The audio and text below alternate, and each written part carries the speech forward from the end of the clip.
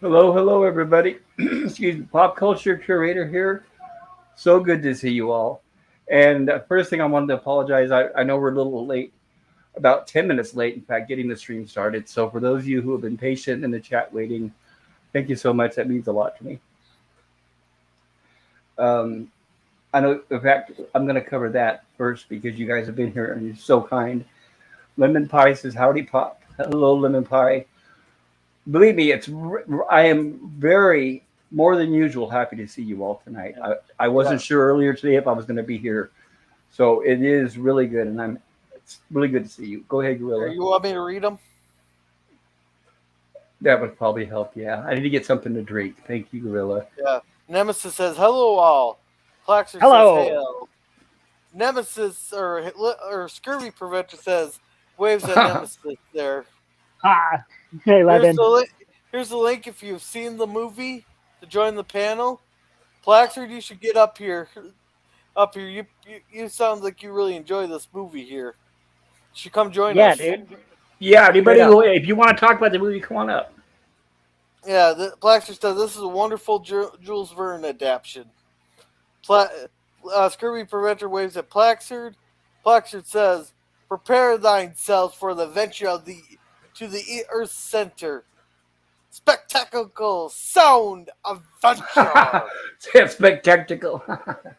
That works for me. Uh, tones, enthusiasm back down to 11. An abstraction has occurred with Plaxor.x. Memory management is being deployed.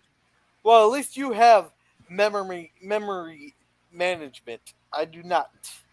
Therefore, I have to watch this right before the streams in order to remember it. But today I had no choice but to do it earlier because I ran out of stuff to watch. I was going to try to mow the lawn, but that lawnmower was being a piece of shit.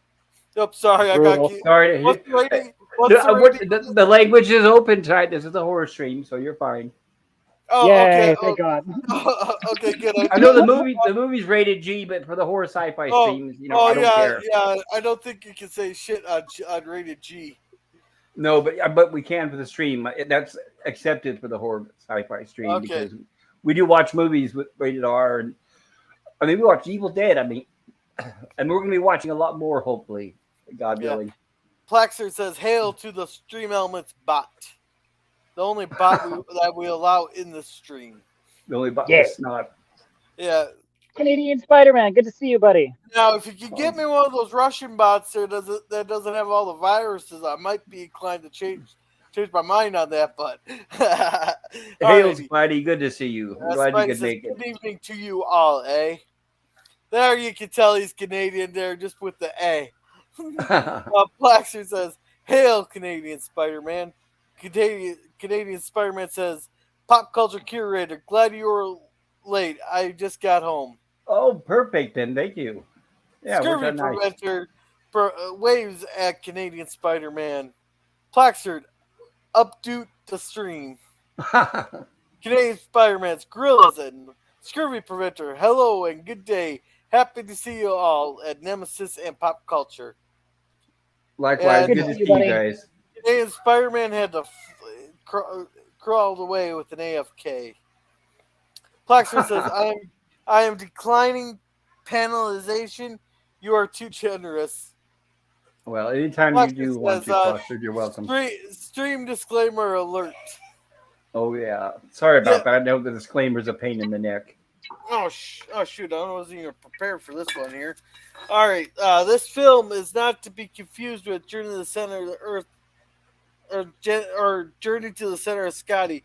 All right, someone's gonna have to explain that one to me. I don't know. I don't get it either. Yeah, I don't Inside know. joke from Lemon. Yeah. Scurvy Preventer here, you're gonna have to explain that one here. I'm guessing that might be a Pornhub one reference. Oh, sorry, I feel like I would know that one. I'm mixing a drink right now. Sorry. What's the Yeah. drink of choice tonight, Gorilla? Well, I got Grey Goose and sour apple. I'm trying to use up because I lost the caps for them. Oh, okay, that sounds good though. Yeah, it's gonna make it to a shot glass there. And Phantom Boomer says, "Oh, sorry." No, hail Phantom Boomer Hail, Phantom and Boomer. and Herc 130. All of you guys, it's so good to see you tonight. Yeah. Good And to my see you, shot- Herc 130. In my shot glass today for our item ones says, I don't get drunk, I get awesome. There you Yeah. go. Yeah, Phantom Boomer says, hey. And for our first shot of the night, item one, total diligence. One down. All right. Oop, I'm a little slow on the Yeah. clicking, Well, but there we go. well, I'm a little dirty still because I haven't showered since I got home from work and was trying to get those damn mowers up and running, but they didn't freaking work. You're fine. We don't care about that gorilla. Yeah, Canadian Spider-Man says, "Head Phantom Boomer, great to see ya, eh?" Item 2, opinions are just that. No, they're Item, not. this is, well, you know what they say about opinions. They're like assholes and everybody has one. Yep. This is true. This is And pop this- streaming. You bet. Yeah. The panel. Phantom says that Canadian Spider-Man, hail. Herc says, hello, hey panel, hello Plexer, Canadian, Spider-Man, and Phantom Boomer. Hey there, Herc. How's it going? Herc says, hey to Scurvy Preventer. You know, I'm gonna keep saying that limit until you change your name to that. What's going on? What's explain the inside joke with that with lemon pie? Oh, well, his name's Lemon Pie. Lemon And is lemon- a citrus fruit that they used to eat to help prevent scurvy. Okay. On gotcha. pirate ships and whatnot, right? Yeah, Back in it's, the day. yeah, it's oranges and lemons. And Flaxer says, "Hail to Herc. Hey Jim, how's it going? Jim's Landscape Jim. LLC, #1 Commodore Productions. Man, that's a long name for a Jim. Oh, dude, it's so hard to spell out when I'm trying to like specifically at Jim. You're just like, oh man, did I spell it Well, all? dude, No, I never hey. do. I'm on my Hey, when I'm on my phone. I can't. I just say at Jim. I hope it works. Oh, dude, I'm always on my it won't. phone. Yeah, if you do it on the laptop, if you put the A at and then the JI, his name should pop up. But YouTube's app on the phone does not have that. Correct. No, yeah. it does not, and it's awful. Yeah, But it's what I deal with. So yeah. Herc says, "Good to see you, Jim."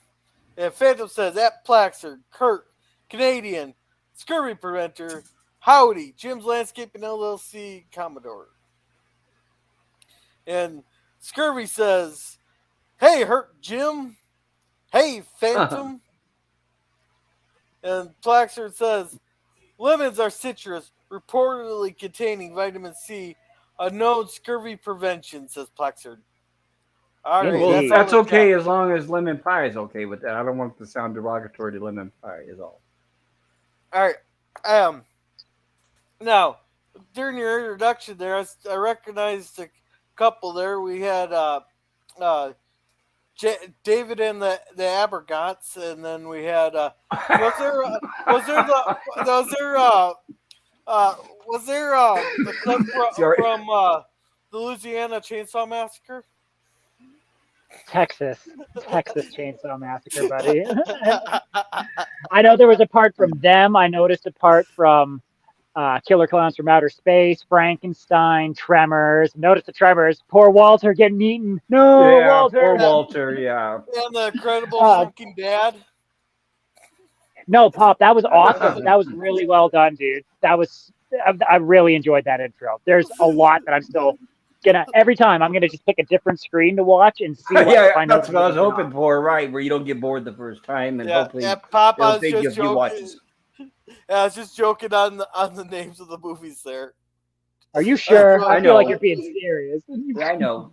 Gorilla, have you seen Jason and the Argonauts? Yes, I have actually. Well, I Thanks guess to so, Mr. since you recognize it. Yeah, thanks to Mr. Lundell. Okay. I would I not was trying to have decide. watched it. I would have not watched it if it was a Saturday stream. Yeah, I'm a big fan of Ray Harryhausen, and there's a whole bunch of his movies, and I was trying to choose. By the way, that intro has over 50 movies in it. That's why it took me so long to put it together. Holy So it'll crap. take you a while to get caught up on all those clips, and I'm sure there's going to be some that you guys have not seen.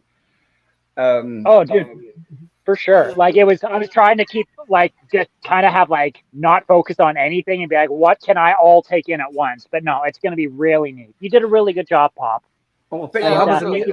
was the music? Was it okay? Oh, Yeah, that dude, it was great. awesome. Okay. All right. Yeah, Well, man. thank you. I appreciate it. All I right. hope you guys like that. All right, we got a few more I did. chats here. Jim says, "Hail the Plaxer the Phantom." Phantom says, "Pop, Gorilla, and Nemesis." Hail there, Phantom. And Jim says, "Hail that scurvy preventer." Great to see you guys. Scurvy says, "I'm fine with scurvy preventer. It's Gorilla's thing, lol." And Plaxer says, "Take another shot." So, did you want me in solo? I want you in solo whenever you do your shots. And by the way, I need to All right. open up a beer. By the way, everybody, disclaimer: this is going to be my first time drinking on a stream tonight, so Oh I'm going my to open goodness. up. Yeah, I don't drink the heavy stuff like Gorilla, but I got me some Tecate beer. I won't buy Hey, Budweiser, obviously, and I'm not going to buy Miller now that they've done the same thing as Budweiser. Hey, So I got some in all Tecate. fairness, that Miller, no one gave a shit until the Bud Light thing. That thing was Miller out was since Miller was so stupid releasing that commercial this last week. It's like, are they No, that's serious? been Are out they since done? March. No, that's been out since March, and nobody gave a shit until Nobody, Budweiser. right. Nobody paid attention until now. It's yeah. Alrighty. So Okay. So, question: am I supposed to be like smoking weed every time we like go off topic? Is that what are we talking? Why are we drinking? Why, and I don't drink, so I'm going to be smoking weed. Because That's it. And, I oh, was by the way, having fun with me too, Nemesis. I've got me a vape. I can't smoke because I lost after what happened today. My left hand's useless. I can't hold the pipe, so Yeah. I picked up a vape pen. So I'm smoking along Maybe you with should have you. So gotten I'm an going to smoke edible. and drink. Nice. Are you smoking an indica, sativa? Anyways, we're getting off topic again. It's a sativa. All right. Nice. Sour Tangy to be exact. Nemesis, the whole drinking thing came about. Plaster, we were always getting off topic here. Plaster started putting item 1 in the chat. I was like, oh, screw it. I'm just going to take a shot every time Plaster puts item 1 in the chat there. It's been a lot of fun. All righty. Plaster says, it is almost a guarantee that I have not seen something. Oh, Plaster, I got a challenge for you. Are you in our Twitter chat? Because I got a movie I've been looking for because I wanted to show it to a couple of my friends, but I cannot remember the name of it. I do not know the year it's been released, and I cannot tell you the name of the actress. I can only give you the plot. What's the plot? Lay it out. Is this like a trivia question, or do you really don't remember the movie? No, I do not remember it. It was on Netflix at one point in time. Well, go for it. Maybe one of us will recognize it. Okay, these 5 friends, mixed group of friends there. Oh, wait, one quick question. Sorry, Gorilla. Do you remember around when it was made or took place, whatever? Like maybe 60s, Yeah, maybe 70s? 90s, early 2000s. Okay, go ahead. All right, these 5 friends. I think it's a British film, if that helps. Okay. Well, these 5 Oh friends. no, that. God damn it. These 5 friends, they move out to the countryside there, and to this 1-bedroom house there. House there. These are all really good friends, and they spend the day. They do all these arts. They do all this stuff, sharing the house and all that. Then during the night, there's only like 2 beds or something in the house, or 2 people can share the room and all that. So they make up a schedule. They share the room, and over time, eventually their friendship falls apart, and they all end up moving out. But I cannot remember the name of the movie. Oh, so that's the movie? Yeah, I thought you were going to say they all kill each other or some guy comes in and kills them. No, it's just like a drama. Gorilla. He doesn't like gore. Yeah. Well, Lemon Pie or Scurvy says, but it's cool if you check to make sure it doesn't bug me, Pop. Thank you, Lemon Pie. Yeah, just making sure. I like lemon pie, and I don't want anybody to offend lemon pie. Yeah, and Lemon's amazing. Says, Jim, great to see you again, eh? And Canadian says, if you hadn't brought cider instead of rum with the sailors, they might not have gotten scurvy. Just an idea. Very possible. Says, air code 412. Precondition failed. Canadian reboot. I so like my packs. It toasts the weed. Herc says, you guys are getting off topic. Oh, squirrel. All right. Scurvy says, Canadian Spider-Man, good point. Avoid hard cider, assuming vitamin C stays in it. Oh, yes. Flaxy says, I am unlike the other children that cannot follow those services. And I'm guessing he doesn't know which movie I'm talking about. it And doesn't sound Scurvy like said, it. I meant about the hard cider. And Plexer says, majority of vitamin C would have been cooked out of fermentation process of brewing. Alrighty. Oh, and Jim says, hail the Canadian Spider-Man. Oh, And Gorilla, I just remember, Gorilla, there is a website that if you can't remember the name of the movie, you just kind of type in an idea of about it, and it's supposed to help you try to figure it out. Okay. Have you ever heard of it? I don't know. I tried Chat GTP and Google, and I even tried going on Reddit. Nobody knows what the hell I'm talking about, so I'm starting to think it was a dream. It sounds pretty generic, bro. Like straight up, that sounds like it could be almost anything that you'd see on like just like Life or fucking whatever. Okay, I'm gonna. Anyways, we're at like 17 minutes. Should we All start right, the let's stream? Yes. get the movie go. Let's get the Oh, movie right. the going. lovely Cherie is And- here. Hi, lovely Cherie. Good to see you. Hello, good to see you there. I don't I'm glad see you her could join us, Sherry. Oh, hey, the lovely Sherry's here. Welcome. Wow, She what a says, hello to surprise! pop culture. Excellent. Yeah. Thank you for being here. Oh, we got something different from Scurvy Preventer here. He's giving Sherry a heart. And Hey, says, lemon love is great love, even if it is a little sour, but it can be sweet. I just add a little sugar, right? Exactly. Okay. A reminder, everybody. I should have said this earlier. This is a celebration tonight for Pleasant Valley Pictures CA's birthday. His birthday was actually yesterday, but we're going to be celebrating tonight. And his choice of movies was Journey to the Center of the Earth. It's a little bit of a longer movie than what we're used to, so we're going to try to get through this as quick as possible. I know we're already 30 minutes into the stream, so I'm going to get us started. I'll bypass the disclaimer for now. I don't want to put anybody to sleep. You guys have heard it before. So without further ado, and I should already have the subtitles set up. And like I said, we're going to definitely try to stay on topic as much as possible and keep moving along at a pretty good speed because it is a longer movie. And I don't want to, I'm hoping that we don't run over 3.5 or 4 hours because we do tend to talk a lot during our movies. Pop, I'll cut us off at 4 hours max. Like that's the max I'm willing to go for this. Like if we want to have a hangout stream after, sure, but 4 hours for the horror stream, boom. That's yeah, fine. I thought about that, but I know that I may not be here to do next week, and I'm going to feel bad if I can't do a part 2 like we did Little Shop of Horrors is all. Oh, well, your health is, anyways, we'll worry about that if it comes to it, buddy. Right, I'll know more. Hopefully, if the hospital decides to actually take a look at me tomorrow, I should know more. So we do have, as far as famous names, we do have Pat Boone. Any of you old people might recognize that name. He had a daughter, Debbie Boone, who sang "You Light Up My Life," which was way overplayed over and over on the radio. I got sick of it. Music by the wonderful Bernard Herrmann, who is known for a lot of Alfred Hitchcock movies.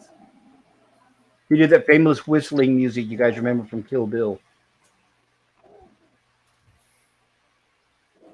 Oh, sweet. That's pretty cool. I can't whistle good enough right now to play that for you. I apologize. But you guys know what I'm talking about. The one where Daryl Hannah had that one pet. That's it. Yes, thank you. That's it. Thank you. You're welcome. Oh, no worries.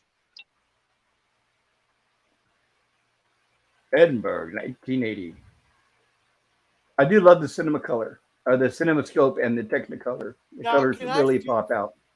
Can I say I do love all the bagpipe music they do got in this movie? Oh, you do? Well, that's great. And accordion. Remember, he has an accordion. Oh, screw the accordion. Nothing beats a bagpipe. Well, you can screw the accordion. It's got holes in it. Hey-oh. Hey, I'm just kidding. Hey, like I always say, a hole's a hole. You can screw a bagpipe, too, if that's the case. Hey, Joe. well, good to see you. Welcome to coming into screwing Joe. bagpipes and instruments. Hey, yeah, Jill picked the perfect time I walk in. You say screw the accordion there, and I say hole's a hole. Perfect Hey, time to oh. walk in. Sorry about that, Jill. I apologize. And Jill, Oh, it's all funny. I'm so sorry I couldn't make the stream today, Jill. I sat in the waiting room of the hospital all day, and they kept saying that the doctor was busy. And then I came to realize that they were going to have me sit in the waiting room all night. So I came home, and I'm going to go back tomorrow and try again. So, and this is also to everybody. I may not sound like my usual self. I kind of had I don't like doing pity parties or self pity or anything like that. But I'll be straight up with you guys. I had like a seizure when I was driving, and I don't have much use of my left hand now. And I kind of bonked my car, and it's a rental, so I got to deal with the rental damage on the rental car. And I've got like a headache, and I'm dizzy sort of, and my speech is off.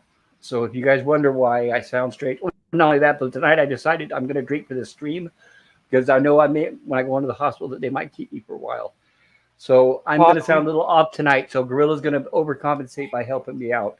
All right. So let's catch up on chat real quick. A lovely Sherry says, "Hail to Scurvy and hail to Plaxard there." Fat Boomer says, "Hello to lovely Sherry there." And apparently Nemesis decided to leave us and decided to come back. Well, as long as Nemesis came back, I'm happy. Yeah, he has Stockholm there. You can't get rid of me that easy. Oh, you're the abuser in the situation then. Okay. Oh, well. Anyways. It says, oh, the lovely Sherry. Plaxer says, happy. Lovely says, I've known Lemon for years. Hey, Fat the Boomer. Jim says, hail, lovely Sherry. Sherry says, hail, Jim. And Jill says, someone was just telling me that I should know how to whistle. Alas, I cannot. Yeah, I can actually make bird chirps with whistling. I can't. I can't do as well as I did. I have to do a little bit more drinking, but I can make this really weird like whistling sound with like my lips and my tongue, but it's changed a little bit since I broke off a tooth. I always wanted to learn how to whistle like when people hail a taxi, but I've never been able to do that.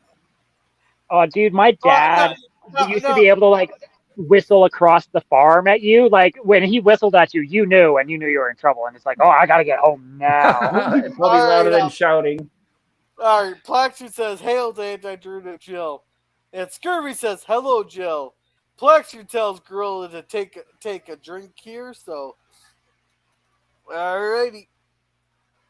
There we go. Alrighty. Hopefully tonight my neighbors won't be putting up such a ruckus like last night. Oh, you mean your neighbors won't be shooting each other? I know, right? There was fireworks, everything all over the streets this morning. So yeah, that's definitely what it was. All right, Jill says, hello, Plaxer to Lemon. Captain says, a hole is a what now? Girl, you romantic. You, a hole is a hole. Very romantic, right? I should be saying that with the kids in the room by a while. Jill says, that's not a problem. You are way more important. You need to be well. I hope you have a better care tomorrow. Agreed. I'll find out tomorrow. I'll take my phone with me to the hospital, and I also have these 2 external batteries I'm charging because I know I'll be in the waiting room all day and there won't be outlets. So I'll have plenty of power, and I'll keep you guys updated with what happens. I'll post it in the stream posting group. All right. I got the next one. Okay, are we done with the chat for now? Slacker says, hail to Captain Finity. Captain Finity says, Pop, did it happen when you were listening to my live stream? Hi, Cap. No, it was this morning actually. I was at the gas station and I was just pulling out. I got some gas and I was getting ready to drive out of the gas station. I don't know why it happened, but it wasn't fun and it was very painful. My left hand started super clenching. I was trying to keep it open and I couldn't. It was like just clenching it. I don't know. It's hard to explain. Yeah. And then it's kind of dizzy now, but I'm hanging in there. Yeah. Hey, Pop, look at the private chat there. Plaxer also says, I second Jill's sentiments. And Captain Finity says, "Hail, Plaxard." And Herc says, "What?" And Jill, "We don't need to be in your business, but we can do care about you a lot." Oh, talk about Oh, interview well, with thank you Jill. guys. Jill, thanks for the $5 profit today. And hey, Captain, says Phantom Boomer. Herc says they should have said what Jill said. Yeah, so I gave my sentiments in the backstage there. Jill Thank you says, guys. I "Thank you. appreciate it. That's a good idea." No, um, yeah, I made $5 profit on my scratch offs today, thanks to Jill, Nice. because she had to drop an F bomb during her stream. Yeah, I saw where Hungry Boy posted that. Yeah, I was hoping you guys would have luck with your cards. Yeah. All right, we're all caught up. So if you want, I'll take point here. Or Nemesis, you want to take point here? Because I can't remember what the 16 exactly. Oh, Well, I this was is really hoping you were going to take point. well. Okay, okay. They're still introducing the character. So we just had an establishing opening shot of Edinburgh, 1880, and now we're meeting up the Okay. main scientist played by James Mason, Yeah, and standing he in just front of it. got And this is knighted. a yeah. And in case I don't know if you guys noticed, but it's a terrible blue screen job. It looks very fake, but this was 1958. I guess it's acceptable. Yeah. But he just his the size. I mean, if Hungry Boy was here, being an artist, I'm sure he could back me up. But the size of his body compared to those books next to him, it just doesn't match out. It's like they just took a random shot of a library and put him in front of it. Anyway, go Oh, ahead. Yeah, it Sorry. is very bizarre. Good call. Good catch on that. I I, guess I I didn't notice, but also I wasn't looking too closely because I was working at the time. well, back in those days, this is all they have is blue screen. So I'm not going to knock them. A lot of my favorite movies use blue screen, but this was before they invented green screen, which was a lot more refined and looks more realistic. So, but I'm not going to knock it. I mean, it was a good and high budgeted movie for the day. Yeah. So, and Jill, just so you know, the last time that you cursed on the stream, I had a really, really big winner that actually saved me. It helped me out a lot. So, all right, but let's keep going. Says you're so. Oh, I got to blow this up because I can't read it. Aye, it's such an honor for Edinburgh, Sir Oliver. Yeah, he just got knighted by the whichever queen it is. I can't. I guess this is late 1800s. In fact, that guy there just giving him a raspberry, but that's probably just the way it appears, I guess. Yeah, Oh, and it's everybody. just so it looks awful. It's just like he like walks behind him. He's like, "Oh, congratulations!" He's just like, I don't know. I'm not a fan of this movie. Yeah, so we're Yeah. assuming that the whole city knows who he is. He's supposed to be a very renowned professor with the Yeah, university. and I like the bagpipe music they had in the background. Like I said, I'm a fan of bagpipes. So yeah, I remember you said this was somewhat of a musical there. Yeah, what Pops. happened was that Pat Boone is in it. He was a famous singer, and it actually had a lot more songs in it. But when the studio executives watched the screening, they said it was just too long. Especially so they edited it down to only I think two or three songs Three are songs. allowed. And I did not have a problem with these songs. I'm not anti music and singing in shows. They're like maybe about portrayed in the thing, but the songs fit in it. Like the first song was they're giving them. We'll cover the songs when they get to them. We'll cover them when we Okay. get there. Yeah, but God, can you even with imagine if them, this movie was any longer than it was? Like, I'm so glad they cut out a bunch of more musicals. yeah, I think that's Jesus. why the studio executives did that because, like I said, it was already over 2 hours long, and then imagine with more songs. There's a reason I only watched Braveheart one time. There's only a reason I watched Titanic a couple of times.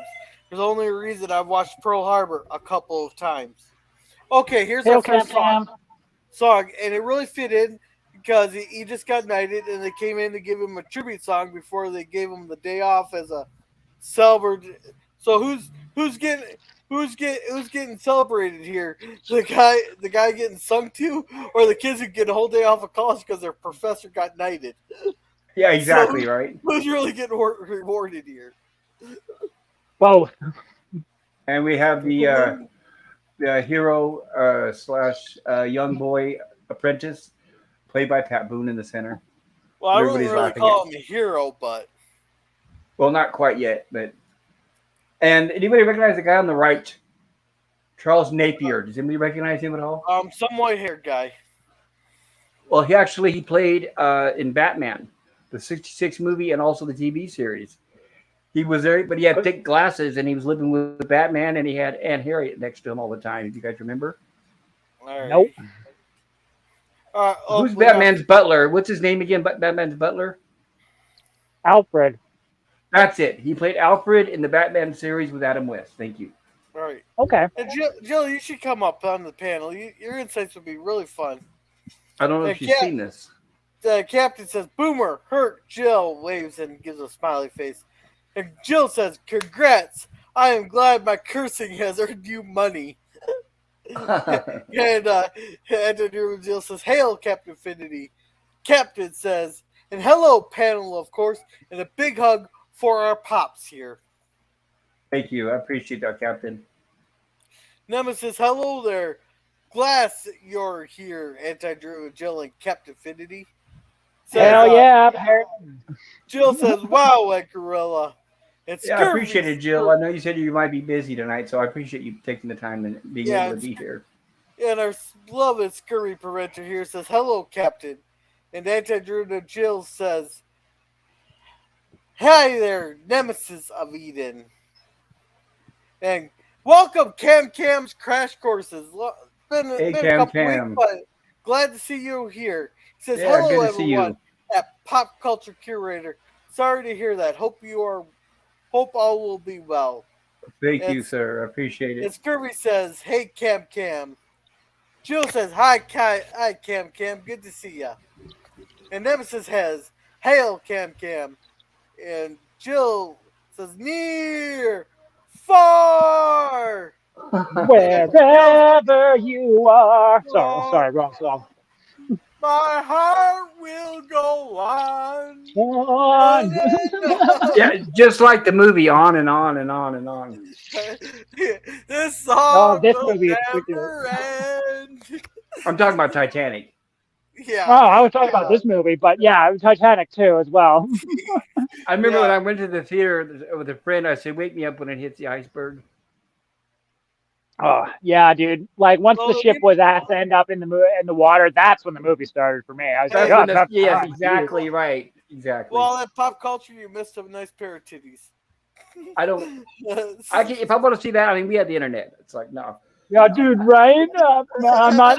Yeah. Honestly, I'll clarify the reason why is I was a big fan of Titanic and the history of the Titanic, and all the people that survived and those that died on the Titanic, and the fact that James Cameron came up with fictitious characters instead of revolving it around real characters. I was highly disappointed. I didn't like it, and I didn't like the way he wrote and treated the unsinkable Molly Brown. So his liberties with the script and the characters is what I didn't like. Yeah, And well, I just watched that's the fair. Because even the one main character not main character, but the real character that they based off of, the first officer who allegedly in the movie shot someone, didn't do it, and it tarnished his name, and he had to apologize to the family later and be like, "Sorry, I made that up to make the movie better," and now everyone thinks this dude did that. I got a question. Wasn't that Molly Brown on like 3 or 4 ships that sank? No. Okay, then how'd she get on the unsinkable Molly Brown title? No. What happened was what made her famous, which they did not show in that movie, was there's a movie you can an old movie with Debbie Reynolds called The Unsinkable Molly Brown, which tells her life story. But anyway, she grew up extremely poor, and she married this guy, and somehow they struck a diamond mine, if I remember. I think it was diamonds. Became extremely rich. So she joined high society and all the rich people, but she was the one that was always like laughing, and she had the country accent, and she wasn't stuffy and stuck up like everybody else. So when she went on the Titanic and the ship began to sink, she took all her furs because she knew it was cold, and she had all her fur jacket, mink, and stole, and all that stuff. And then when she got onto the lifeboat, the first thing she started doing was start passing those jackets and coats out to everybody. She saved a lot of people by not freezing to death by doing that. And that's why they gave her the name The Unsinkable Molly Brown. And she became a hero for that. But we all see the movie where they make her look like a fat dolt. So I just watched the second half of the movie for the spectacle, and that's it. James Cameron, in my opinion, he's not a top. He's good at spectacle, but he's got a lot to be desired when it comes to script writing. Okay. But I don't want to knock the movie for people that like it. There's a lot lot of people out there like it. So I've seen it a few times, even though it's a long movie. They're in Jill's biggest fan here. Matt G says, Jill! All right. good Cam to see you, Cam Matt says, G. it says, Jill, howdy, Jill. Anti-Drew says, hello, Matt G. And here is Jill's channel for TOS live streams and random streams in all hours of the night. Especially on Fridays, whatever she decides to do on Fridays. It changes from pro-make tea time to shore leaves to, I don't know what the difference is, but anyhow. And she thanks the bot. So she's one person that won't be wiped out by the AIs because she thanks them. Well, that explains why Stream Element likes her better than it likes me. So there we go. Yeah, and Plaxter says Alfred for some reason, and Matt says Alfred. That's it. Yeah, Alfred, because the old guy that was pointing out here that was talking to James Mason. Yeah, and Cam says, Thank you. At Scurvy Preventer Nemesis even greets. And Anti-Drew says, I have not seen this, but I'm excited to take a journey through a volcano into the center of the earth. It's more like a journey through a volcano to a relatively deep cave, is how Scogli put it. And I would agree with him. Yeah. What's fascinating is I didn't realize that a lot of it was shot here in California in Carlsbad Caverns, and I've been there. That is pretty neat. Yeah, I thought most of it, by the look of the movie, I thought it was filmed, overseas in Britain and Scotland and all this good stuff. But the majority of it was filmed right here in California. Yeah, and Kempton says, hail to Plaxter and hi. And Plaxter says, hail Cam. Plaxter says, hail Matt G. Cam says, hail to Matt G. And Plaxter says, take a shot, girl, because we're going off topic again. All right. Yeah, we should really, carry on, because this is a 2-hour movie. We're 5 minutes in, and we're at 40 minutes. This is going to be... I'll go ahead. I have the subtitles on, everybody. If you'd like, you can enlarge the screen. And that way, while we talk and BS and everything, I'll keep the movie going. Because like you said, it's very long, and I don't want to keep stopping. So. All right, Plaxter says, hit the topic diligence. Cam says, Captain Affinity, Canadian. Hi, gents. Jill says, Plaxter, fair point. But I want to know at which point pop culture fell asleep during Titanic. Well, as soon as we sat down and the credits started, I said, wait me up when it's over. I'll put it this way. When I was in the Air Force, everyone would come over to my dorm room. They called it instead of barracks. Anyway, they would come over when they would want to party and drink and all night long and hang out. And it would be hard to get rid of people. When the end of the night was coming up, I said, okay, you guys need to go. Seriously, it's like midnight, 1 a.m., whatever. And people were having too good of a time. So what I finally did is, this is when VCRs were new. I had a VCR, and I recorded about 10 minutes of some random soap opera. I don't know what it was. And I would just pop that in, and people were out. They would get rid of them immediately, and it put me to sleep. So I found that a very good sedative for me is just put in any soap opera where it's just talking heads, especially romance with no action, and I'm out like a light. Hey, now, Pop, I got a question for you. Did that movie feel like it took 84 years to get through? Well, I don't know if it took 84 years to get through. It's just that, like I said, I don't like the cardboard cutout first half of it. Well, but I like the spectacle of the CGI at the end. Well, the joke was that when she started the story, it said it was 84 years ago. That's how she starts the story. Well, I know that actress who played the old lady, she was actually around in the old days. So that I liked that they got an old seasoned actress for that. But I didn't like the whole movie centered on Leonardo DiCaprio and Kate Winslet. All right. It's like, okay, hey man, I know there are women in the audience, but come on, we want to see the Titanic. But I'm not going to knock it. I mean, it's still one of the most successful movies ever made. So I know it appeals to a large portion of the audience. So I give them credit for that. I just didn't like what they did with the story of the Titanic.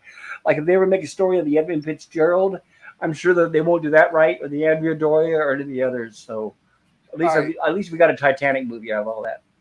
Sorry, guys, for the tangent. Plaxter says we may find out. And Captain says, Herc, Phantom Boomer, hail again. Captain says, historical verisimilitude. Yeah, you got it. Phantom says, Cam, howdy. I've never seen this and never will, says Cam. Don't blame you. Don't do it. It's a trap. Yeah. Don't Cap do it, says Cam. this new Luke got taken to court too. And sometimes Braveheart gets a pass.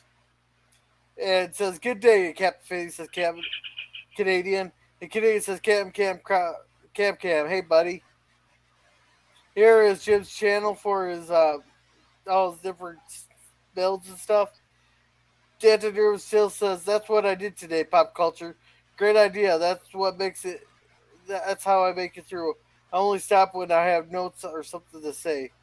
And Captain says, Thank you, Spidey. Joe. All right, let's get rock and rolling on this. And I'll get Yeah, caught let's get up. this thing over with. Okay. I mean, let's carry on with this awesome movie. Sorry, guys. Yeah, Hey, wonderful you film. guys, apparently I'm the.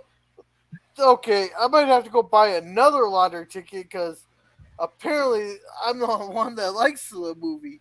No, Bloxford likes the movie. There's a few other people that Well, I'm like talking it. about on the panel. Oh, well, yeah. Well, I didn't say I Until hated PvP it. gets here. I didn't say I hated it. I just basically, if I was to explain it, I'd say I like it for what it is, but it's just not horror or sci-fi. This is a fantasy children's movie kind of thing, which is okay for that era or that genre. All right. This is one of the most boring films I've ever watched. It's spectacle. It's mostly spectacle. Oh. But so just as a quick recap. So the professor just got recently knighted. He went back to celebrate with his peers. And the class gave him a gift of a gaudy, ugly inkwell made from ram's head, which looks really terrible.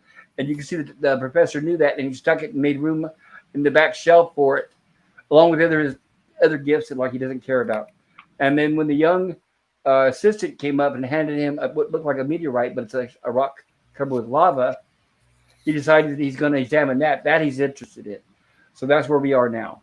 And he invited the young guy to come by his house at 8:00 because he saw in fact, I did like that he asked the I can't remember Pat Boone's character, the young guy. He asked him, when was the last time you ate? And he said, well, yesterday. He said he didn't eat. So he's literally a starving student. And he saved all his money for that one gift to get the professor, which really impressed the professor. Well, I thought the professor gave us some money and the 3 shillings was left over, but he said, but I got the interpretation that he found this new diet thing that where if you eat every other day is healthy for you. Well, he was saying that because he didn't want to admit that he was hungry and poor. So that's what people do when they have no food or they're hungry and they don't want to be embarrassed. So I'm on a diet. I'm fasting. So the professor said that. He goes, we've all been there. I know. And I said, I see your frayed sleeves, meaning that he had a tattered jacket. And he said, be at my house at 8:00. And this is the professor's daughter here who happens to be romancing the young man. Well, aren't they engaged? Yet. He hasn't asked the father's permission yet at this point. This is what he's hoping to do tonight. Gotcha. And here's where he says that he had to borrow the clothes from another classmate because he didn't want to show up in his old stuff. So he's apologizing for his attire.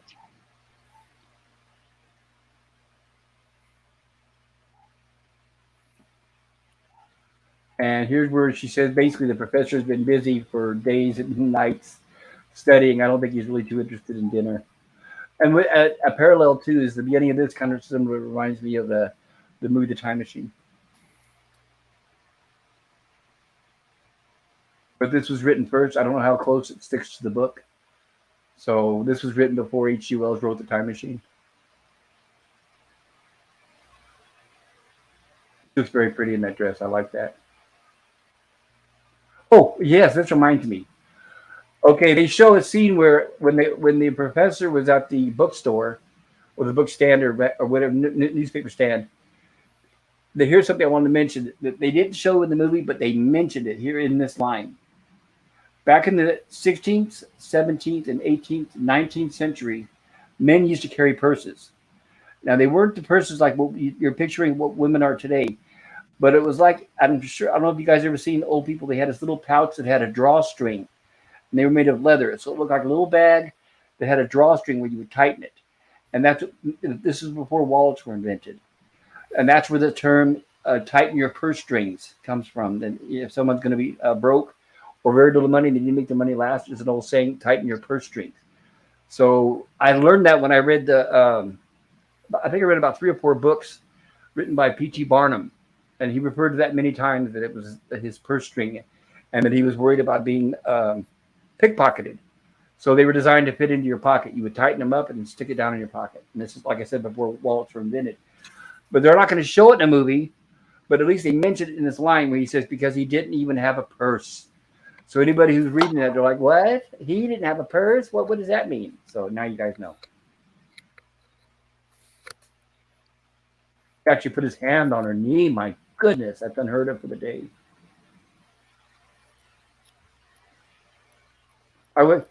If I could trade right now to live in those days, I would do it right now in a heartbeat, not regret it.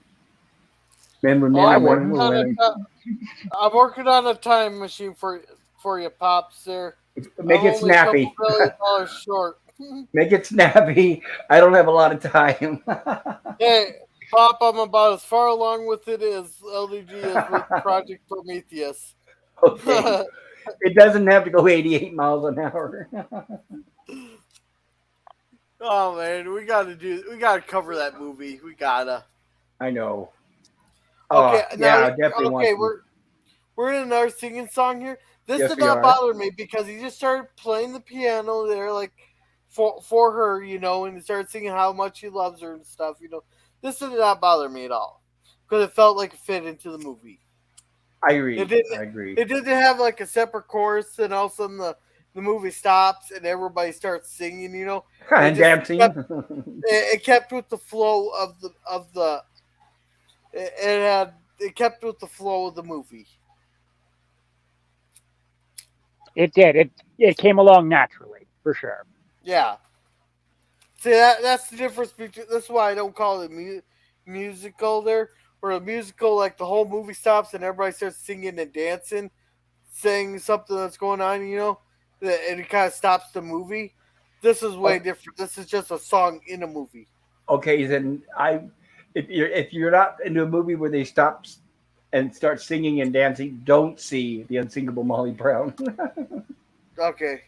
Because that is a musical. It's got Debbie Reynolds in it. It's a great movie, but it's a musical. They do sing and dance. The one musical that I did watch that I didn't have a problem with was The Best Little Whorehouse in Texas, and that's because I had something to look at the whole time. Oh, you like Burt Reynolds, don't you? A Burt Reynolds fan? Oh, yeah, I like Burt Reynolds. Just kidding. Hey, Dolly Parton had a wonderful dress in that movie, let's just say. Yes, she did. What a talent. I mean, when they hired her for 9 to 5, I mean, it's like she instantaneously could act. She didn't have to take lessons or anything. And when she went on the first day of shooting with her, Lily Tomlin, and Jane Fonda, she had everybody's lines in the whole movie memorized. So when each actor or actress were shooting their scenes, Dolly Parton was standing next to them, lipping the words, and they had to tell her, "No, you don't have to do that. You don't have to do that." And Jane Fonda told her that they weren't used to having somebody memorize the entire movie before they start shooting the movie. Most actors and actresses will just memorize the day shooting the night before. So she's extremely intelligent. Beautiful singer, beautiful woman, extremely intelligent, and a fine actress. So there you go. I do like Dolly Parton, in case you haven't figured it out, for her talent.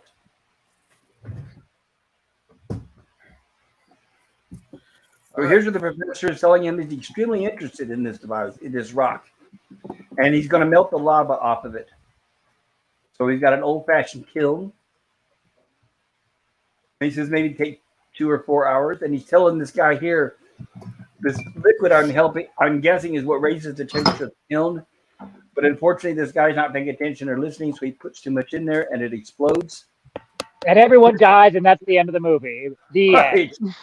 Right, shrapnel. Everyone's dead by shrapnel. Dude, they would be. This is funny. It totally blew her when that poor thing in the dress. Oh, I mean, come on. What movie is exciting without an explosion in a laboratory? You got to have that.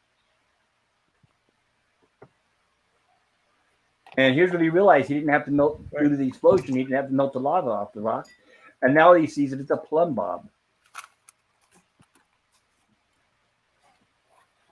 So basically, it got a description on it by another famous scientist who went missing years before, with a key to the clue to the entrance of the long fabled, it's never been proven entrance to the Earth's core. All right, guys, I gotta take a punishment shot here because I just spilt my shot by bumping it with the mouse here, so I have to take a punishment shot. Well, Hey you're man, supposed to whatever spill you it in guys your tell it. Yeah. Right? mouth. Is that the medicine bottle shot glass? Yeah, because I switched the butter. I did that one with the butterscotch. Gotcha. Oh, I love butterscotch. So I had to take a punishment shot there. So he said he said, here's where this professor says that the man who said he was going to search the center, people were laughing at him, and he said the laughter stopped when he disappeared, never to be heard from. It's funny how people change when someone dies. Yeah, they do. Because even people will say nice things about the 1930s German leader there after he's dead. You should have heard all the wonderful things people said about Richard Nixon when he died. It was like, oh, good God. I didn't live through Richard Nixon. And all I've heard is one side of the story on Richard Nixon, so I cannot comment on it. So here's what the professor decided: they're going to go on an expedition to try to search for that other professor, also known as the center of the Earth. Okay, this is a good time to catch up on chats. Thank you. Perfect. And I'm going to open my first beer. I hate to say that, guys, online, but I'm going to have a beer. And my first one, that is. Hey, at least it's not Bud Light there. Nope. Cam says, talking about Titanic, this movie tonight is great. Phantom says, I saw this when it came out. Very cool. I seen the other version when it first came out, the newest one. Brendan Fraser. Yeah. Plaxy says, this movie is fantasy with moments of punctuated with monsters and predictions. Well, I want to clarify. I did say fantasy, but it is Jules Verne, which I would say is / there is some basis of sci-fi, but more like Victorian era. So it's a different kind of sci-fi than what we're all used to. It's not exactly Star Trek.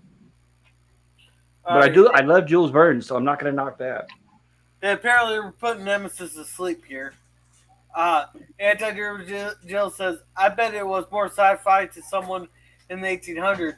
Wouldn't it be Jules Verne was a sci-fi pioneer? And yes. Yeah. And here is Phantom Booner's channel, there where he does watch parties. Nemesis goes, that he was, Jill. Right, I think I've heard that many times where Jules Verne is a pioneer of sci-fi, because this may not be so much a sci-fi story, but remember, Jules Verne wrote From the Earth to the Moon or Trip to the Moon and all that kind of stuff. So a whole bunch of sci-fi stuff. It's just that Jules Verne wrote a lot of different kinds of things. All right, Plaxton says almost any technology would be sci-fi to people of an industrializing world. Yes, I agree. And Plaxton says Satchel. The Phantom Boomer says Pat Boone would not kiss anybody in a movie. A promise he made to his wife. Ooh, is that true? We're watching this movie tonight. He did put his hand on her knee so far. That's a little bit different than kissing. Then my mouse is acting up, so I might have to go to the secondary mouse here. Plaxton says money purse. And Cam says Boone was very religious from what I have heard. Yes, he was. And Scurvy says Phantom, what about not in a movie? And Captain Spinity says Project Prometheus, as far behind as that. He just needs $1 billion or whatever, and it'll be done by tomorrow. Yeah. All right. Plaxton says the professor's laboratory is not far removed from an alchemy lab. Results are also similar. And One thing I do Scooter- like about this movie too is the classic steampunk look. I do have a big. I'm a fan of that stuff. All right, Limit Pie says, "Why is Gorilla putting it away? Special occasion?" No, I do this every live stream with Pops here, because Pop has a disclaimer, which I agree with there, to keep these streams moving along. And every time we go on a tangent there, and Plaxer puts item 1 in the chat, I take a shot, which I appreciate, because the way these last few days are going, I've been needing it. Phantom There you says, go. "I'd like to have a library like that." Same here. I was just thinking the same thing. And I would be in there all the time. yeah, Plaxer says, "Scurvy preventer. I heard something about a spill in the bottom of a bottle. Not entirely sure." Oh yeah. I had to take a punishment shot because I tipped over my shot glass moving my mouse, which I got. Here's where he tells her there'll never be a better moment than today. So he's talking about wanting to ask the father's permission in her hand in marriage. Okay. And another chat here says, "I like beer. It makes me a jolly good. I like beer. It makes me a jolly good fellow. What do we have here? I like beer. It helps me unwind. It sometimes makes me feel mellow. Makes it feel mellow." You didn't think I knew that song, did you, Phantom? Phantom says, "Whiskey's too rough. Champagne costs too much. Vodka puts my mouth in gear. This little frame should help me explain. As a matter of fact, I like beer. He likes beer." And Phantom says, "True." But we did see a scene of Pat Boone kissing her. Yeah, But no tongue, so I give him credit for that. And Scurvy says, "Steampunk Pop. I'm not a fan, but it is the healthiest way to prepare punk." Yeah, that's true. Clean it first. And Sterilize even. And Phantom Boomer says, "Project Prometheus will be realized by Lockheed when they build their miniaturized fusion reactor." And Nemesis is more of a baked punk kind of guy. Alrighty. Where are we at in this damn movie? Thank you, Gorilla. Not far enough. Okay, so in anticipation, she's nervous and hiding up on top of that ladder. She was expecting Alec, Pat Boone's character. I'm gonna get the names right, and her name is Jenny. She was hoping that Alec was gonna ask the father for permission for her hand in marriage, but she was interrupted because Sir Oliver came in and he's all excited about the rock and he's talking about putting the expedition together. So he's distracted, but he is interested in joining the expedition, which surprises the professor. But the professor, you could tell already, has taken a liking to this young guy. I guess you could say lad, and then invites him on the expedition. Okay.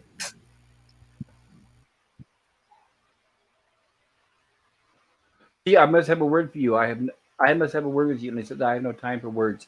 This is where you try and get permission to marry her. Gorilla, your camera's still on, buddy. I wasn't sure if you're doing that or not. No secrets when it comes to Gorilla. Apparently not. Well, he hit the thing, so I think he meant to turn it off. There we go. It's okay. Take your time, Gorilla. Be careful there now. Steady, steady. What's going on? What? Oh, what? What? You forgot to mute. You didn't mute your camera, but that's okay. Oh, just cleaning up a little mess. That's all. Okay. You're fine. You're fine, dude.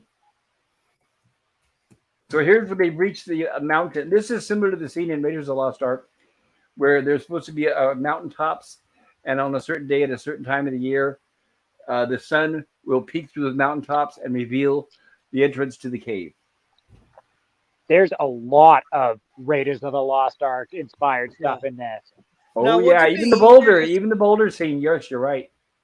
Straight up, I was just like, Scoglie was like, "Oh, is this wait, when is this? And I'm just like, yeah, man, straight up. He's like, oh, so in the Raiders of the Lost Ark stole the boulder scene, or adapted it, I should say. I don't want to say Yes. stole. Yeah. Would it have made more sense to just say take the middle tunnel? Was there 3 tunnels? I think there was 2 but- tunnels. Good adventurers go left. Yeah, well, that would have been a lot easier and make more sense, because what if they found this on May 2nd instead of before whatever day it was? Well, if it would have been Gilligan's Island, they'd have said, wait a minute, did you check your watch over a day late? I'm sorry. Let's come back the 349 days. Or is it 375? I can't remember. How many days in a year? I can't believe I forgot. There it is. 365. 365, thank you. I don't know, You're my welcome. my memory's just not up to par for some reason. And we can tell already, you can tell just by the look here that we have a bad guy. Yeah, I never trust a guy with a white beard with that look on his face. Right, that dastardly look and that dastardly mustache.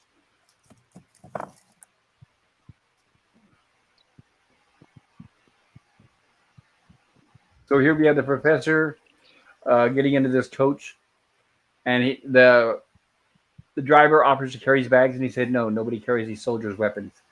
He said they're very delicate, so take it nice and slow. And he takes them off, and he decides to try to take a nap.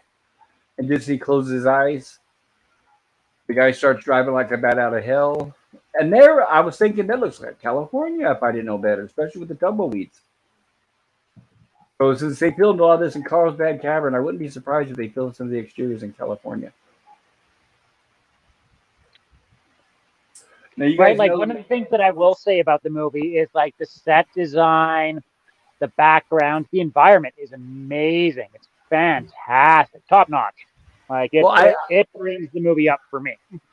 I hadn't realized when I was a kid, but I do now by watching. But this movie relies heavily on matte paintings. So the entire scenes that we just saw before this, when they were on the mountaintops and everything behind them was a painting, and they were blue screened in front of it. This scene we're looking at right here, that whole house is a painting. It's not even a prop. They didn't build it for the movie. That whole thing is a painting.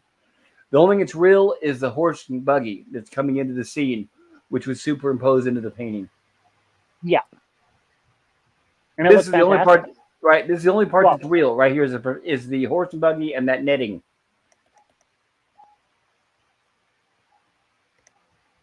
It still looks good, so I'm not knocking it. You notice how they don't show the exterior of the house when they walk up to the door? Thank goodness there was a bunch of feathers in there, right? I guess I never thought of it. What's that? Them not seeing the front of the house. That's okay. I feel bad because I don't want to spoil the movie for guys. If you guys say, well, this is blue screen, this is real, this is a painting, I shouldn't do that. No. That's the whole point of these things, is to point out the technical aspects. That's what you do, Pop. That's what you're great at. Oh my goodness. So here's where they hear a tapping on the other side, and it happens to be this duck here. And they use 3 different ducks throughout the movie. Oh, I laughed so hard at that I thought it was Morse code, and they were writing it down and stuff. I was laughing so hard at this point. Yeah, because they think that it's somebody on the other side tapping a code, and he's having Eric copy it down, and they're trying to decipher it. He knows several languages. He tries French and German and others, but they still can't figure it out. And of course, it's just a duck on the other side eating or tapping at the door. Yeah, and they thought it was Russian at one point too. Yes, Russian. So apparently this professor is very fluent in several languages except for Icelandic, is which this young man happens to be. Well, I thought if he was going to Iceland, he'd kind of learn Icelandic. Well, you can't just learn overnight. Oh, you mean they didn't have Rosetta Stone? No, they didn't have a computer back then and a Rosetta Stone. I wish I'd have read the book. That's one thing. When I did go back and start reading stuff like H.G. Wells and all that, I should have read Jules Verne. I think I'll do that. I haven't read much of H.G. Wells or Jules Verne. appreciate what they've done for the craft. It's like this movie. I may not have been. We'll get to the end. I appreciate what it has done for cinema and the ideas it has presented. Yeah, the to only the thing movie. is when you see movies like this in the Time Machine, modern audiences they usually say, "Oh, I've seen that before. I've seen that in this movie. I've seen that before." They don't realize that these are the movies that inspired originally a lot of what you're seeing. But they're thinking that the new movies, they think the new movies thought of it first, and it's like, no, it's the other way around. No, for sure. And it's just like as frustrating as it can be to just sit through all of this, I can sit here and appreciate and still be like, this may not be for me, but this must have been like mind blowing. And it was back in the day, Well, right? Like, yeah, I remember when I was a kid and I saw it, I loved it. That's what, in fact, this movie inspired my spelunking. A friend of mine from the Air Force and me used to go spelunking all the time in Oregon and California. oh, Way that's awesome. deep down. Yeah, deep down. That's the problem with reviewing these old movies. It's like we've seen this before, even though these were probably the inspiration for them. Exactly, right? Like with my generation, our generation gorilla, it's hard because we've seen this parodied, referenced in 1,000 different things. So it's just like, yeah, we know. We've seen this in better, more produced things, but now at least like right with modern special effects. Exactly. So it's hard, like at least like a lot of our generation does appreciate at the very least where it came from, even if it's not our thing. I can't speak for everyone, but I can speak for myself at the very least. No, you're fine. It's probably quaint by your standards, which is fine. Right. Yes, that's a very polite way of putting it for sure. Quaint. So now they realize that the guy that they're searching out, what happened was another professor in another university, this professor here sent him the information that he had discovered on that plumb bob. And instead of replying back to him and letting him know what was going on, that guy decided to steal it, take the idea, and go on an expedition to the center of the earth. So this professor here realized that and now is in the trail of looking for that first professor. And this is where they discovered that he's dead and he's been poisoned. So there's a third someone on the trail. Should we catch up on chats real quick? Sure, thank you. All right. Oh, just a sec. I gotta get back to it here.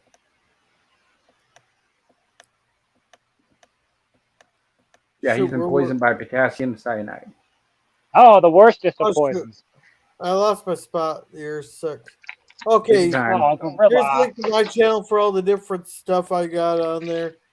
And Phantom's laughing at Nemesis there. Phantom says this might Boone cause a controversy when he refused to kiss his co-star Shirley Jones during a romantic scene during the Ferris wheel. Shirley Jones is beautiful. I know it's like, oh, come on. I tell my wife, beat it. Yeah. And she's still alive. Says many chalked his refusal up to a staunch religious beliefs, being both a pastor and a gospel singer, but Boone set the record straight. Yes, he set the record straight by proving that he was a heterosexual and he had kids. I didn't want to rock my marriage boat.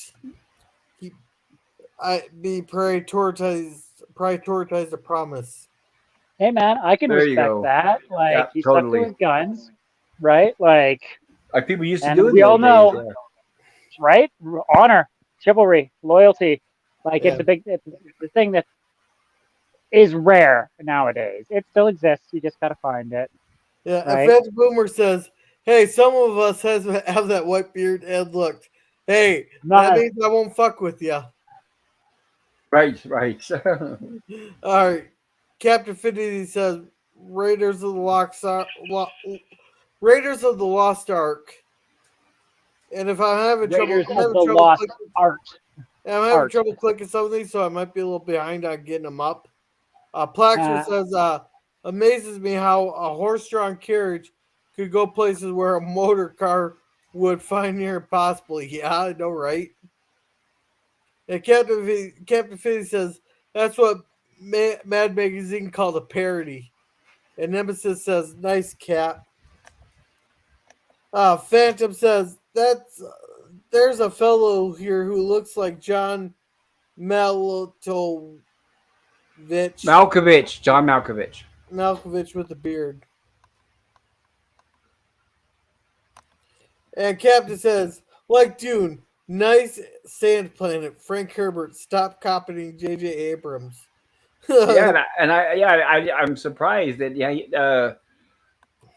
they actually did finish the second half of that movie, and it's supposed to come out this summer. So maybe if I'm still around, I'll watch both pieces. Yeah. And Phantom Boomer says, that Captain Pop. I've been down through a lava tube near Bend, Oregon, and explored a cave. Wait. Me too. A lava cave by Bend. Are you talking about? And also around Mount St. Helen. I wonder if we were in the same lava cave. I think it was Ape Cave. Can't remember the name. I saw so many, but yeah, there was even a lava fall inside the cave where you had to climb it. Is that the same one, Phantom Boomer? That's awesome. I'm jealous that you guys got to do that. Even if if that's not the same one he's talking about, that's super cool, Pop. Yeah, because there's so many volcanoes around there. Imagine. Here's another thing here's something else I realized really quick. Is in a cave, it's not all well lit like in these movies. It is pitch black. No. You cannot even see your hand in front of your face. So you have to carry a flashlight and a lantern. Yep. And we saw this. We come across the lava fall. It's like a waterfall frozen in time, but it's lava, and lava is very sharp. But we had to climb it. And I remember there was this girl crying. Her parents were already at the top, and she was like frozen in fear, and she was stuck. And we were all waiting behind her. All the other people were waiting behind her. We were waiting for her to climb up the lava fall, and she's like, I can't do it. And then we're just standing up on it. I said, I'll help her. And so I walked up there, and I grabbed her by the ankles, and I pushed her up and hoisted her up to the top. And then her dad takes me. Nobody wanted to touch her because it was a girl and so on and so forth. But I grabbed her by the ankles and lifted her up. I'm not going to grab her by anything else. Nobody wants to get Good job, Cap. Nobody wants to get me too anymore. My apologies. But good job, Pop. Yeah, that's a good way for me too. But he says, and explored a cave at the Lava Bends National Monument. Ended exiting through a little hole in the ground a few miles away. Yes, that's what'll happen. Some of them were like 2 or 3 miles down. He says, yes, had to climb over a bunch of fallen rock, had to sign a disclaimer that the shoes we wore had not been in some other location in California. Yes, because it chews up your shoes, right? Right, it chews up your shoes. Yeah, a few miles south of Bend. Spores, eh? Yeah, I don't want to cross-contaminate. That's I never thought I'd meet somebody who went in one of the same caves that I did. I was a teacher at the time, and I'd go on vacation. We'd do all of our spelunking, and when I got back, all the teachers were like, "Oh, I would never do that. I couldn't go down below and wait under the dark and claustrophobic and all that kind of stuff." Yeah. Now, can we just say how much of an asshole this guy is, leaving his brand new fiance for how many months at a time to go explore? People did that. Yeah, that's what they did back then. That was a lot more common. Right. We even saw that in Nosferatu when Jonathan Harker went to sell the deed to Count Orlok. He was gone for several months just to get there, and then several months horseback back to get back to his fiancée. They were used to it back then. Right. You didn't have the girlfriend calling you on the phone every 5 minutes. What are you doing now? What are you doing? Who are you talking to? Are you thinking about me? Man, I can just imagine what Marissa would have said if I would disappeared for a year at a time there. Yeah, I remember P.T. Barnum, his wife. He saw her maybe once or twice a year, and she got ill, and he was on another continent. I think it's when he was in England buying Jumbo the elephant, and he couldn't make it back, and she died while he was away. And it was a common thing back then. People would get sick and they would die before their loved one could make it home.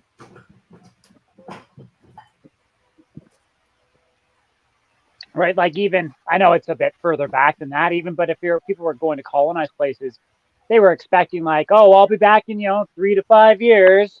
Yes. Hold down the fort. We'll be here. It's just like, oh, Jesus. All right, what scene are we on here? All right. We are. This is where the guy that was poisoned had sent an invitation for his wife to meet him there, and that's her, the lovely woman there, and she's just now getting the news that he had been poisoned. So what's going on is this professor here is saying, "But I have my expedition." But unfortunately, that other professor who was poisoned purchased all the tools. So in this scene here, she's saying, "Well, if my husband purchased all the tools, then I'm going to keep them," because she looks at this professor like he's a competitor. But then we're going to show a scene coming up here where she spends the time to look at her husband's diary and find out that maybe he did really steal the plumb bob and the idea from this professor. So that's why she agrees to go on. Instead of saying, she does say, "Yes, you can have all the equipment. You're right. My husband did steal from you." Instead of doing that, what she said was, "You can have all the equipment. I go with you. And the expedition is going to be in both of our names, in name of my husband." Because she said, in reality, he didn't really steal from you. You both are equal to it. And he agrees to that. So there we go. A little bit of update there. That's her in the green. That's the dead guy's wife. She gets over that pretty quick, by the way. Your husband came for the same reason that I did. But he's telling her there's a third somebody dastardly doing the dastardly deed who murdered him. So there wasn't really a murder mystery in here because they flat out said who was the last person to see him, and then that's pretty much end of that conversation. Right. Well, they told him everything they knew, and he said that he'd been poisoned and with what it was, and they don't show it on camera. But she says at some point she does talk to the police and give them her testimony. And back then they didn't do it. I'm sure there was not a lot of investigation like there is now. Yeah, and this is how you show a strong woman in the show, where their protester go along because she's a woman. She goes, "Well, just because I'm a woman doesn't mean I can't do it," you know. And he said, That's "Well, right. we're gonna treat you like a man. You bathe with us, you eat with us, you sport with us. You're not gonna get any special treatment."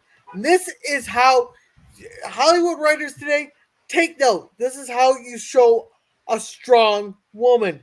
Not this. You're good at fucking everything, thinking I can do anything the fuck I want. No, you put your foot down and say I can do it, and they go, "Well, you're not gonna get no special treatment. You're gonna give you the same. You're gonna do everything that we do at the same time." Right. And she doesn't have to tear down the men around her to show that she's strong. She's strong on her own. And you admire her. I mean, it's like you admire her for that reason. She's intelligent and she's strong and determined. I love it. So I got a big issue with this movie here coming up here when we get to it. Okay. Now they don't realize it yet because now they're sending out basically their tour guide to buy stuff for them because at this point he doesn't know, and she refused to give him any of her husband's equipment. But she speaks Icelandic, and she talked to this big, tall, blonde guy and says, "Go tell them to come here, and I'll talk to him." But they don't realize what he's saying. They don't understand. They're just telling him to go shopping and buy more supplies. So at that point, he's tired of trying to talk to them. So I love this. He picks them both up and carries them into her room. And she tells him, "Thank you, you can go." And that was where she tells them that I read my husband's diary. You're right. You both have equal rights to the expedition. And you can have, here's all the equipment. You're welcome to it, but you're taking me with you. Yep. And this is their reaction, but she hasn't said she's going with them yet. Here's where she said you can have all the equipment. And look how excited they are. Too bad they can't show clips on this because that'd be a great way to show how to actually portray a strong woman. But it's funny, and she surprised them. She says, "Yeah, she sent the Icelandic guy to order her boots just like this, which is the one they're going to do for the mountain climbing." He goes, "Why would you need boots like this?" Yeah. "I can't very well go in these," she says. Alrighty. All right. Phantom Boomer says 114 on the surface, 55 in the caves. Phantom says many of the petroglyphs in the area have many defaced by idiots. Yeah, of course. Everybody has to wreck something for us. You go away, explore. All right. If Captain says you go away exploring because you have a fiance. Oh, there you go. And Phantom says I kept affinity true that. And Nemesis says I only go exploring when it's my last month before retirement. Canadian says Exactly, Captain Infinity. Don't. All right. So last month before your retirement, and you tell her, "Don't wait up." I mean, Oh, that's right. It's like last month. No, it's just the classic murder. Like, oh, it's my last month before retirement. I'm going to give you my full backstory about how I have a loving wife and child at home, and they're waiting for me, and just this last mission, and I'll be okay. And you know how that goes. Does that fall under the same lines of why does my wife always start her conversations with, "You're not even fucking listening, are you?" What? right? Does that fall under the same Yeah. lines of your wife going, "You're not even fucking listening to me, are you?" Maybe no. All right. Nemesis here says that's a real waste about the petroglyphs at Phantom Boomer. That's such a primal connection to the past. I love to just touch and observe the past knowledge as much as I could. Yeah, a Yeah, lot man. of these petroglyphs they won't let you go near that close to. Oh, of course not. It's even like cave diving and whatnot. You're not supposed to touch the rock. You're not supposed to disturb it. I'd just Yeah, like to be right. like millions of years old, right? Like this is like primeval stuff. Oh I just yeah, like to yeah. Some of touch those it and things are just thousands of years experience. old.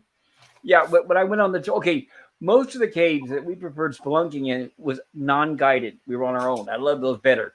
But the only guided tour that I ever went on was Carlsbad Caverns, where this movie was filmed. And they were pointing out all the ancient rocks, saying, "You see those black spots over there? That's where people touched it. That's where the oil on your skin does to the ancient rock, the stalactites, and all that. So don't touch it, everybody. Don't touch. Okay, Yep, let's go on to the next place." And then you watch it, everybody touches it just of because he course. said that. It's like, every spot that he It's said, a "Don't waste. touch, don't touch," everybody had to touch. People are Needless to dicks. say, right? Needless to say, no more guided tours for me. I do not like guided tours. Yeah, they had that in like they showed the difference of here's a bamboo stick that was untouched. Then this shows where human had interaction with it. There's a night and day difference. Of course, yeah, that oil on your Mhm. skin, you never know the damage it can do. Well, people are making cuts and everything else into it also. God, well, like I was saying a couple weeks ago on one of our streams, that somebody went to the Colosseum in Greece and carved their initials just so they can do a selfie.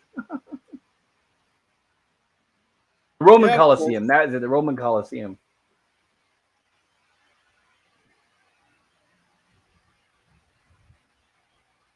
There's the secret to the cave. Just like Raiders of the Lost Ark. Just like it. You bet. But they have visitors. Dastardly deed. Now, the guy on the left is the one who murdered the other professor, who was also in He Wants the Fame and Glory. And I have to mention for the old people out there, his name is Thayer David.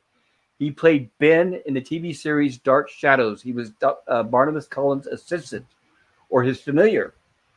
And regardless of what he looks like, I'm a big fan of Dark Shadows, by the way, and I've seen many interviews by the cast. He was extremely, extremely intelligent, very, very read, and he was an actual professor in real life. But he played like a dumb thug in Dark Shadows, so it was quite a contrast. So I give him credit.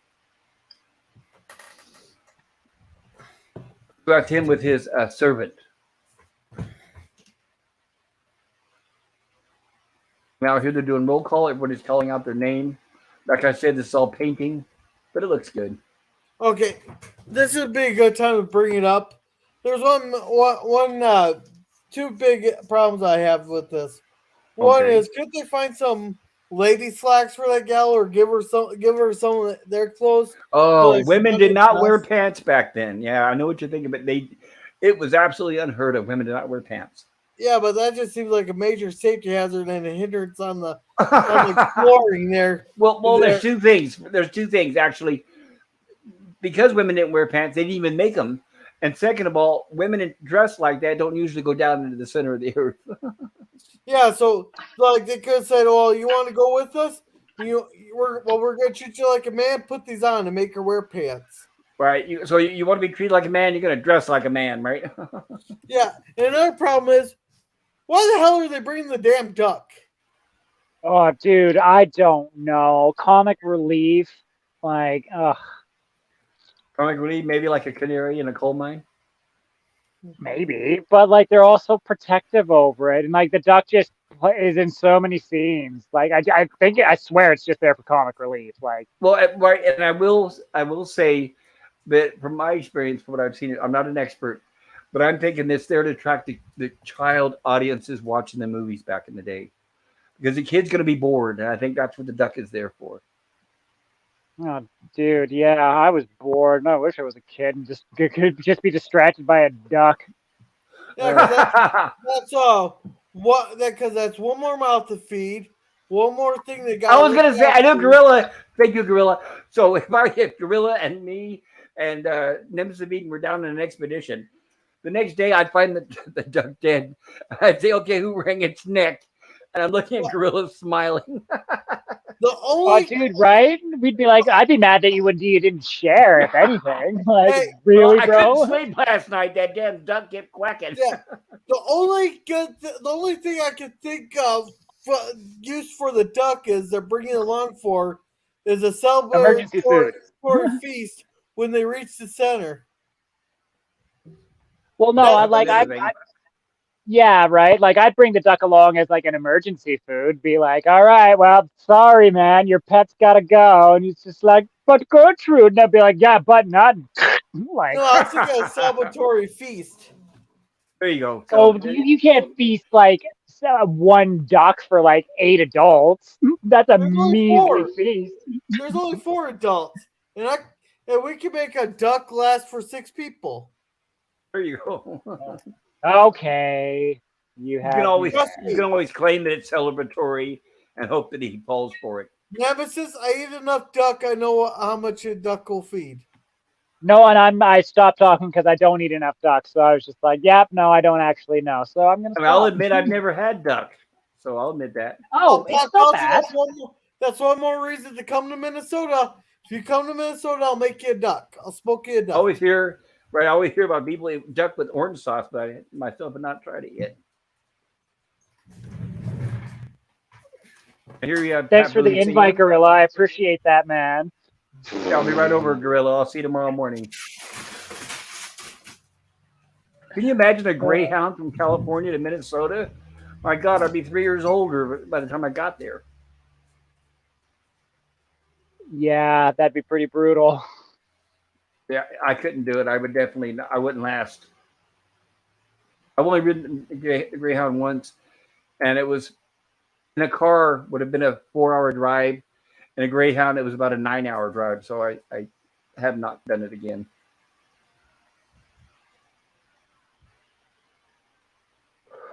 Here, this reminds me exactly the scene from Star Wars. We have a matte painting, and where Obi-Wan Kenobi was going around the tractor beam to deactivate it.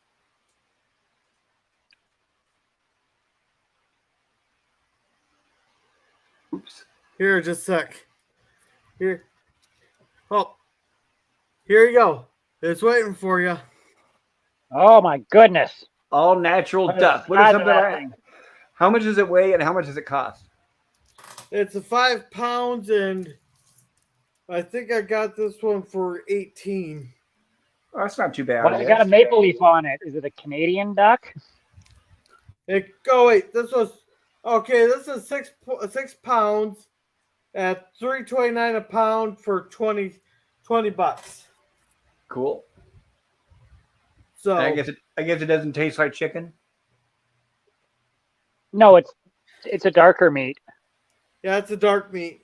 Well, It chicken a has little bit dark more meat. grease to it. What's And that? it's the Maple Leaf Company there, and it's from Indiana. And I know a lot of chefs use duck fat for cooking. You can buy it by itself and use it for to fry stuff in. It's supposed to be really rich, from what I hear. Oh yeah, it's really greasy. Hail, Scogly. Good to see you, buddy. Hail, Oiler Greg. Good to see you Hey, guys. Scogly, all right. for We got being some new here. people stumbling on in. We got 13 people watching. Very great. What a turnout. Thank you, guys. Believe me, this is much more fun than sitting in a waiting room in the hospital. Oh, you should have just been streaming from the waiting room in the hospital. Made a big deal about it. Be like, blah, blah, blah, blah. Yeah, I've learned though that the bad news is I've learned in hospitals you usually cannot get a signal because of the size of the building. No, that does make sense. It does. But when I was in the hospital for pneumonia about 6 years ago, I was in there for a month and a half, and they did have Wi-Fi in the hospital. But at the time, I wasn't streaming. I mean, it was okay for doing everything else on the internet, but I don't know if I could stream at that point. I might be able to watch one of you guys streaming. I don't have headphones for my phone, but I would turn it down really low so I wouldn't bother the person in the bed next to me. So I am hoping that if I'm in the hospital, I can at least attend your streams in the chat. And if you don't see me on the panel, that's why. Have one of your roommates bring your laptop so we get there to the hospital. I did think about that. I have my laptop right here. I'm using it now. I thought about it. Contraband stuff. Yeah, that's right, Oiler Greg. All right, let's catch up on chat here since we're already reading it. Holy crap, there's a lot. Hey, we're doing pretty good, moving at a pretty good pace with the movie. I hope I'm not skipping too much for you guys. No, Pops, this is great. We've been able to chat and keep going and basically touched on the highlights of the movie, and we're almost halfway through with the movie at an hour and a half. This is great. It is. All right. I'm sorry, PvP. I hope you don't finish it before you get home. All right, Phantom Boomer says, I made the mistake of having my wife go with me to have my hearing test. Doc told me there was nothing wrong with my hearing. I was just ignoring her. Oh, thrown under the bus. Brutal. Oh, yeah. I told the wife that when I got almost a perfect on my hearing test there. I told her, apparently I was just ignoring you. They said my hearing's perfect. She got pissed about that.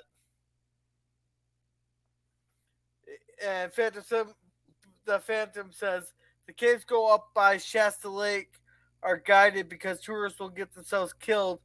Also mess the place up with the blood and guts. Also, yeah, cave in Sequoia National Park.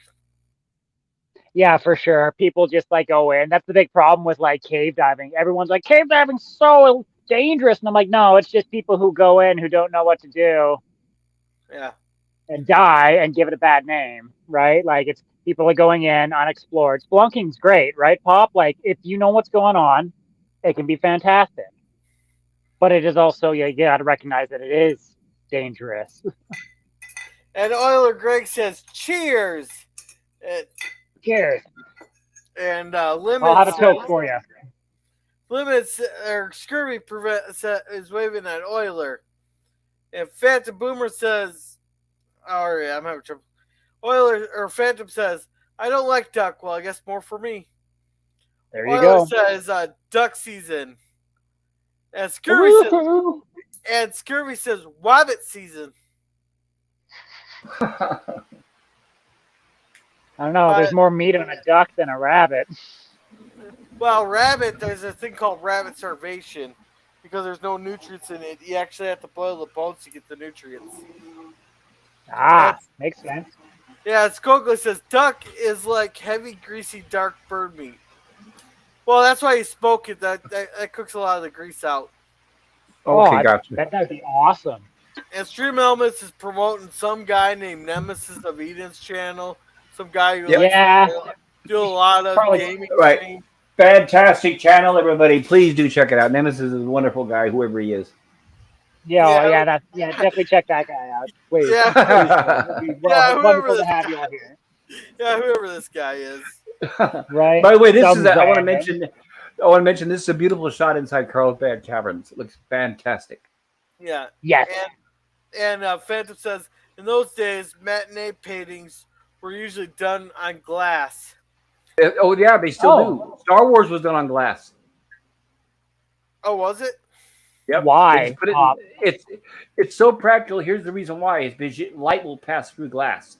So what they'll do is they'll have the actor with the little section of stage, and then they'll physically hold the painting on glass in front of the camera, to where then it's actually a practical on-camera effect. It's no computer, and that's how they blend to make it look realistic. Awesome. That's pretty cool. I didn't know that. Those things are they're very valuable for anybody to get their hands on original matte painting.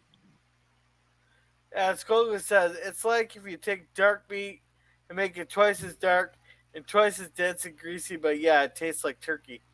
So let me See, ask you, Gorilla, when you smoke it, is it dry or is it juicy or what? no, it's still juicy and all that. The smoking Okay. takes some of the grease away from it. Like if you put it in the oven, it can be very, very greasy. When we Yeah. smoke it, a lot of that grease kind of drips to the bottom of the thing. So it has a drip pan.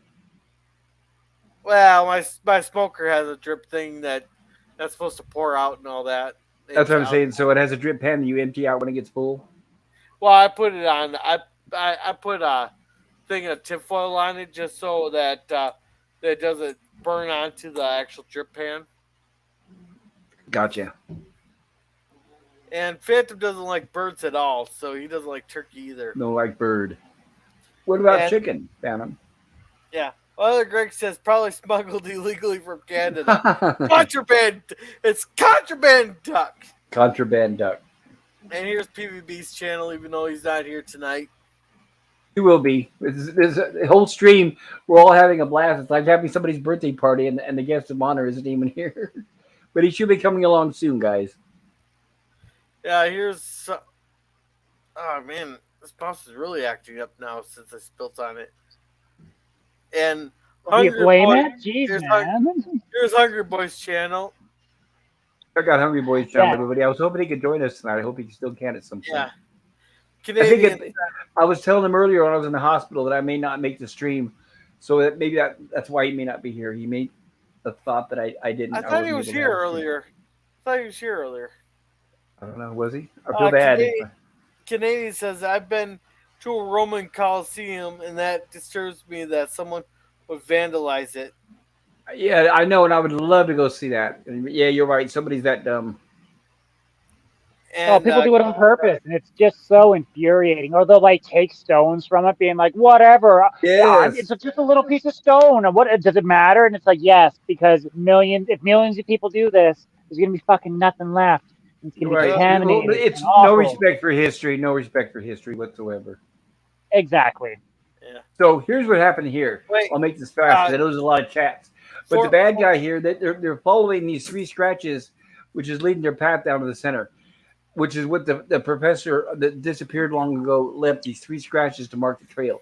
So this bad guy here, what he's doing is he's making three fake scratches and then covering up the others to divert them into the wrong tunnel. Go ahead, Gorilla. Oh, that was I missed that part. There he is. So he's okay. Go ahead.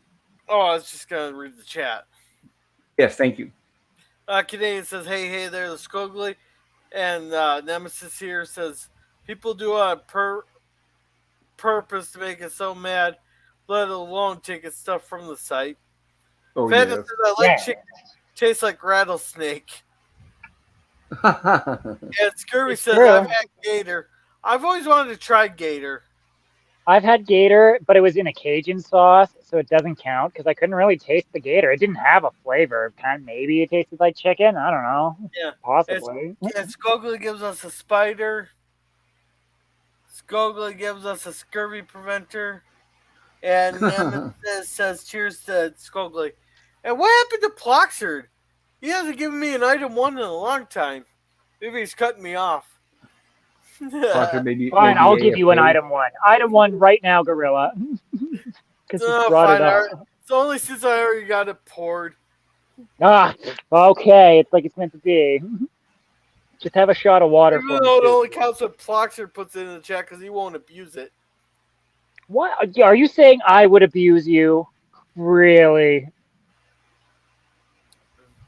You, for me, yes. Oh. Maybe. No, I try to be nice. Alright. I'm going to wait to pour another one because I think Boxer disappeared. I haven't seen a chat from him in a long time. Neither have I, to be honest. Canadian Spider-Man says Australian crocodile tastes like a really salty chicken, in my opinion. Oh, interesting. I had the opportunity to eat snake, and I passed. Same with what do you call it? Crawdad or crayfish? Frog's legs. crawdaddies are wonderful. What the hell are you smoking? I don't know. I helped catch a bunch of them, and I used to play with them when I was a kid. But I don't like spiders. I don't. That's why I don't eat lobster or crab. It's a spider. It's like Oh man, that reminds me. I gotta go crawdaddy hunting here one of these days. We gotta go down the stream. But they're easy to catch. I mean, it's not like catching a fish. They're easy. Yeah, crawdaddies is wonderful. I do want to try rattlesnake, but I do not want to pay the price for one that they're at $60 a pound. Oh, that's crazy. No way. Yeah, dude. It's especially for what little meat you get. Yeah, living here in California, you can go hunt your own easy as long as you're not stupid and you do it right. I almost stepped on one once. I was hiking once by an area called Crystal Lakes, and I almost stepped on a rattlesnake. I was on a trail, I was walking, and it was like in my peripheral view because I was looking straight ahead, and I thought it was a stick. And I was getting ready to stomp on it, and then I just happened to look down, and my foot just froze about an inch above it, and it was a rattlesnake laying across the trail. And I was like, oh, God, because I was like an hour away from anybody's car or telephone or anything. I would not have made it back. Yeah, well, I'm glad you didn't step on it because, like, A, I don't want the snake to be hurt, and A plus, I don't want you to be hurt. Snake. Oh, sorry, bro. I'm all for the snake. I'm like, hey, man. I'm just kidding, but it's like, yeah, I'm trying to find someone who wants to suck the poison out. No thanks. Oh, I don't even know if that works. I'm pretty sure that's just a fallacy. Like, here's the thing. Supposedly, from what I've heard, it works as long as you don't have any cavities, open sores, and as long as you make sure you absolutely do not swallow. You've got to spit it out. But I don't know if that's what I've heard. Well, I mean, generally, yeah. I'll refrain from making a joke here. But I still wouldn't do it. If somebody was next to me and they had a rattlesnake bite, I'd say no thanks. Hand them a health potion like in our Red Dead 2. That's what I do. They used to make these little rubber kits you could buy that were designed to suck out rattlesnake poison, and you could see there's no way they'd work. Oh, this scene. Oh, my God. Where he says, if only my Jenny was here to see this. Oh, by the way, it happened off camera. But before they started the expedition, he did ask the father for his daughter's hand in marriage, and she said yes. So now that they're well aware that they will be getting married when they make it back. Yeah, that's a set, but I like it. I like the design of it. Look at those cubes. Well, to me, it looks like the Nika crystal caverns down in Mexico, the ones they pumped out. Do you remember that, Pop? Well, I've heard of it, but I know our Canadian Spider-Man could tell us a lot about that. But I don't know about getting cubes inside of a underground cave. No, but these were massive, like pillar-sized crystalline structures of like. Oh yes, absolutely. Yeah. Absolutely, yes. So here they decided they found these natural water. So they're freshening up. And he's basically telling her that you're wearing a corset, aren't you? And she's like, what? How dare you even ask that question? But he explained where we're going, it's going to get very, very, very hot. And he knows that those things are made out of metal. And he's warning her that you don't want to be wearing that down there. So she agrees and she goes to take it off. And he tells Hans, I don't want to sound racist, but what's the guy's name? Hans. I was right. His name is Hans. Okay. So he tells Hans not to look. And the duck follows her, and the duck brings back her corset. Now, I got an issue here. We want equal representation. So if I have to see a topless guy, I want to see her topless. Oh, I know, but that's not right in the 1950s. Oh, I'm sure that they did make movies like that, but they wouldn't have been at the theaters, and you definitely wouldn't see Pat Boone in it. I'm kidding. I'm not gonna. I don't want to sound like. I remember when I was a kid. This is the 70s. There's a friend of mine. He's passed away now. My good friend Joe. I'd go over spend the night at his house, and he'd say, "Hey, you want to see my parents' porn movies?" I say, "What?" This is before videotape. And he goes, "Yeah, they got porn movies." And I remember it was like 8mm and a projector. It's like, God. Nice, dude. That's awesome. Holy shit. Ancient stuff, right? It was like ancient film. Fascinating. Truly fascinating. Free the bush. Free the bush. Oh, dude, that's all bush, probably. More bush than woman, huh? So here's what I'm going to show this. The professor sees what looks like a bunch of jewels and decides, I'm going to have a piece of that regardless, and I want to take it back with me as a prize. And he chips off sections of it. But unfortunately, when he does that, it releases a tirade of water. And we get, like we were talking about with Indiana Jones. Excuse me a moment. Yeah, man. Like Alright. here, once again, here's my thing about you don't just take stuff. I mean, yes, in this case, granted, they're on a scientific expedition. You're taking samples. It's granted. It's fine in this situation. Now, But that's not the issue I had with this scene. What's that? Well, they're talking about how hot it is getting down there to the point that we have to see a topless guy there. That water should be boiling hot, like not like to the point of boiling, evaporating, but should be at least like 150 degrees to Well, where we haven't gotten to the hot part yet. yeah, they're not at the hot part yet, Gorilla. Right. Well, They We'll just see when they that get to one the dude hot wants part. to take his shirt off because I Right, don't know. because they hot remember guy. they were in the area where they were bathing. And Oh, the yeah, that's right. the professor said up ahead, we're going to eventually hit an area that's really hot. And what happens is we'll know because that's when that scene where Pat Boone takes his shirt off. Yeah, how far down are they? Oh, I don't know if they've established how far down they are yet. They might mention it. We might be able to see here in the subtitles. Because even if they're Oh, a kilometer down, that water should still be very hot. No, You'd actually, the think it water's would be usually hot, but it's cold down there. If anything, I'd be like very freezing. If anything, because like we were talking earlier, most of those underground caves are like, if you're lucky, they're 30 or 40 degrees Fahrenheit, but they could get colder because you remember they're so far away from the sun. so you'd be more worried about hypothermia versus like being scalded to death. Right. You'd be wishing. And then these guys also have, and these guys also have the heavy backpacks and their steampunk getup, right? With those crazy oxygen tanks, which that's a problem I have coming up later in the movie is just the inconsistency with this oxygen tank. Like, but I like it. She's willing to carry her own. She's not making someone else do it. Nope, she's a well-written female character. It's fantastic. Yep. So this is perfect because the stalactite here that she's holding on to is starting to break loose, and she notices that. And it does, and she falls in, and fortunately he's able to grab her arm and pull her over. And then they realize that's their way out. And he says, oh, praise the Lord. And Hounds is the first one out, and he helps pull them out. Starting with ladies first, of course.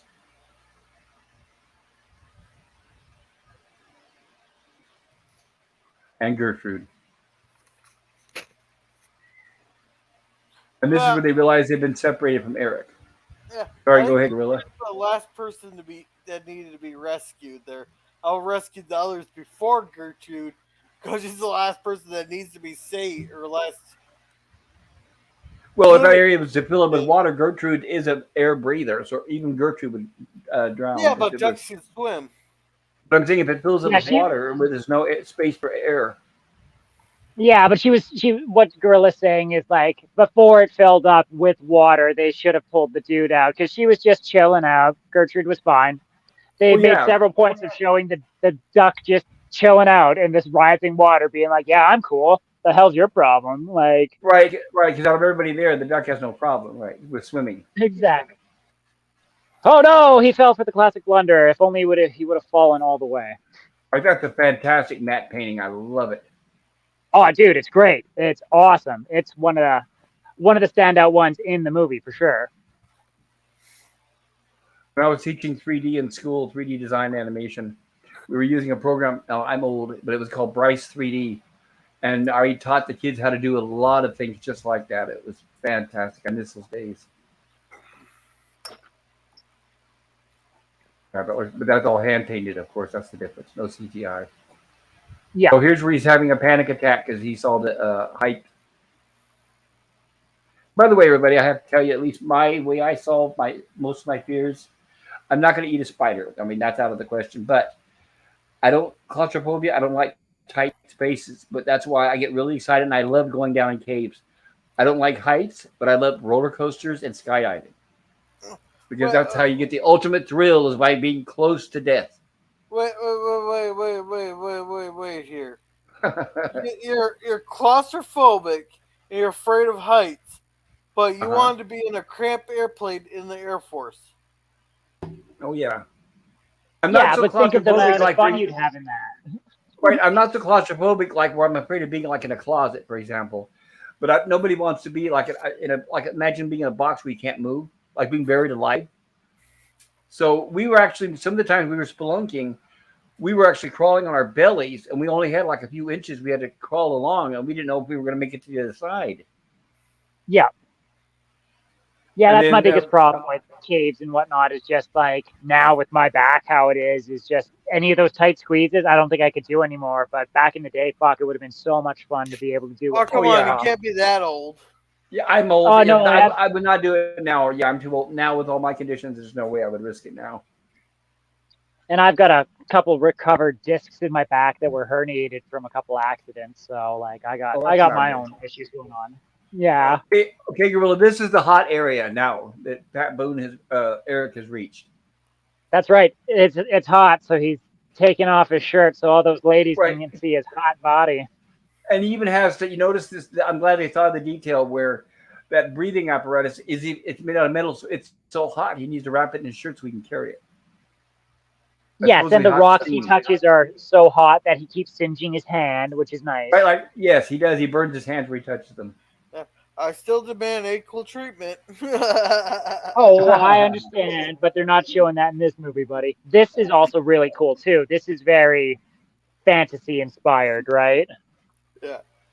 All of these structures here. Salt! Yep. And it, The salt structures. Yeah, you can tell the difference between what would be the the 50s there, where you can show the man without a shirt on, but you just got to cover up the belly button. Hey, wait. well, didn't no, they you could feel a belly button. This wasn't television. That was TV Okay. that had that rule. And you couldn't show the man's nipples, right, on television? That was TV, right? They usually covered them up with makeup. Okay, so yeah, you can tell the difference in ages there. Where the 50s, you can show the man topless, but not the woman. The 80s, they would have showed the woman topless, but not the man. And now Right. we're reverting back to that. Only Yes. it'd have to be a person of color that's non-binary to lesbian.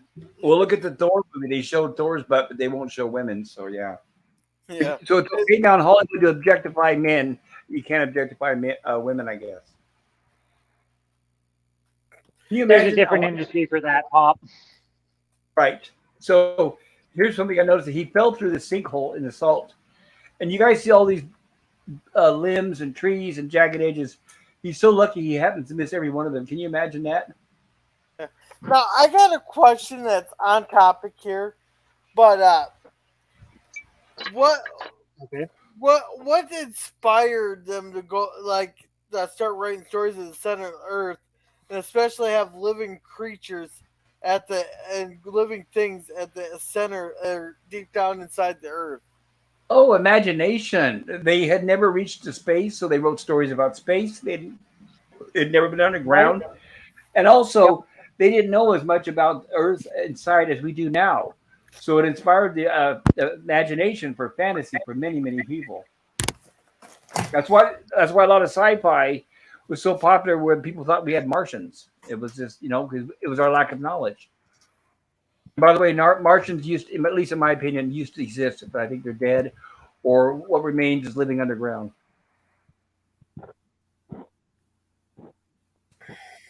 So here's where they come across the rocks that had broken, and they've been looking for him. And now they mentioned days, so they've been looking for him for a couple of days.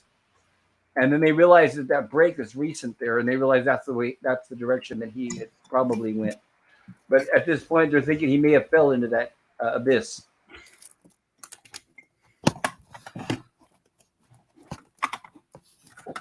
Like my biggest complaint about that scene where Buddy fell through the hole, right, was like he should have been torn to shreds, right, with all the salt. And like, can you imagine any wounds that you have and you're rolling around in pure salt? Oh my gosh. Yeah.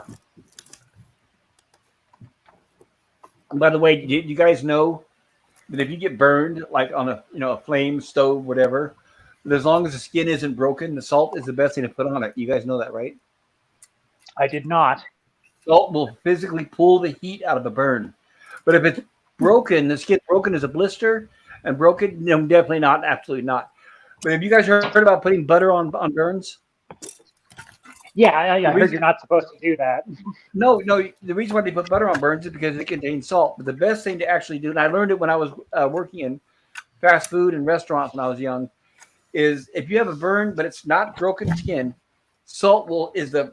I mean, other than like you can put ice on it, sure, but the burn's going to come back. But salt, not only does it pull the heat out of a burn, but it'll heal much faster. So Interesting. I've also go go ahead, Bob. ahead.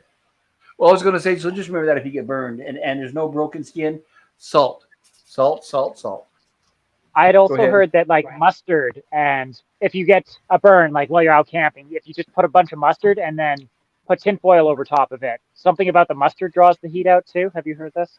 I have heard it. I have not tried it in practice. Okay. But I didn't know about the salt thing. That's utterly fascinating. Good to know. Good to Yeah, know. I've especially worked because in a lot of people restaurants get. for 16 Hey, years. Gorilla. I've never heard of that. Then what do you Yeah, me heard? neither. Gorilla? Just ice or water? Ice packs and burn ointment. Oh well, I'm talking. Oh yeah, if you're in the kitchen, there's no burn ointment. But as you guys all, anybody who's been burned, you know that you can sure, like let's say your finger. If you burn it, you can stick it under water, cold water, and it's like, oh, that takes away the pain. But as soon as you pull that finger out of the water, the burn's going to immediately come back. That pain's going to immediately come back unless you keep it under the water. But if you put salt on it, yeah, you'll immediately feel the pain being relieved and pulled out. Salt actually extracts heat. Interesting. All right, next time you go in there and stick your finger in the fire. I'm just Oh. kidding. This is a good time to catch up on chats here. Thank you. Yeah. Sorry, we're getting off Like topic, PvP guys. is here. Hey, Good to we're see over you. halfway. Yeah, we made it. And PvP made it. All right, the birthday boy is here. All right, Phantom says mostly just chicken, beef, and bacon for me. Never did game. Had some barbecue elk once. That wasn't too bad. Oh, I love elk. I wish I could find some. Phantom I love says, deer. I haven't had elk, but I love deer venison. Oh my god, it's delicious. no reason to move to Minnesota. They give out extra deer hunting licenses every year. I'm saying. guessing. I don't really know, but I'm guessing deer and elk maybe taste similar. Eh, But I could be wrong. It might be an Oh. ignorant assumption. somewhat.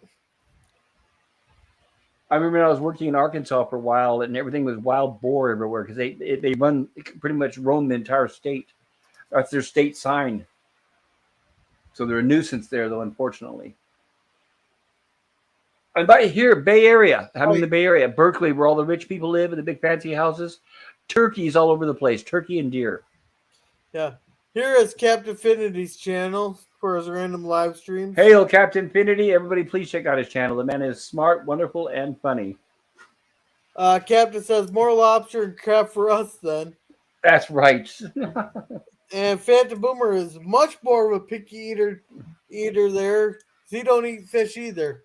See, my kid won't eat fish, but I told him, well, what happens if a day comes by and there's no food on the grocery shelves? How are you going to eat? You got to learn to fish. We're going to have to learn to hunt. That's right. There's some. I will eat fish. I like catfish. I like different kinds of fish. But it's just, the spiders and things that crawl on the bottom that eat crap. Probably not. Unless I'm living on Gilligan's Island and Ginger and Marianne bring it to me, I'll reconsider. We are getting off topic though, guys, about talking about. Yeah. Well, let's catch up on the chat here. Thank you. I'm sorry. It's just this is like the 8th time we started talking about lobsters on this stream, and it's very I bizarre. know we're always It's talking like- about lobsters. I don't know why. All right. Scurvy says, I love fish. Yeah, me too. All right. Did my fast food duty in fish and chips. Oh, okay. So that I love explains it there. chips. Oh yeah. We get really high steaks around here, or really big steaks around here. Nice. Scurvy says, Phantom, whereabouts are ya? And Captain says, I don't care whether it works. With Snake. the snake emoji. And Captain says, just try it, baby. Oh, so Captain's saying it's good. Our Phantom It's says, yeah, I'll try it. Southern Cal here, near San Diego, still a lot because around here That's why I like it here. I can ride from the beach to the mountains to the desert and fish up at the beach all in the same day. You're like Yeah, the the Crazy. fourth. And you have the He's like best damn Mexican food because you're right there by the border. Yeah, he's like the fourth person I know from San Diego. Yeah, I know Dillard's from San Diego, somewhere in that area. Yeah, I think. so is Vile Mike and Simple Jack. Oh, very cool. Seems to be a popular area. Yeah, but Well, it's it's still nice because it sticks California. down south far enough where they don't have all that crap from LA. So it's kind of like closer to the Mexican border. Canadian says fish, duck, snakes, crabs, it all tastes fantastic. You There deep you fry go. anything, I'll eat it. And I had Captain says shark once. Bryce I is had shark and that was awesome. good. Fenton says Interesting. if you can find it, the special on how the did the effects for Gone with the Wind is interesting. Oh, there's a lot of history behind Gone with the Wind. I totally agree. Don't forget, everybody, it competed. It came out the same year and competed for Academy Awards with Wizard of Oz. And that's when the And companies were really showing off that Technicolor. all right, And I think they're Captain both says directed by William Selznick, if I remember right. We'll have to yeah. look it up.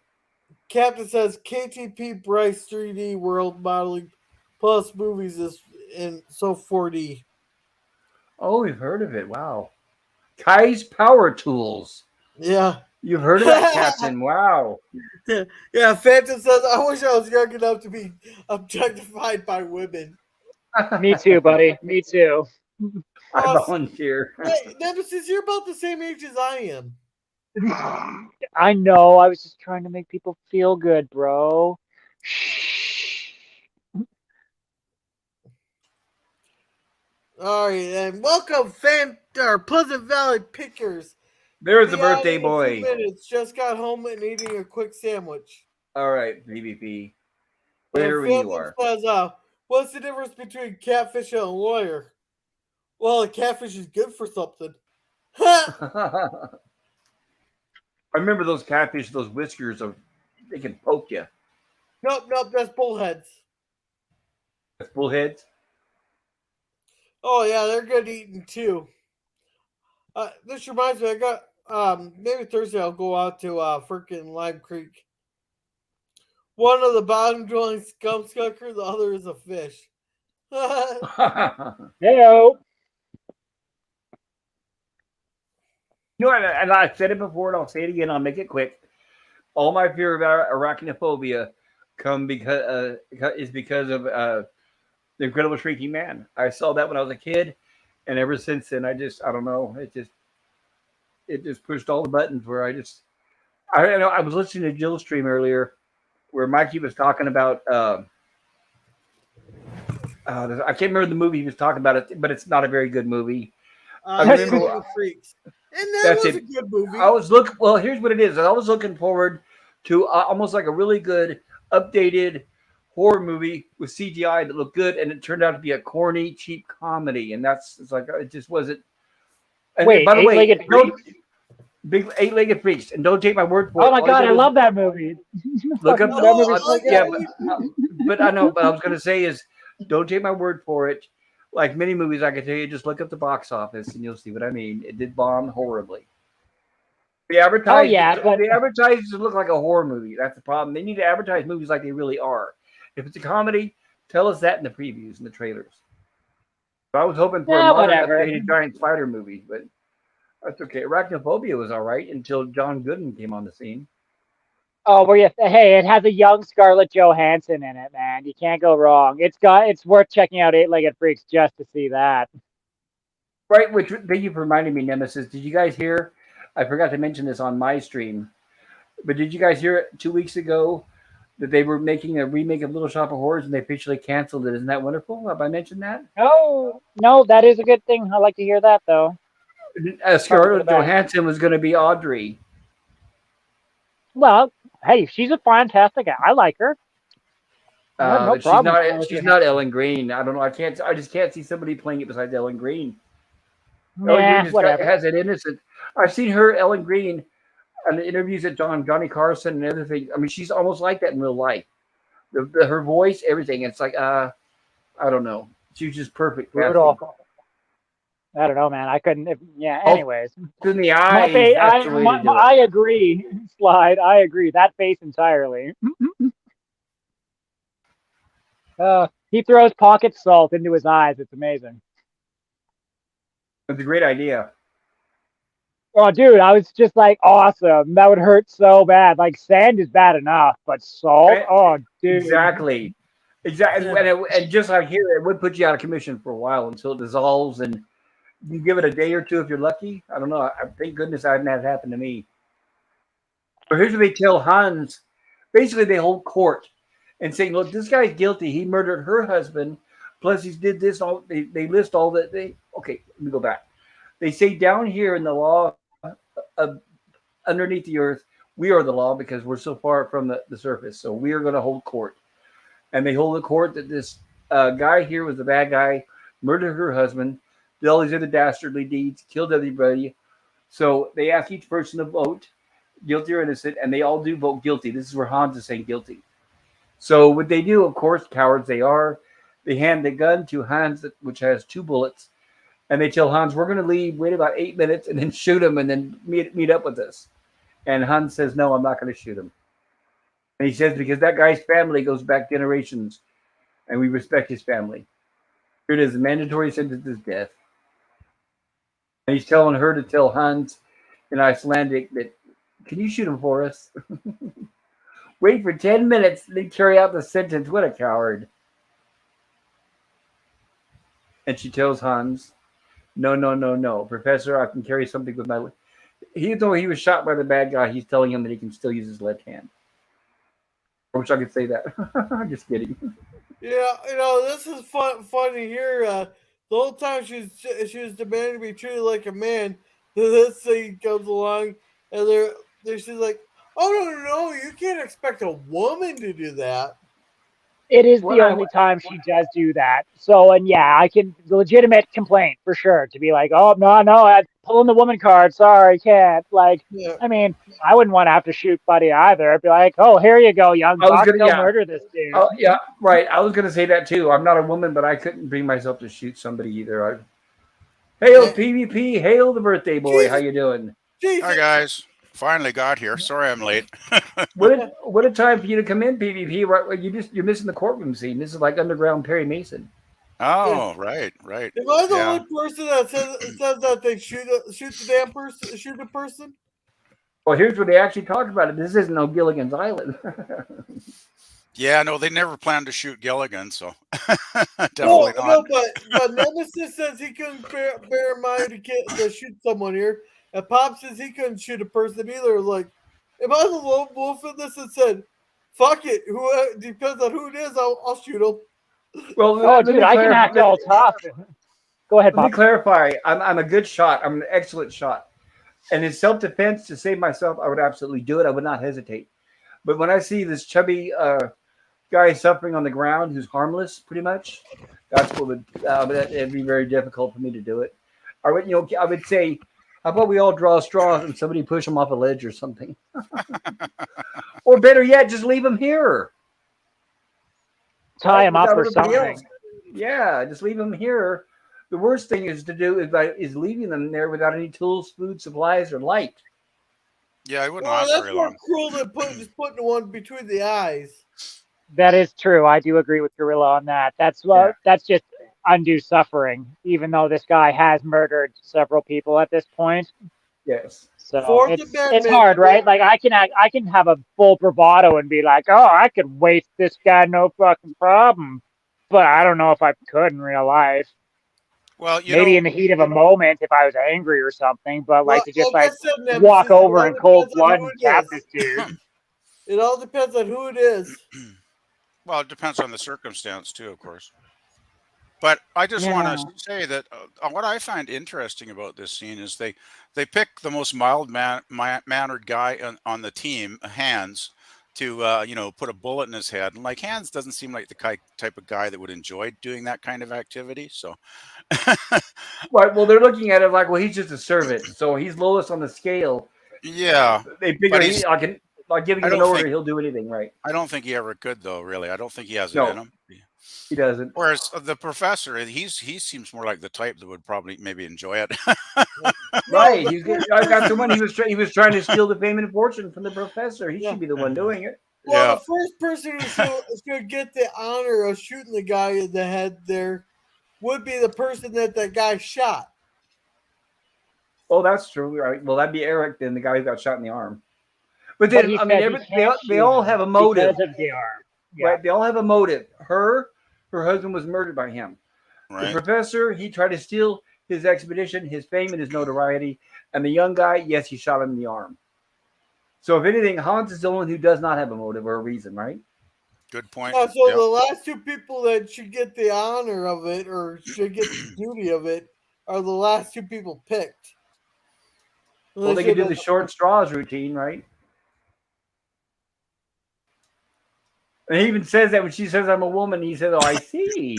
For weeks you've been denying your sex. And now you bring it up that you're a woman. That was Now pretty you funny. fall back on it. I would say the natural executioner, right? Yeah. Well, yeah, that does happen at times. Though women do like to play it both ways. I've noticed at times. You know, they like to be liberated, but if it's convenient, then maybe their Oh, femininity comes back. well, when I was a teacher, I was often surrounded in a room full of women. They were all for women to live, all for all everything, until you see a spider crawling on the wall. Oh wow, no! Yeah, it's not uncommon for people to want Or both I was ways a at one fellow time. teacher, and they would say, "Hey, Ron, can you dump the trash for me before you leave?" Jeez. Uh huh. Yeah, really. You're the man, so you got to take out the trash. Boy, that's like an old trope, Right. It isn't was it? like, huh? Excuse me? What? Many times they would get mad, and I'd say, "No, that's not my job. That's your trash." And they would get mad. It's like, I can't believe you said no. You should have just asked them if they'd be happy to make coffee for you in the morning. I know, right? You made me some coffee barefoot and pregnant in the kitchen, and maybe I don't want to upset Yeah. any women. I know Jill's out there and a few other ladies in the chat, so I won't Uh, say that. yeah. By the way, I'll be right back, guys. All right, so it's a good time to catch up on chat here. Yeah. So how about them chats, eh? Yeah, Skogley says Captain Finity, and Scurvy Preventor's waving at Picker. Captain Finity Lemon. says Skogley waves at Skogley. Captain says Skogley, Scurvy. And Canadian says, nope, equality. If the Titanic goes down today, women and men go together after the kids. No, it's persons of minority. Then you got your trans people, they go first, Then you got your gays and lesbians, they go next. And then it's all the cis people. Then the kids.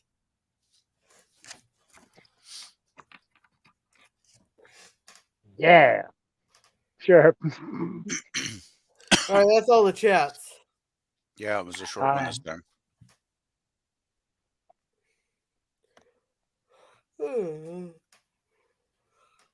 So yeah, how about that second group right there? I wonder if deep down in the earth there they do got those glowing rocks like they had in these last few scenes and stuff. Well, actually, they did actually film some of this in actual caverns underground. What's the name of it? I'm trying to find it here, but I'm not seeing it. Let me look under production.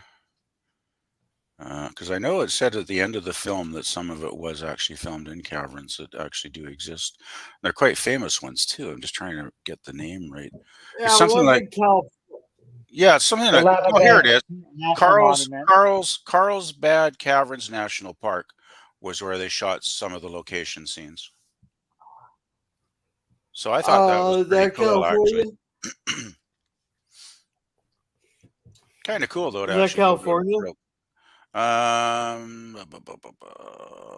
me take a quick look on the link here. It should say, no, it's in New Mexico, actually. Oh, okay. Yeah, so I guess it's got a pretty famous cave system. I think they actually might even have tours there that you could go down in part of the cave and won't wander about. So, but yeah, I thought that was pretty cool. I mean, it must have been a bit of a pain lugging all the camera equipment and the crew down in the caverns to shoot some of these scenes. I can only imagine the logistics of that. So, I completely agree. Yes. yeah. Back then, So those cameras weighed like 100 pounds or more. oh, I'm sure. And I got to give them total, credit for going to that extra mile for a little more authenticity, right? When you think about it, it was much smarter than trying to build sets or, using a bunch of matte paintings. They had to have an actual location like this to shoot on. So that Yeah, well, they had to that be kind of helped. actually in. Yeah, they had to be in the caverns themselves. So, and I mean, let's face it. I mean, fake rocks often look like fake rocks, right? So, Right, and I don't know why this reminds me of something too. When I was a teacher, we had an afternoon computer club, and I would reward them. They would like be really good all week, and Friday would be the reward. And I would show them like Laurel and Hardy, Three Stooges, and stuff like that. I introduced them to Lost in Space, and they loved it. oh, cool. And I asked them, they were, every episode they loved the cliffhangers. I said, so where do you guys think they filmed this? Where do you think they filmed? Oh, it looks like Death Valley. They thought it was Death Valley. They didn't have the mind, and it was the same as me as a kid. I didn't realize that it was a set and they were painted walls. Yeah. But I did not spoil it for them. I said, sure, it was filmed in California, which is partially correct. Well, I guess some scenes weren't they? With the Well, the whole show is it's a painted background, and well, with Lost in Space, it's a painted scenery of mountains in the background. You can even see many times. I had pointed it out on our streams. You could actually see where the wall is. You can see where the floor oh yeah meets the wall. Weren't Right. some of the chariot sequences filmed actually on location though? Right. Those were on location, right? Which we Yeah, covered. okay. Last Yeah, week because before I that. remember talking about that. Yeah. Right, the chariot scenes, the guy in the rocket. God, my mind. What is going on? The jetpack. Yeah, thank you. The jetpack. Right, all that was on the exteriors, right, at a few famous locations. But anytime they showed them around the Jupiter 2, them, climbing the rocks, them just fishing, them doing all that kind of stuff, you could tell it was a wall. Just like, but the difference is with Lost in Space, they didn't paint the walls. What they did was it was just blank, and they used colored gels to change it. Like, so if they wanted a green planet, they just put green colored gels. If they wanted a red planet, red gels, and that's how they did it. Like, for example, Vulcan, it was just a white wall behind them, and they just put red gels on there. Interesting. Okay. Yeah, sorry. well, sometimes those old production techniques hold up pretty well, actually. Yeah, and I prefer them over CGI and green Oh, screen yeah. and everything Disney does now, filmed in front of that horrible crap. Oh God. Yeah, most CGI just doesn't look real to me. I mean, I guess I'm No, just and at that right, age where it just doesn't look real. Like but especially some green. younger folks seem to love it, but I don't get it. Well, just like with green screen and used in moderation, it looks wonderful. But when the Right. whole movie is practically filmed with it, it's obvious, it sticks out, and it's cheap. The Fast and the Furious movies are a perfect example. Everything is green screen and it looks fake. Oh boy. By the way, they're supposed to be making a remake of Bullet. Can you imagine that? I hope not. The I original's know. the original's a classic as it is. It doesn't need a remake. Exactly. One of the How best can you chase scenes. how can you do Bullet without Steve McQueen in it? Like it just And he was wouldn't a real feel race right. car driver. He drove that car himself. Yeah, he actually drove in some professional races, didn't he? Yep. Yeah. Which they would never allow now. Oh, the insurance would be sky high. Yeah. Yep. Okay, so I had to go and well, I was busy for a minute. So what did they do with the guy that they threw the salt in the eyes? They left I him we- behind or whatever. Oh, then, I think okay. he's with them still. Oh, okay. No, he's still with them. Yeah, because this is a 1950s audience. I don't know if they're going to show that or not. I don't know if they're going to show them being that cruel, especially Yeah, I Pat remember- Boone with. I remember he had something I think over his eyes, I guess to help. Well, it was like a rag because they threw salt in his Yeah. eyes, and he had him covered with a Yeah. handkerchief. So I guess There was he is. covering. So he's like Dr. Smith. So he's still following along, but you can't trust him. You got to keep one eye on him. Yeah, actually good analogy. PvP, do you know who that is? The bad guy? Oh, He played in Dark Shadows. He was Ben, Barnabas Collins' assistant, or his friendly. He's familiar. So I'm old. I guess I'm the one Yeah, I that met can't remember. him. I'm the one that can't remembers remember. Dark Shadows. that's a great show, Dark Shadows. It was actually a horror soap opera, believe it or not. And it was like, how Yeah. often you get something like that, right? But the crazy thing was, it actually worked. It Because I worked. They had remember, vampires, they had werewolves, they had witches, all that yeah, stuff. yeah. But the thing is, I think a lot of people don't realize that I think it's the first few hundred episodes, it was more of just like a regular soap with maybe some supernatural overtones, but nothing too, you know, nothing too, huge. And it was like, I think episode 210 or something, they finally brought Barnabas Collins into the show. And that's because it was going to be canceled, right? Because the viewers Right. weren't there. And then they brought Barnabas in, and the ratings skyrocketed. Right. So, yeah. What I love about watching it is many mistakes and bloopers right on camera, and they would just go right on filming. They'd bump into furniture. I mean, all the there was one They scene where had they to. actually they knocked over a lamp and it crashed and busted to the ground. They just kept on filming. I loved Well, it. the thing is, I think it was actually went out live when they actually aired it for the first time. They So were, yes. they didn't have a choice. If a wall if the wall fell over, it would be there for Hmm. eternity, That's which right. kind of gives it an extra charm. I think it makes it even more It fun. did. That's So what yeah, as a kid, that's why you guys see me now when I watch this stuff and I notice weird things. It's because I watched things like that when I was a kid, and that's what kind of adapted me to it. mm. That's why I the love that. amazing. So like Planet Nine from Outer Space. Oh, I love all Oh that stuff. God. The amazing thing about Dark Shadows, though, is that the actors were pretty darn solid. Like weren't too many occasions when they really flubbed their lines. They usually had them memorized pretty well. So Well, that was there's a having a famous good cast, right? You know. right. There's a famous scene where Lara Parker, who played Angelique the Witch, who also played in Escape from Race with the Devil, which we'll be covering. I hope if I'm around to do it, we're going to be covering Race with the Devil with Warren Oates and Henry Fonda, Peter Fonda, and Lara Parker played Warren Oates' wife, and she was Angelique the Witch on Dark Shadows. Okay. And the location of the castle was called Collinswood. Yep. Collinswood Castle.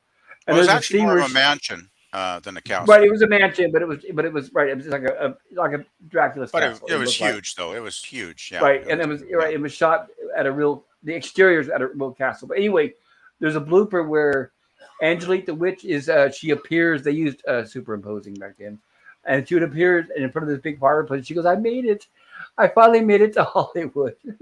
Oh, jeez. Instead of Collinswood, but they kept it in there, and I love it. Anyway, as much as I love talking about Dark Shadows, we wanted to stay on track. I heard a rumor. Yes, I am Somebody trying my wants to best. stay on track. So I just thought I'd PvP mention it. PvP is a disclaimer. I've been drinking tonight, so I'm going to be a little Oh, well, that's unusual. So I okay. apologize. That's okay. I actually treated myself to some bourbon since it's my birthday stream. So I thought, what the Ooh. hell? Well, you So and Gorilla really know how to celebrate. yeah, I'll try not to get too crazy though. I think I can probably remain, semi sober at least. So I think we'll because be okay. we are through the halfway point in the film I see now. So Oh, the giant mushrooms. Yes, I remember now. oh, the mushrooms, they were Okay, cool. PvP. Just another disclaimer. I apologize, but I watched half of this movie last night. I was going to watch the second half today, but I had a medical emergency, so I didn't get a chance to watch the Oh second no. half. So Gorilla and Nemesis of Eden are going to help fill me in. All this we're seeing now, I did not get to see. I had not seen since I was a kid. So, yeah, if you Mm. guys want to chime in anytime to say what's going on, please feel free to. Yeah, I watched Yeah, so Sunday, so it's pretty fresh in my memory still. So I wish I would have. I didn't know this was going to happen. well, I highly doubt you were planning for a pop. So, Buddy comes in. Right next time sees I a go, giant mushroom. next time I have a seizure, I'll make sure I put it on my calendar. Yeah, gosh, dude. I hope Jeez, it man, wasn't. plan better, would you? I hope it's not nothing too serious. Wow, that sounds a bit scary. I don't know. I waited all day in the waiting room, and I Oh, said, well, if I'm just going to wait here all night, I'm going to go home and spend my last night with you guys having this stream, drinking beer, and I'm smoking a vape pen, and I'm enjoying myself. I don't feel very well, but I'm happy, and that's all I care about. mm. Because when that goes, they're probably going to keep me for a while. Yeah. Well, you got to have some happy times, right? I mean, otherwise, what's the point? That's right. Right. But when I get there tomorrow, I won't be able to. they'll probably admit me, and when they, there'll be no drinking, no streaming, nothing. So it's like, yeah, I wanted to have one good night with you guys. Cool. Well, thank you. I'm glad. Bye, I'm glad you're Phantom here. Boomer. Good to see you, buddy. Thanks for being here. Phantom Boomer is leaving. Ooh, so is this our first dinosaur scene?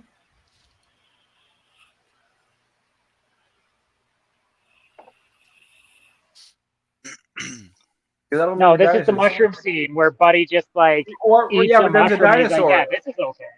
Right, but look, there's a dinosaur. Oh yeah, we get our first glimpse at the dinosaur for sure. Yeah, that's Gotcha. right. You got it, Mom. Thank you. I gotta admit, Pat Boone was built pretty good, I guess, for 1950s, and I guess obviously he was rich enough to where, I mean, if I was a rich singer like that, I'd be working out and have a swimming pool and all that stuff. You know what actually amazes me about Pat Boone in this movie is I actually thought his performance was pretty excellent overall. Like He did a a pretty great damn good job. actor. I kind of wish when I was watching this, I was thinking I actually wish he would have gone into a career in films instead of music, because I never could get into his music at all. Right? It's pretty sappy stuff, a lot of it. But yeah, he was really solid in this movie. I enjoyed. I wonder if this is the only movie he ever made. He didn't do much. When they interviewed him and asked him why not, he really didn't. He didn't say the exact word, but he said he didn't need it. He had a big enough career where he just didn't need it. Wow. Well, I wish he had gone into more films, but oh well. Hot mushroom Uh-oh. porridge. Sounds like somebody saw a nog there. Somebody's dozed off, it sounds like here. Yeah. Let's all sing the gorilla and wake him up. I hope that's not a review of the film. Well, actually, what's interesting is Gorilla actually said he liked it and he was enjoying it. So, well, that's why I picked it. I think he That's why I started his. picked it, because Yeah, he started his shots a little early. I thought it's one of those films that most people probably never talk about. It gets overlooked so much because there's so many other films in the genre that people love, right? So I thought I want to pick one that maybe some people here haven't actually even heard of, much less ever seen. So I thought, what the heck, I'll take a chance and pick a film that I love, and hopefully other people will enjoy too. So Oh, good call. yeah, I hope so. I tried. Oh, I love the color. I just love the color of the era. Yeah, it was beautiful. Yeah, because now they just wash out and desaturate everything to where it just looks like a light blue or gray. It's like the Dark Knight movies. I know everybody loves them, but they look terrible. Actually, I'm looking on Wikipedia, and man, he actually did quite a few films.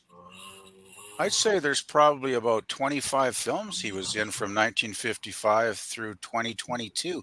He's actually still active. 2022?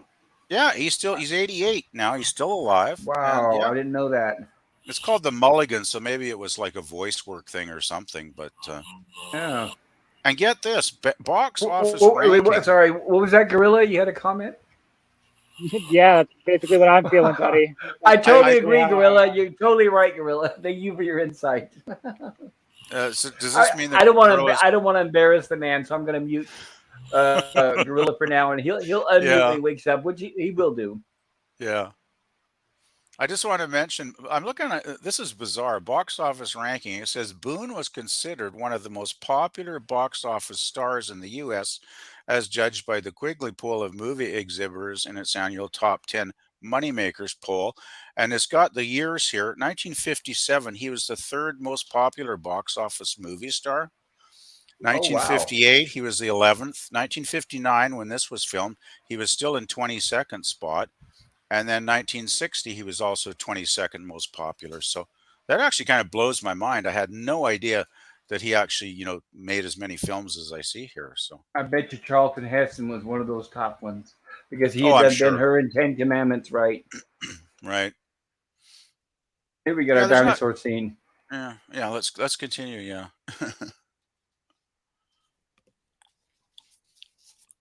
No, it's not Ray Harryhausen, guys.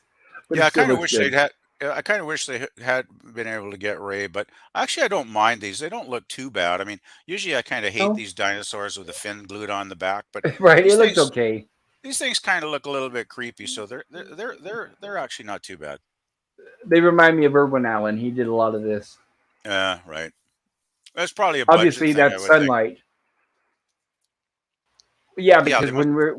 when Ray Harryhausen would come in, as you know, it would take months and months and months and months to get the Oh effects yeah, in. It would take him like a week to shoot a 2-second shot. So yeah, yeah. Well, he was pretty much a perfectionist, and it shows in his work, right? thank goodness. Which Yeah. reminds me, PvP, when you get a chance, watch the beginning of this stream. I introduced the horror title intro, Oh and yeah, I gotta see and that. there's a couple of Harryhausen's movies in there. Cool. Oh, great. I'll have to take a look at that after we finish here. Yeah. Yeah, I liked that they had a whole bunch of these dinosaurs too. It wasn't just one or two. It was like probably half a dozen or something. Yep. Dude, this scene just dragged on and on. I don't know. I'm glad you guys liked it. I didn't. I haven't Well, I seen it guess, since I was a kid. they're probably appealing to the kids in the audience. Let's show lots of dinosaurs. Right, that's why they had the duck. That's why they had the dinosaurs. Yeah. I bet audiences almost came to expect it. Now we're looking back to 2023. It's ridiculous, dinosaurs in the earth. But here we got King Kong versus Godzilla, and there's dinosaurs in the earth. Well, yeah. The, it is. the 50s pose with the hand over the mouth. It is definitely more fantasy than sci-fi, even though Jules Verne wrote the story. So I guess that gives it a little bit of sci-fi cred. But Oh, absolutely. I like, and of course, the damsel in distress, right? Right, but at least she didn't trip over a rock this time. This time it's a rope. Yeah. Well, we got to build up that suspense, I guess, don't we? All this whole time in this movie, she was a strong woman, and now look. Yeah. Well, it's another trope. Oh, this is great. I love Hans. And is Hans awesome comes here. to the rescue. I think Hans is my favorite character in the film. Actually, he's just kind of really cool. Like Well, he doesn't say anything because he's Icelandic and he doesn't have. Well, he does talk when he talks to her because she understands the language. Well, yeah, so he does talk. but in Icelandic, right? So. Right, so they do keep his talking to a minimum. Yeah. But I just think he has a certain coolness to him that makes him kind of fun. And I like his pet duck too. Gertrude's pretty neat. Oh, and here then we we're have back to Beyonce pining for her soon-to-be husband. Yeah, back to his gorgeous. We were talking earlier, Beyonce. PvP, before you got here, how back then when they were gone for months. So it's not like I'll be gone I'll be back on Tuesday. No, not like that at all. Exactly. Yeah. Yeah, she was good in this part. It wasn't a huge role, but she was. Right. She was. She did a lot of really TV good. roles after. She did a lot of stuff. Oh, okay. She was a beautiful woman. Very beautiful. Yeah. And so was her. Oh, that lovely red hair. Yeah, Arlene Dahl or whatever her name is. Uh-huh. Yeah, she's a babe in this for sure. Now you don't get to see it, but like her wedding ring just got ripped off her finger, and that totally should have like ripped the skin off of her finger. It should have just like decloved her finger. But I mean, I'm just pointing out stuff. Well, once again, it's 1959, so there goes. Oh, come on! See right here, right? It should have just gone whoop, and there should have just been. Did you see the string? No, I missed it. No, I missed it. Okay, here we go. Get ready. Oh gosh. Whoop. Oh yeah, I did now. I did now. When you're actually watching, though, it goes by so quick. I never notice it. Well, that's the whole point, right? They're not expecting us to be going frame by frame. Yeah. Ooh, this scene looks familiar, doesn't it? Yeah. Gee, maybe Irwin was watching this one, eh? Uh-huh. I gotta say, these water scenes are pretty effective. They're pretty cool. It looks wonderful, right? The mixture of live action, miniature, and blue screen looks great. Yeah, really well done. I don't know why this reminds me, and I highly recommend everybody, Alfred Hitchcock's Lifeboat. I don't think I've seen that one. That's one that's an early one, right? Yeah, one of his early ones, and it's a fantastic movie. An entire movie, and never boring, takes place on one little lifeboat. Okay. Yeah, I guess I'm more familiar with Hitchcock's sort of middle and later career stuff than his early Once I stuff. fell in love with his work, I got everything. I down to the London Fog, which was like Mm. 1920s, Ah, all the way up to Family Plot, which was 70s. yeah, 74 or Big something, Hitchcock fan. 74, 75. I, His I last wanted to film. in my yeah, yes, in my intro for this stream, I wanted to include Hitchcock, obviously, but there was so many I couldn't decide. I wanted to show a scene from Psycho, and I said, oh no, so I did the Birds, the Ah, famous yeah, Nice. schoolhouse Birds Hey, is scene. man. Birds is good. Birds is great. Yeah. Absolutely, yes. And So I don't if know, I, Pop. We had lost Gorilla, so if this seems like a good point, do we want to do some messages? There's a bunch of people wishing PvP that's happy right. birthday. Oh, is Thank there? you. Oh Yes, gosh, better Yeah. thank check you. the chat. Darn. Okay, Which happy and birthday, belated, by the way, buddy. Yeah, and well, it was yesterday, but that's hopefully he okay. marked the chat so That's I can happy the belated. Yeah. pick up where he I'm left just off. Let me see. happy that Usually we other start. people are wishing me a happy, so that's cool. Here we go. Captain Infinity says Gogly Lemon, and Canadian Spider-Man says nope, equality. If the Titanic goes down today, women and men go together after the kids. No matter what happens, Spidey, it's always going to be women and kids first. Even though they think with modern day sensibilities, it's gonna when it comes down, the chips are down. It's going to be women and kids first. Jim's landscape. In fact, we talked about that. I remember with the teachers, we had a discussion when Titanic came out, and we were talking about how the times have not changed and they won't. Jim's landscape says, "Hey, Captain Infinity, Crunch." Captain Infinity says, "Jim, Captain Crunch." And editor Jill says that's fair, but it's important to note that in order for the children to be safe, at least one adult needs to be saved per 11 children to Canadian Spider-Man, man or woman. Well, you would hope. If somebody has time to count. And Jim says LOL. And Lemon Pie says Captain. And Nemesis of Eden says LOL. You don't even remember that reality show where they put 40 kids in an abandoned Old West town and just let it become Lord of the Flies? And Jill, I did watch part of that. Oh, dude, remember right? that. Crazy stuff. Yes, Yeah, not and making of course up. they immediately start separating into slave class and ruling class, and then judging and courts and all that crap.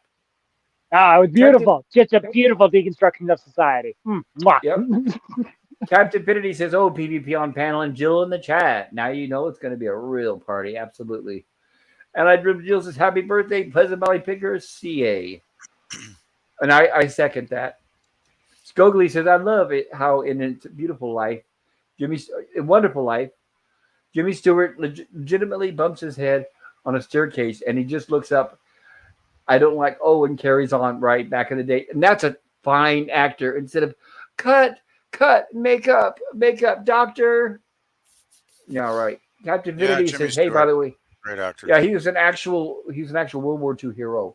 And Yeah. he has one of the most beautiful headstones and graves that I've ever seen in my life. This big Oh, really? carved white horse and these big Cool. words, James Maitland Stewart." Awesome. Captain Infinity says, "Hey, by the way, has anyone seen my script?" Oh, I think it's been stolen by ChatGPT, Captain. And Derivative Jill says, "Well, sure, I guess so, Nemesis of Eden." And Stream Elements, I'll give you consideration at another time. Pleasant Valley Picker says, and Anti-Derivative Jill, thank you, Jill. And Anti-Derivative Jill says, "Take a left turn at the third juncture of your hippocampus." Now, I am not a neurologist, so I'm not responsible if you get lost, Captain Infinity.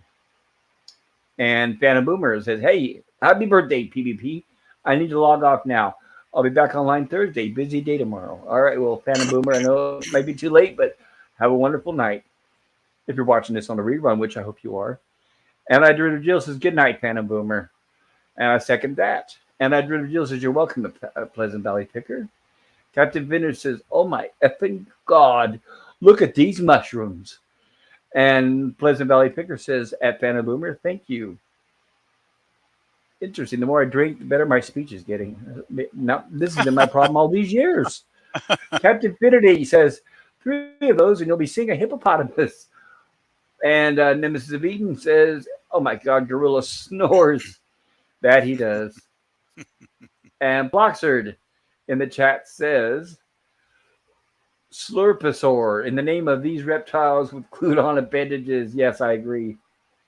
And Nemesis Eden says, makes me think of a lickitung.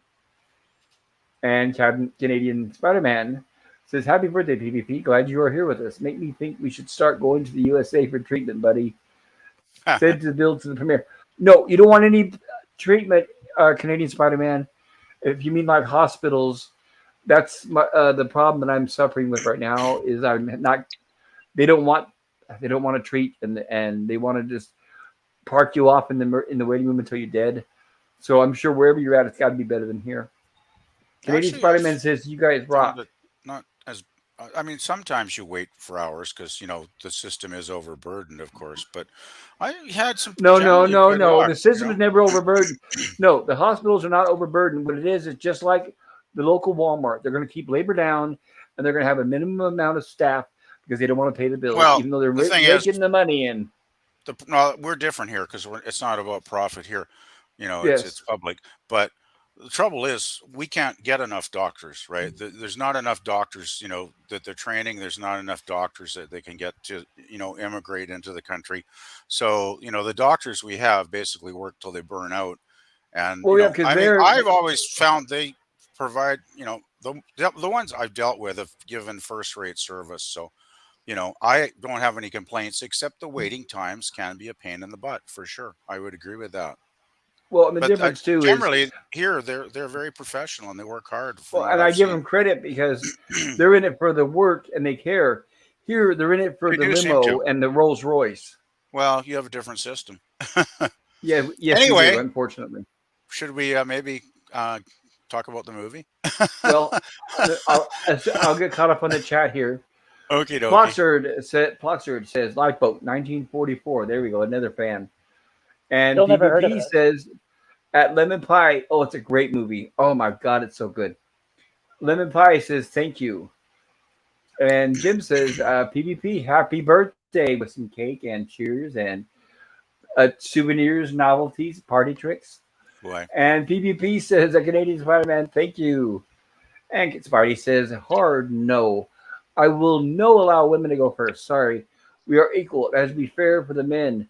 Without us, they're all dead anyway. Well, how about this? I'll jump in with a woman as long as she promises to be the flotation device.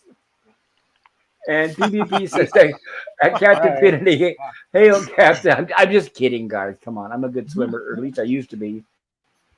Canadian Spider-Man wishes you birthday cake, PvP. Thank you. And Canadian Spider-Man has the little party hat, so I'm guessing he says party on, dude. Oh boy. Pleasant Valley Picker says, hey, Jim, Commodore Productions, thank you. And Jim says, you're welcome, PvP. And Jim says, I would never fall asleep live on a panel. And I Derivative Jill says, waiting in line is something I prefer, especially while driving.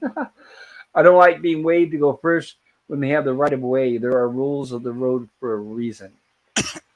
I agree. If everybody knows the rules of the road, then it works. But when you have people who don't know, who stop and let everybody else go when they don't know that they have the right of way, that sometimes is a pain. There are some very bad drivers out there for sure. Yeah. And I Derivative Jill says, if that seems out of left field, it is tangentially related to something Spidey said, which I agree with. And Stream Elton can kiss my butt because I don't care. So there we are, cut up on the chat. So now we will continue the movie. By the way, PvP, like I was mentioning earlier, I did not get a chance to watch this part, so feel free to, as I go through, to describe what's going on if you'd like. Sure. Okay. Well, they survived their adventure on the undersea ocean or whatever it actually was. So they wash up on the beach. They're exhausted. They doze off for a while, and then our baddie wakes up before they do, and he's looking for a meal. So guess what happens? Oh, Gertrude! No, say it isn't so. Yeah. He just eats a raw goose, just rips it apart. Doesn't defeather it or anything. Well, He's there's just the like, giveaway scene. So I guess they've already the bloody feathers, and he's like. So I guess they've already happy. established where I guess they ran out of food some time ago, right? Yeah, well, yeah, it seems like it. But I just want to mention the part earlier where they wanted Hans to put a bullet in his head.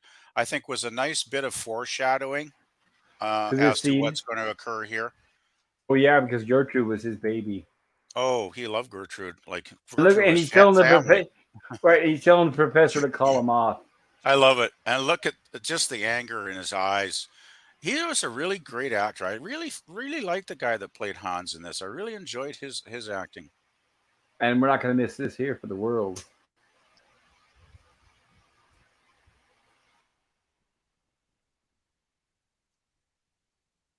Poor Han. And he calls them ingrates. What can you do without me? He says. I can show you the way out of But he this does realm get of away mine. for a few seconds here, but not for long. Aww. This So is in a other great words, scene. right, excellent for the script. The bad guy gets There his you go. comeuppance. Right, the bad guy gets his comeuppance without any of the Yeah. good guys having blood on their hands. Mm. But Hans still does get to choke him for a while, so that's fun. Right, he got a little bit of enjoyment out of it. Yeah. And by the way, another thing I like too is Hans is still alive. If this was a modern movie, he'd have been dead in the first 5 minutes. Right.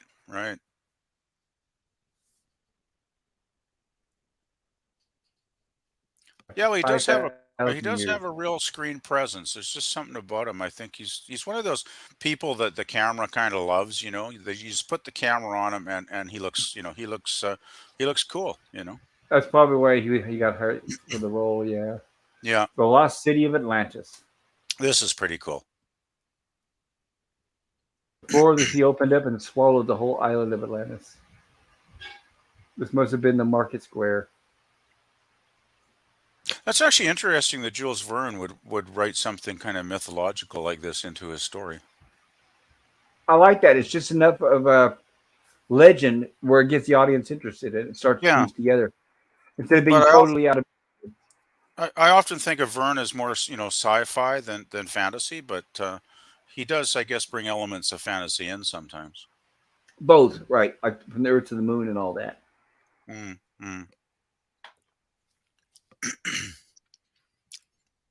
And there's still no food. Nope. How you doing, Nemesis? Oh, I'm, hanging in here. Oh, that's enthusiastic. Oh, how's Gorilla doing? Is he still snoring? Probably. Yeah. Yeah, Oh, he'll gosh. unmute when he wakes up, if he wakes up. Yikes. He gets comfortable and he's got a little heater by his feet, so. Well, we're getting pretty close to the end of the film now anyway, so. That was pretty cool. Serpentine isn't exactly a massive form of asbestos. And this is before they knew. This is before they knew asbestos was poisonous. Well, they actually knew. That's right. Even when they filmed the scene with Dorothy and Wizard of Oz, they knew the asbestos that they were dumping on her during the scene where she fell asleep outside the Emerald City. They use it. They often use asbestos in those days as fake snow, and they knew that it was bad. Did they care? No. I mean, come on. They were giving it. They were giving her uppers and everything else. So yeah, well, the asbestos was a big mining industry here in Canada, and they were still putting it in homes, up until the 1960s, and then they finally it got banned. But it's shocking how long the industry actually went for, because it wasn't until they were forced to remove it, right? Basically, right. All the people that died, and there's still a lot of old homes that have it. Yeah. Yeah, well, yeah. If I bought an older home, I definitely want to get it checked and have it removed if there was any found. Yep.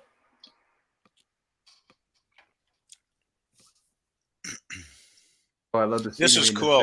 Where Arnie Sarkinson or whatever his name is, the fellow that ventured down here many years before, is pointing with his skeletal finger to the exit. That was like one-eyed. Like what is it? One-eyed Pete in the Goonies. Yeah. How do you know that was the exit if he broke his leg down there in the Lost City? Oh. Hey, Gorilla. Good to have you back, buddy. Back, Gorilla. This is what the pointing finger meant. This is the way out. They couldn't make it, but we can. I don't know why, but my favorite James Mason movie is Salem's Lot. Okay. He made a lot of movies, but I read an article once where he was not happy because he struggled throughout life to win an Academy Award and he never got it.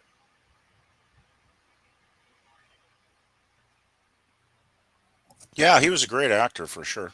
And he had a good voice, very distinguishable voice. Very, yeah. Well, Oh, we another got actor an, with a great presence on screen. yep, Oh, here we go. which they don't, right, which they don't have anymore. Now it's just about who looks good in a picture. Mm.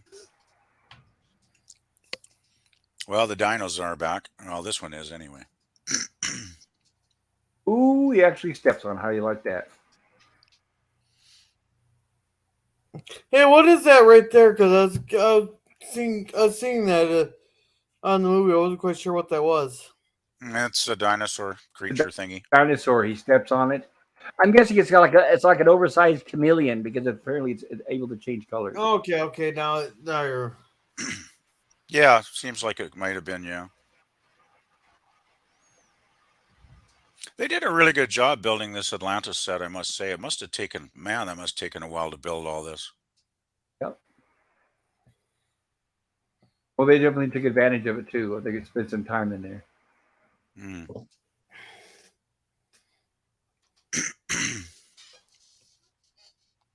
God, that's what James Mason looks like after weeks underground. Okay.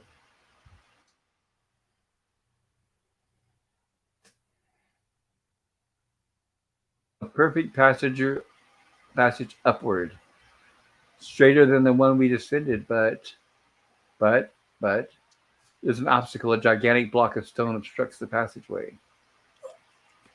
Hunt said only a landslide could ever move it. Hmm.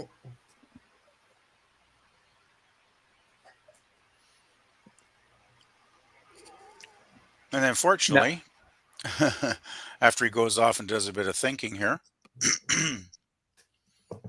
he realizes there's something they can do. All his hopes hadn't been so high. Mm. The haversack, Arnie Stockinson's haversack. Get it. If God is with us, then that gunpowder has kept its ginger over the years. We'll make that landslide ourselves.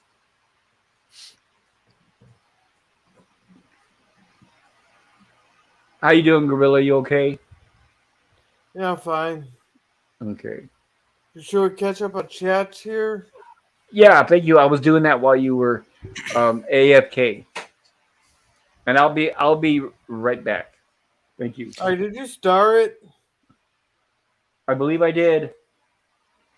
All right. Let me see here. Yes, I did with that derivative Jill. I'm looking for it here. Oh, okay.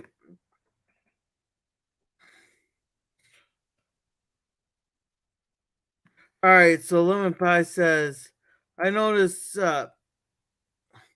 many drivers learn how to navigate a median. Oh, and Canadian says, agreed, anti-derivative Jill. In fact, even in Mexican towns with no traffic lights or even stop signs at intersections, the townspeople just seem to have an unspoken set of driving rules that they follow. And Commodore says, I might be doing a live stream this weekend. More details on Twitter. And Sean says, hello all driving, but love y'all. Blackster says it's a fibrous part of asbestos which causes the problems. Yeah, it clings to your lungs and it doesn't escape, so you suffocate eventually. Yeah, that's Skogly Jolt. Asbestosis. Damn mouse. There's Skogly's channel. Thumbs up to Canadian Spider-Man from Jill. Incredible.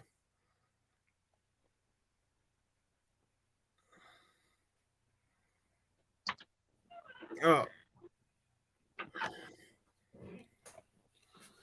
Plaster says Blur's bird is a troop name. Blue-tongued skink of an animal. iguanas were the Dimetron slurpers earlier.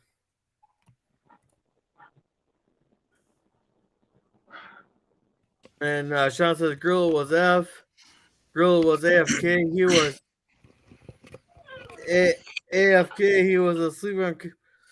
Sean, I would never do that. Never once. Not once. And John says, hey, Canadian Spider-Man, thanks for having me on last night. And Jill says, hi to Sean Connor, be safe. And Sean says, Jill, I am.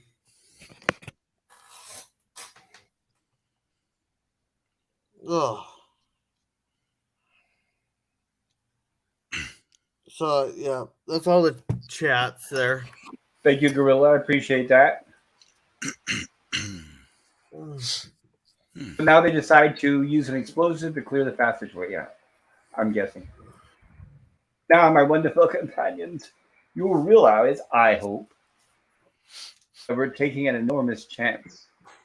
I just love how the underground is so well lit. But it's our only chance. I guarantee that this will blow up the obstructing rock. Whether the surrounding rocks will take the disturbance lightly, that I cannot guarantee. Let's get what protection we can into the altar stone.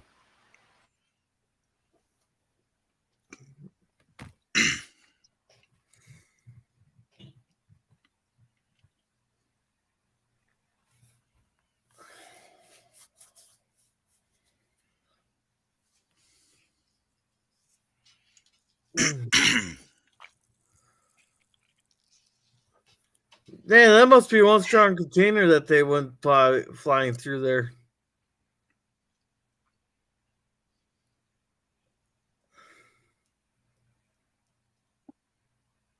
Hello? You with us, Pop? Oops, sorry about that, guys.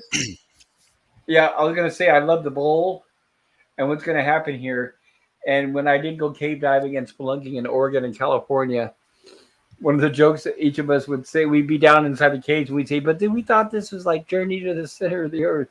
Where's all the camera, lights, action? Oh,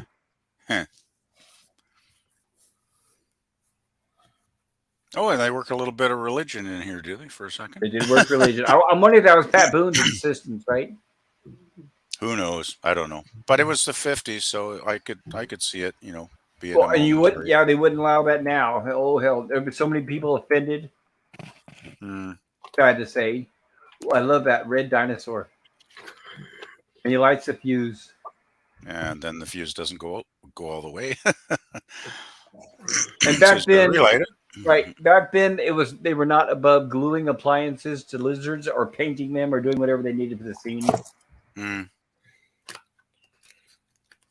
Well, there was no lizards union back in those days, I guess. So. Well, they did have a disclaimer for animals, but they always looked at. They didn't kill the lizards, but they did have this disclaimer. I heard somebody on a stream the other day saying that it didn't come about until like the 70s or 60s, but no, it actually had a disclaimer about harmful animals goes way back. Oh yeah. I don't know. Milo Notice didn't have a disclaimer. No, it did not. That movie came out of Japan, is why it wasn't. The disclaimer that we've seen before is because it's an American movie that goes through the MPA.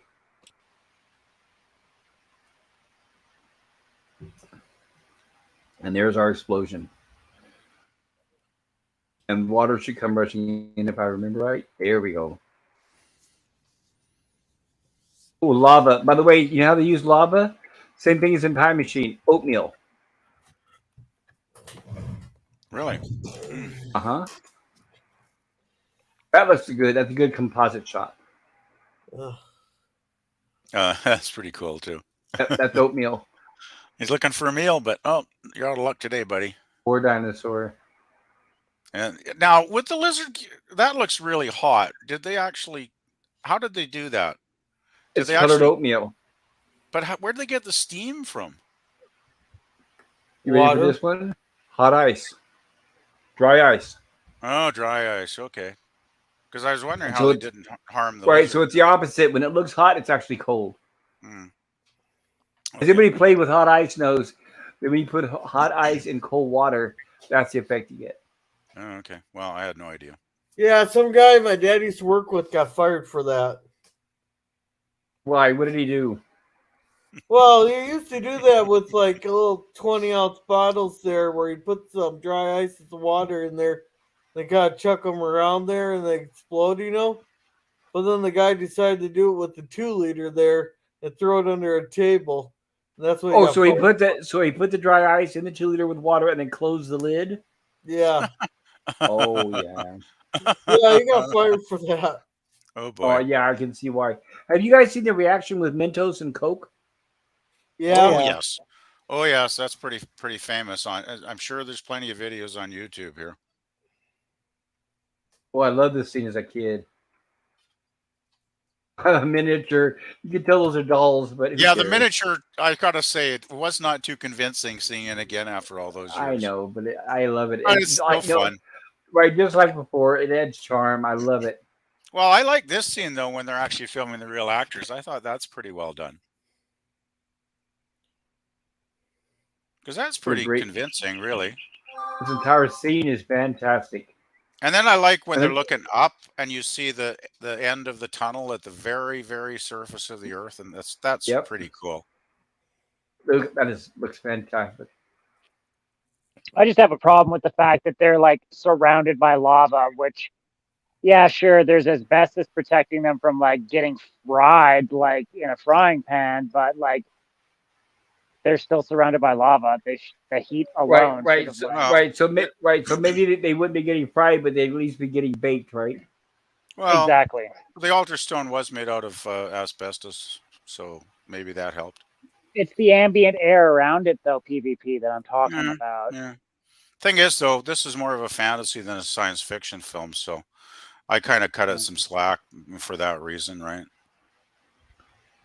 Rocks of I extraordinary I know. mean, size are being let's beat face out it. I into mean, the there's air. probably no underground Atlantis in the center of our Earth. So if I can buy that, I can buy the lava scene, right? So Right. I just have fun. I just think it's a Oh, fun film. That's all. I mean, Oh yeah, and this is good at the end with Pat Boone. This is pretty funny.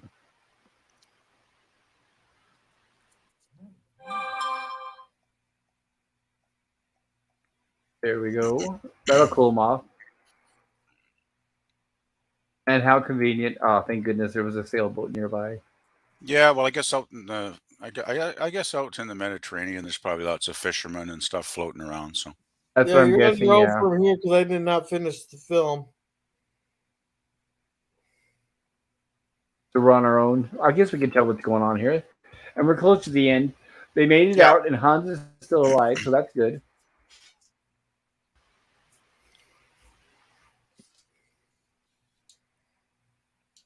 yeah, it's just Alec that hasn't shown up. And We're there he thinking, is. oh. And then we get this little bit of humorous stuff tacked on at the end here. Pants, ladies. This is pretty good. I wouldn't doubt that was. I wouldn't be surprised if that was asbestos. Yeah, probably, yeah. Or volcanic ash. We had Mount Well, St. Helens it was. erupt here, Yeah, but I'm and saying they're not going to film the movie, where a volcano's going off. So I'm guessing no, that it was probably asbestos. Here we go. this is good. Yeah, this is pretty funny. There's definitely jokes to be made about a naked man with a sheep, but I'll refrain today. Oh, I've heard plenty of jokes about him, but YouTube will get a little upset No, about I ain't gonna make any jokes about it. Oh, this is cool. Lots of extras. Wow.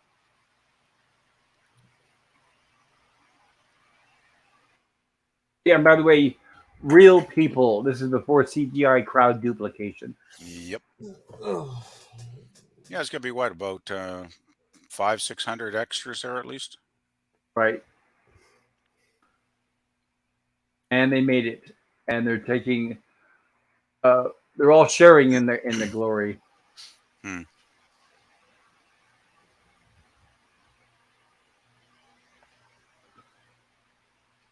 But he says if they're praised for successful scientists, I must disclaim that honor. No, no, a scientist who cannot prove what he has accomplished nothing. So basically, he's saying he has no evidence or proof of what they say, just like the first guy that they thought was crazy at the beginning of the movie. No, a The thing scientist who is, cannot prove. Go ahead. well, the thing is, though, they did, pop out of the top of a volcano, so that should be a little bit of proof that they were down there somewhere, right? Right, but remember now, all the fishermen know is that there were some people swimming around the water, and they pulled them into the Yeah, boat. yeah. I guess if they could have found the altar stone, if that might have been a little more evidence, but it sank, so yeah. And PvP, I pointed out earlier in the movie before you came along. Hmm. But do you know who the guy on the right is with the red? The fellow with the gray sideburns kind of thing. Yes. He looks very familiar, I must admit. But I Well, have not imagine looked him up. him. Picture him with Coke bottle glasses. He was Alfred in the Batman series from '66 with Adam West. Oh, you're kidding! Nope. Wow. Charles Napier. I That was yeah. Wow, I never would have placed him, even though I knew he looked familiar, and I figured I'd seen him in something before, And but his no, I voice, never yeah, would have. his voice. Wow, I never Well, would have he didn't placed get him. a lot to do in that series. Sad to say, there was a few times where they allowed him to shine, but not a lot. Yeah, well, he's a good actor. I mean, I guess he was never a major star or anything, but he was always good in the stuff he was in. Well, he was, and he went back way back before our. Well, this movie's before us, but before that even. And all the ladies are flocking around Pat Boone, except the fiance's not going to have any of that. Oh no, it happened in Edinburgh at our wedding. So they did get married. He was in such a hurry leaving the church, he fell down the steps and broke his Yeah, arm. yeah, You I poor thought that wee was bride, after all that that was waiting. that was great. Now, was Yeah. this after he said I do, or is this him trying to get away from the wedding? This And is then after she's he taking said we it back. do. And if I didn't know better, I said, well, that's the mother-in-law by that look on her face. And there's the kiss. Yeah. I'm taking the night train to London and then back to Stockholm. But you have a job. Oh, don't tell me you're going to pick up on her. She's a widow and her husband was murdered, remember? You don't think I can remember everything that happened alone? Oh, I see. Wait, you need is a widow. Oh, so she mentioned that what you need is a widow who can jog your memory and take dictation. I suppose I'm to report every day from 9 till 12, from 2 to 6. Oh. And what would Edinburgh say? One thing to spend one days and nights with a man under the earth. Oh, so in other words, as far as she's concerned, her husband's dead and buried. Another Yeah, she seems one. to she's gotten over it quite well, I must say. Right. She got over it the first 5 minutes. Another one under one roof in Scotland. Hey, marriage convenience, not out of love. Oh, I love it. The English language in these movies. They can't write like this anymore. Yeah, very, very well written. Yeah. Well, and it was written too to where, this isn't quite old English like they actually did speak it back in the day, but they tried to make it seem as close as possible. That the people back, by the way, the people back then were much more literate and better language than we are now. But now, if they Definitely. filmed a movie that took place back then, they would be talking in modern day slang and, oh, you go girl and all that kind of crap. So they Oh can't yeah. possibly write like this anymore. A lot of people talk. Well, the language has kind of gone down a level of children in a lot of ways, hasn't it? Oh, yes. Yes. When I read books that were written back in the 17th and 1800s, oh my God, the way their use of words, oh, There was such a it's thing sad. called diction back in those days. Yeah, it's so sad. There we go. Here's to the professor of geology, master of all natural history. So it's a happy ending. They both get the girl.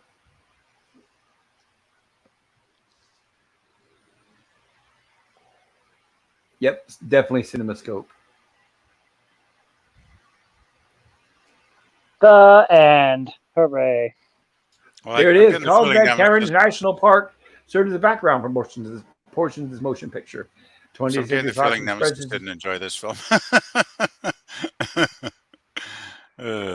Oh well, can't please everybody, I guess. Oh, that's okay. We had people in the chat who did like the movie, so That's how all movies are. None Yeah, of well, I them just have thought the I'd same take a taste. chance and put on something that maybe a lot of people even weren't ever aware of existed. So I thought, what the hell? Well, I will say I had a good time, so I appreciate it. This may be my last horror stream. I'm hoping I'm wrong, but What? I'm glad I Why? was I'm able to hoping make you're it. wrong. Why? You're Oh, not going to buddy. do the horror streams? I've got a lot going on after what happened today, so Mm. I'm going to try to not, for what I foresee happen, but the chips are lining up where I may not. Well, maybe just take a So, break for a month or two if you need to. the Yeah, problem Pops, is your health if is. I know it's easy Anyway, without having to say too much. If I don't go to work and I don't pay rent, I'm homeless as of the first. And if I go to That's not hospital, I good. can't work. Yeah. Right. So as it stands right now, Right. knowing Oh that well, I'm yeah, going into the hospital, I'm already going to start looking for homes for my dogs. yeah. Don't worry about entertaining us on the streams. Oh no, If I know that's no, I know, and that's not my concern. But it's just that I know, and I even spoke to the person that I pay rent to, and it's just a matter of fact that if I can't pay rent, I need to move out because so they can move someone in, oh shit. and Oh man, I don't have any family, so I don't know that's what I'm going to do at this point. But I'm mostly concerned about my dogs and hopefully finding a home for them because they're a family and they're very close. So I hope I don't have to oh separate them out. gosh. Yeah. But I don't want to drag you guys down. How are we doing on the chat, Gorilla? Oh, let's catch up on it here. Thank you, Gorilla. We're almost done. Yeah. Sean says anti-derivative Jill. I am. And Yes, then you are. Jill's accusing me of pulling a Sleep Will Pray 5 here. Also, did Oh, you have a nice nap, Gorilla? I don't know which point I dozed off there. It must have been right before the mushroom thing, then the ocean thing. I couldn't have been out that long. you're fine, Gorilla. It was just a few minutes. Oh, okay, because it's getting kind of like a rough day there. I was going good, then all of a sudden it's like, you're like, oh, you're back. Oh, what? Oh well, that's no worries. yeah, man. Besides, listening to you snore for a minute or two was quite entertaining, Gorilla. So don't worry I about don't it. snore. I dream of. Hey! I don't snore. I dream of a motorcycle. Oh, there you go. Okay, I stand Yeah. corrected. Yeah. Sean says, "Hope Oh, you're that doing explains the well, motor sound I heard. Well, that's it. Okay. Sean says, "I hope you're doing well, Pop." Thank And you. if you want more motorcycle sound effects, here's my channel. All right. There you go. All right. Yeah. Hungry says, Oh boy. "Hey guys, just woke up from a nap after Jill's stream."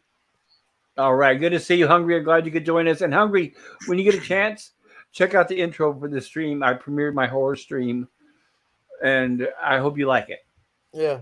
And Jill says, "I hope you had more sleep than a nap, Hungry." Here is Oh, yeah. Nemesis. Hungry never gets any sleep. I see him on Twitter. Oh, poor guy. Yeah. Here's Nemesis's channel. Then Hungry says, LMAO at Jill. Thank you. At least Red Jack didn't invade my body. And Jill says, good news. Hungry says, LMAO. And then, I lost where I was at. Lamau. I'll see if I can help you. Yeah, I lost where I was at. I'm looking. There it is. And I'll even star it. So there we go. Hungry for UFO to never suffer reboot says dry ice can cause horrid burns on unprotected skin. Yikes. Absolutely it can. Do not touch it directly with skin, kids. Yeah, and that's why he got fired. All right, Lemon Pie says, hello, Hungry. Jill says, it's good in a Warp Core Breach mixed drink, however. I've been wanting to try it, but nobody has the right ingredients. And Hungry says, Anti-Derivative Jill, I'm sure you'd agree that this film was more a sci-fi film than Crying in High School Corridors fake sci-fi flick. Definitely not the CW here, guys. And Hungry says, hola, dear citrus to scurvy preventer. Jill says, of course, it's the 1800s sci-fi, absolutely amazing, and the first to have imaginations of future technology and society discovery. I completely agree. I love it. Here is Hungry's channel. And Plaxer says, I'm ready for my scene, Mr. DeVoe. That's actually, I'm ready for my close up, Mr. DeVille, from Yeah. Sunset Boulevard. Yeah, Well, that's Gloria Swanson, right? great scene. Yeah. Yeah, Sean says, no sheep jokes until a furry kid shows up and asks me, where his dad is. Oh God. Hunger says this film had a bunch of good stuff that allowed families to watch together and encourage kids to ask parents science questions with innocent humor. I agree, yes. I Without guarantee having to you have that awkward questions, right? That's the whole thing. Is now they're shoving in their message to where it's awkward, and you don't want to show things in front of your kids. Otherwise, they're going to have uncomfortable questions. yeah, What do they mean, them they? I mean, what is that, Mama? It's like no, Yeah, really. curse on Oh. Disney. Ugh. Yeah, no, Disney's. my I kid don't wouldn't know. watch this year. I can tell you that. That was a good way to make a joke about without making a joke about it. Well done, PvP. Yep, there you go. And Hunger's laughing at PvP, or I should say with PvP. Plexer says Cecilia B. DeMol with the wide shots and armies of extras in epic pictures. That's right. He actually shot Ten Commandments in Egypt with that sand and thousands of extras. That's when you had class. He had, when he was scouting out locations for the Ten Commandments, he climbed the pyramid, had a heart attack, and just Oh God. he had a heart attack while Wow. climbing one of the pyramids, and then just climbed back down. Yeah. Well, talk about dedication, eh? Yeah. Dedication. Hungry says, Wow. "Oh, that Floxerd." PvP says, "Jill, thank you, Jill. Glad you enjoyed." Hungry says, "In the old days, that mother-in-law would be called Battle Axe." LOL. Yes, that is true. I guess you Hungry can't say says, that anymore. "Yeah." Hungry says, "Happy birthday, PvP." The Scurvy Preventer says, "The old Battle Axe." The old battle axe. PvP says, glad you enjoyed it. I just couldn't resist. Was too obsessed to ignore it. Too obvious to ignore it. Therefore, the language is quaint. Yes, I agree. Here's Sean Carter's channel. Yes, check out Sean's channel, everybody. Excellent model work. Then that's a syntax. As PvP says, thank you to Hungry. Hungry says, of course, when we saw this as a kid, we were taught the grammar cursive writing too. LOL. Oh yeah. Will says, I was taught cursive. I don't know what this cursive you guys speak of is. Yeah, it's a shame they don't teach cursive. They don't teach until time, any of that anymore. But guess what? They'll teach when you need to be mutilated and change genders. But I don't want to go there. Yeah, Hungry says studies indicate learning cursive are conductive to cognitive development. Yes, that is true. And Hungry says, sorry to hear this, pop culture. Thank you, Hungry Boy. Says, is conductive. Conducive. I will check it out. I guarantee most teachers these days, at least the ones in California, they would say conducive. What's that? Here's Jim Landscape's channel.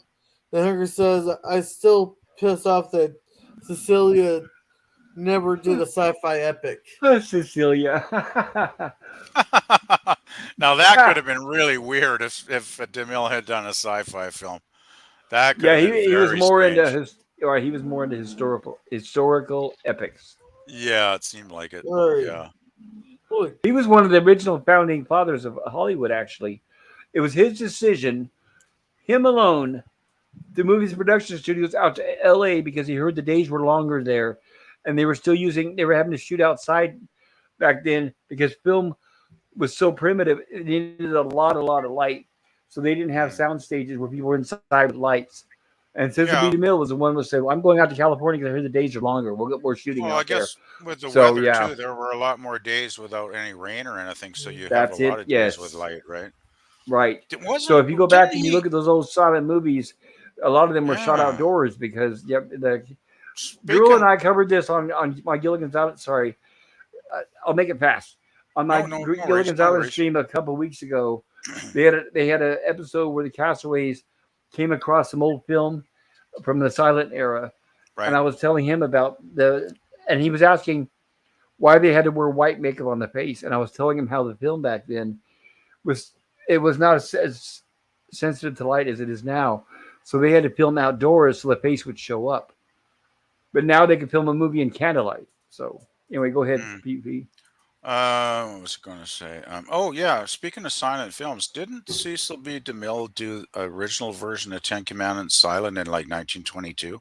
1925, I think. Yeah. 25? Okay. Right. But So the 58 version is a remake. yeah, so he did film it twice then. Okay, I figured he did. Right. Here's what's interesting: is he filmed it here in California, and some of the props that he built, like for the sphinxes and stuff, instead of hauling them away after shooting, they just buried them with sand, and they're still out there. Oh, you're kidding. Nope. I'm surprised nobody's dug those up. Those props. They have. They have. That's how I heard about it. People go out there and find out some of these. They find some of those old props. You'd think those usually, props could be worth some good money to collectors, right? Well, they probably would, but I think they're in national parks now, so where you can't disturb them. Oh, but it's interesting because Hollywood is mostly known for destroying sets and everything as soon as the movie was over because they did not want anybody to reuse it. I suppose. And for example, Planet of the Apes. Oh, I love it. They built pretty much an entire city for the apes there, right there on the same location. They later filmed MASH just a couple of years later, but they tore the whole thing down. Wow. Right there in Malibu Park, yeah. It's interesting though. Some of the big studios would save a lot of their props and like warehouse them. I remember because they did it for other movies that made by them, but they didn't want other studios to come in and use them. The thing is though, Pop, I do remember like a lot of 60s TV shows and stuff like that would be filmed at like MGM, like Man from U.N.C.L.E. or wherever, and they would obviously be reusing sets and street the fake street scenes and stuff that still existed. Well, just like Star Trek, like with an episode like Muri, for instance, right? That was all shot on a studio backlot that it probably existed for years, right? Well, right, and not only that though, but like Star Trek, like you said, the reason why that worked is because Star Trek and, for example, Andy Griffith were both under the same studio, so that's why they were able to use Andy Griffith locations. Yeah. But if they heard that another studio wanted to move in and use it, that's when they would destroy it.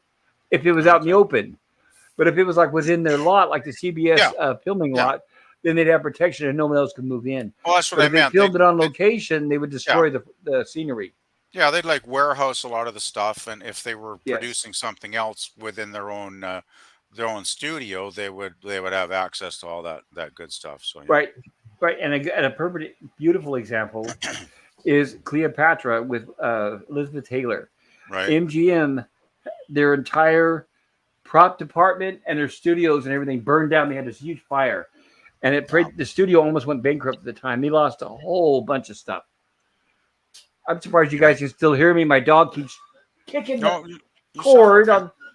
My dog keeps kicking the cord on my laptop, and I have to keep moving them away. What is it with the cord? There must be. Does it smell good or something? Like the dog must. No, he wants to get. He wants to get close to me.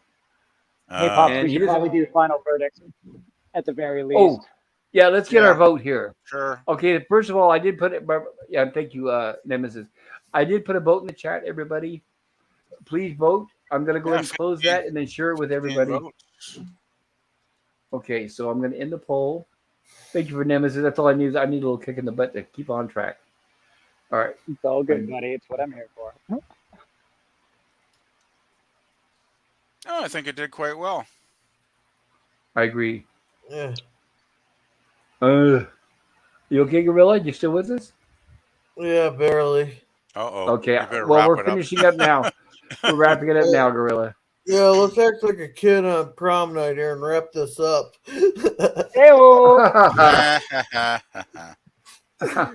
What grade would you give Journey to the Center of the Earth? Well, A plus to A minus gives it 46%. B plus to B minus 33%. C plus to C minus 20%. And well, good bit of good news is nobody gave it an F. And I like that. And by the way, everybody, thank you. Vote? I know you forgot to vote again, Gorilla. But I appreciate everybody for your honesty. And I hope you enjoyed the stream. I know it went on a little long and a little off topic sometimes. Wait, but the whole point is to entertain. Yeah. Are we going to give our votes? Oh yeah, Yeah, I that's what I hope was so. just going to do here.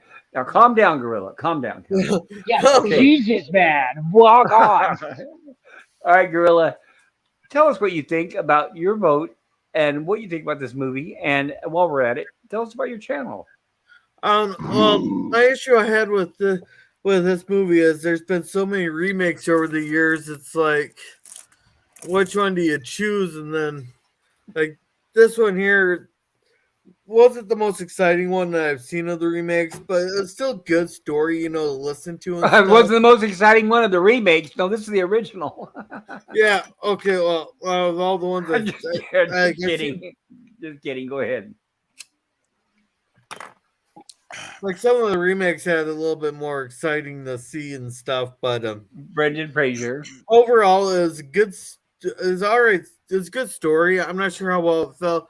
It followed the actual book. It's been so long since I actually watched or listened or read the book and stuff. But I'm gonna be nice with this because it is original. You gotta give it a break for the blue screens and stuff because of the 50s and stuff. I'm gonna give it a C plus. Oh, very cool. But overall, it's like we kind of fast forward through this movie here, and I've had a few issues here and there, which I mentioned. I don't And then, remember fast forwarding. I just kind of kept along at a good pace. I never fast forwarded. oh, you know what I mean. Right, you're fine. All right. For my channel, I'm gonna have a bunch of shorts coming up there. Tomorrow it's 5 days to midnight. I got the thumbnail made for that. I'll put it up in the Twitter stream thing here tomorrow morning. It won't be the night, I tell you that. Then there's no Walton's review this week. No Babylon 5 because I got too many birthday parties. Sunday we are watching the Goonies. There. All right. That's about it. Yeah, it's movie every Sunday. Babylon 5 most Saturdays. Relative reviews Fridays. Then short season movie or short series shows on Wednesday. Watch parties. Nice. I highly recommend it. Gorilla's channel, everybody. As you could tell, he has quite the variety out there. He's very entertaining. Oh, there's a reason it's random thoughts. Exactly. Which makes it original and unexpected. And I really appreciate that, Gorilla. And by the way, thank you for helping me out tonight. Yes, yeah. Sorry, apologize for falling asleep. It's been a long day. Oh no. PvP, you're a great guy. I love it, and you no need to apologize. I'm Gorilla. I was just looking at PvP. Sorry, but I mean Gorilla. Yeah, PvP. Though I will say though, my shoulder's feeling a lot better here after the first was it hour that stream there. My shoulder's feeling a lot better. Oh, there you go. Alcohol sometimes does that, doesn't it? What did you do to your shoulder, man? Yank, yank, yank, yank, yank, yank, yank, you fucking piece of shit. Why don't you start? Yank, yank, yank. Wait. Now, this is a rated R stream. This is a rated R stream, Gorilla. It was the lawnmower. Okay, I got it. Yeah, eventually I broke down, and bought a new one, and then those damn apparently. Did you check the spark plug? Did you check the spark plug? Yeah, it could be the spark plug, man. Yeah. I think there's so much issues with that lawnmower from sitting over the winter. I'm just gonna fuck it. I bought one with a battery. Electric. Okay. Yeah. Okay. Well, those are okay, but I remember when I was a kid, a neighbor had an electric one, and my mom borrowed it, and it vibrated where it would drain all the blood out of my arms. It was very painful. I hated that electric one. Oh, this one here for the two swaths that I get it running before the battery died. They ran pretty damn smooth. Good. Now, well, I'm sure there's been a lot of technology improvements since I was young. Yeah, the gas ones there, those things, that thing vibrates like crazy. Nice. Good to see it on Canadians. God, I remember using the manual old push mower with no motor, and it's like, oh, I can't describe what those. My grandfather had one of those, and I used to go over and mow their lawn with it for some years when I was a kid, and no motor, just a manual rotary lawnmower thingy, and right. It's like a cylinder of blades, right? Yeah, you got a real workout pushing one of those around for an hour, I'll tell you. But Maybe I yeah, should get one for my kid. but they lasted forever because they didn't Oh, have of a motor, course. right? Yeah, they probably had it. I don't know. Like they probably had the thing like 60 years or something. Yep, You as know. long as you keep it lubricated, it would last forever and sharpened. Oh, it was great. Yeah, but it was heavy as hell, and boy, Oh yeah. your arms would be tired by the time you finish mowing the lawn. Well, you're a growing kid, so you need to work out. I guess that's how Well, I it always kept you looked in. at it. Yeah, that's why people were in better shape back then. They had to work harder, right? That's You right. know. We didn't sit down and play video games all day, right? That's right. Oh, PvP, sorry tell us. for improving technology. Yep, yep. Yeah. PvP. What's your grade for this movie? And tell us about Well, your channel. uh, By the I, way, I, once again, everybody, happy birthday to PvP. So oh, my thank you. question is to the birthday boy. So, Thanks, what do you think everybody. about the movie, and what do you think, and your channel? I ended up. I hadn't seen it probably in 20 or 30 years, so it was kind of fun, revisiting it.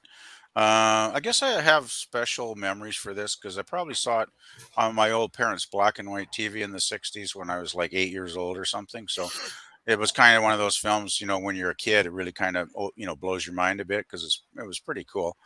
And I ended up giving it an A minus, probably partly sentimental, but I do think it's a really good film that still holds up. For a 1950s film, I think the special effects are pretty good. I really think the strongest point is the cast, because I think the cast is very solid. And I do like, I know probably for some people it was a pain, but I kind of enjoyed the deliberate, slower pacing, that kind of just let the story unfold at, a relaxed pace without rushing any of the plot points and letting the story develop as well as the characters develop, the character interaction, and, the scenario of what was actually going on between the various groups and so, yeah, that's why I like it so much. I just think it's a really well written film, good writing, good acting. Of course, it's not perfect. That's why I give it an A minus because there are many films I enjoy more, but still, I guess it's kind of got a soft spot in my heart. So yeah, I like this one a lot. And anyway, that's probably all I need to say about the film.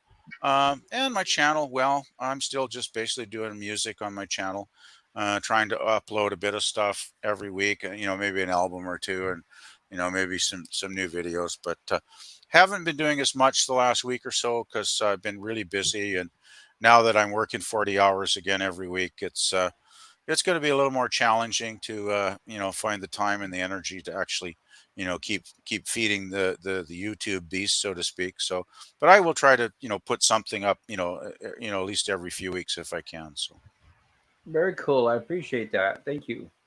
you're And I welcome. was gonna say Nemesis of Eden. There he is. There's my buddy Nemesis of Eden. Oh, by the way, I just want to mention I hope you enjoyed my little under thing there under the PvP.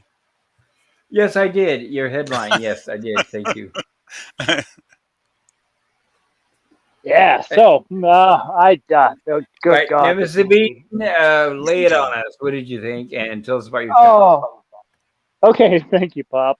This movie did not need to be 2 hours long. This was a slog to get through. It was really boring. Like, I understand and appreciate it for what it is. Like, it's the start, it's the fundamentals, right? Like, I get that they didn't have the budget, even though there was quite a budget to it, but still, like, it was tedious.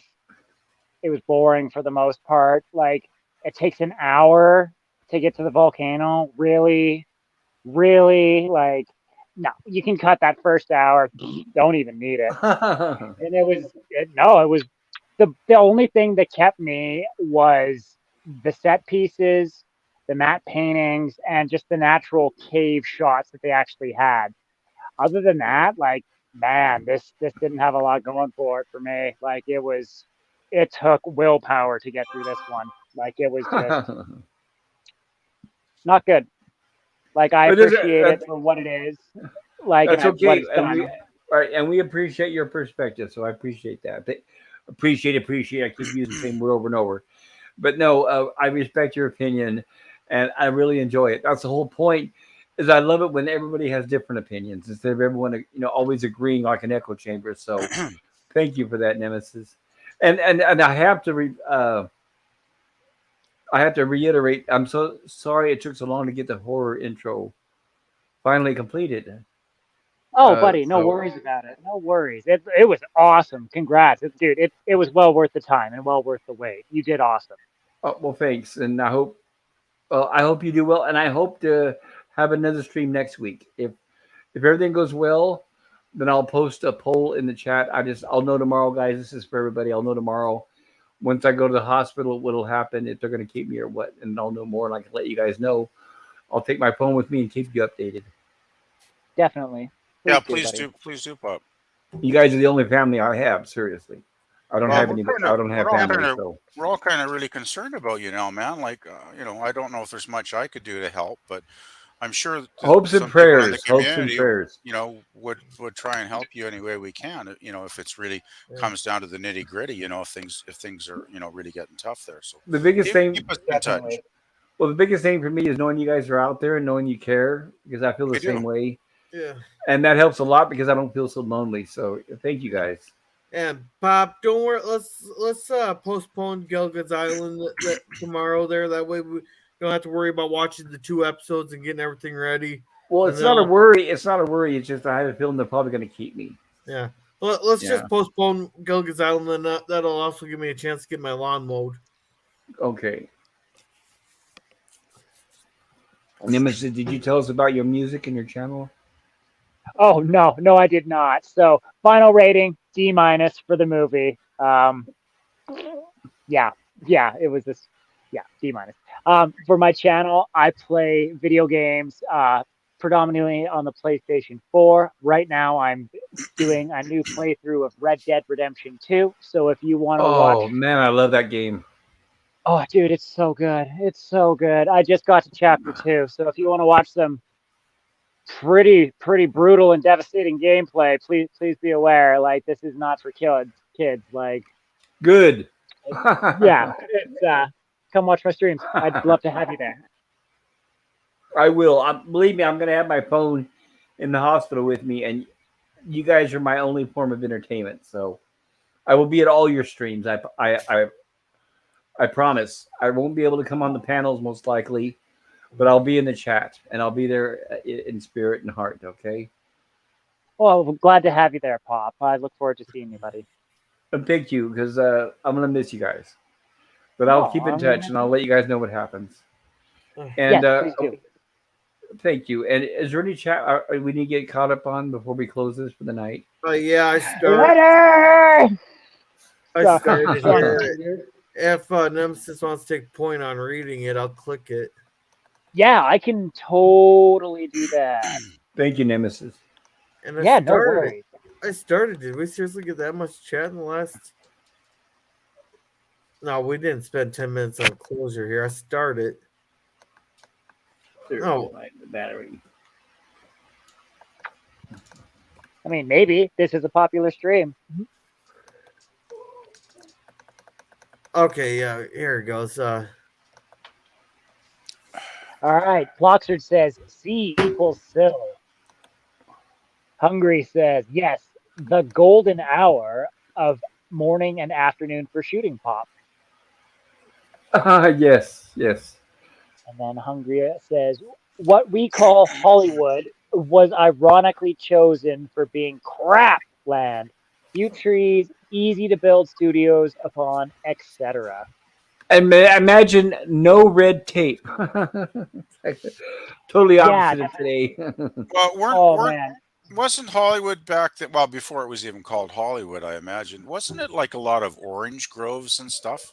It was all farmland, orange groves, flatland. Yeah. So they probably bought it up, I guess fairly cheap back then. Relatively cheap, right? Yeah. Hal Roach Studios, Max Sennett Studios, all that. They bought everything up. Yeah. Very, very smart business move by the the founders of Hollywood, for sure. Definitely.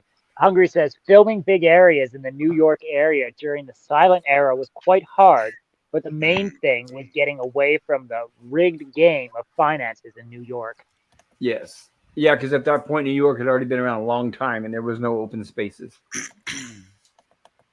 Sean Carter says, there are still a couple of items at the MASH site in Malibu, an ambulance and a truck, and they've really cleaned it up and put some nice signs and pictures up. Yeah, I've seen that.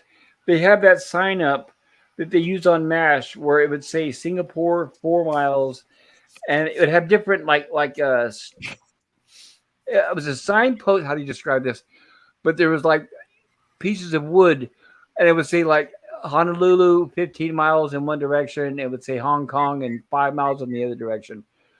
So yeah, they have a few, Yeah, and the rest of that'll basically. be. Yeah, I had a bunch of destinations with the mileage pointing off in different directions, basically. Right. It was shown very often in the series. Yeah, it did. It did show up. Yeah, for sure.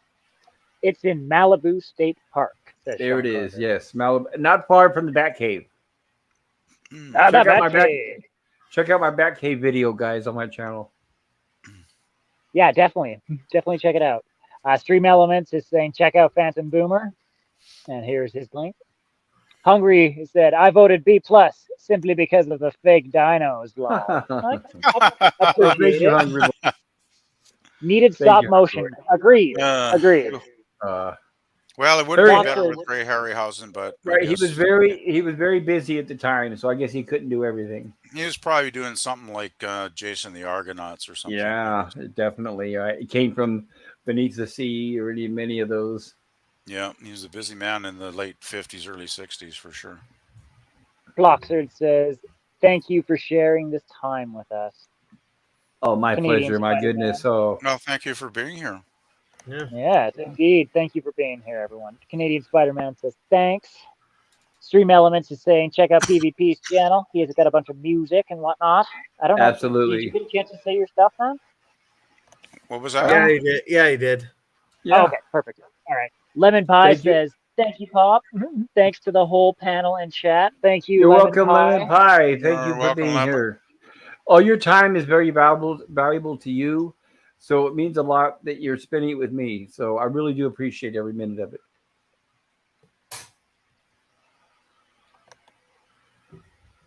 Hungry says, hola, Spidey, at Canadian Spider-Man. Lemon Pie says, for showing up and making it fun. Thank you. Hungry says, by the way, thanks for all the salient points and top shelf jokes at Floxard. You are a gotta love chat Ploxard. star. Absolutely, gotta love hyperbole. Ploxard. Yeah, and for sure.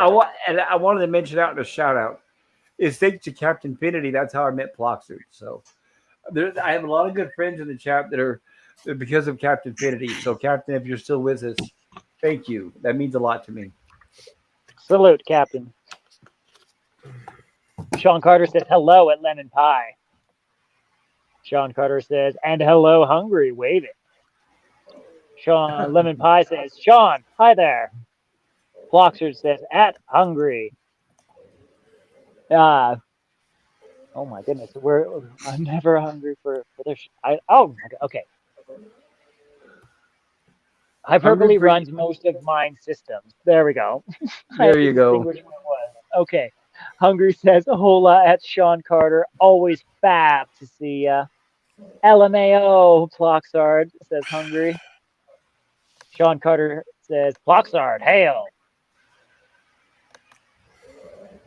Ploxard says, hail at Sean Carter. Oh, I love everybody saying hello to each other. That's fantastic. Lemon Pie says, Gorilla is kind of bananas. Yeah, he is, but we love him for that. Yeah.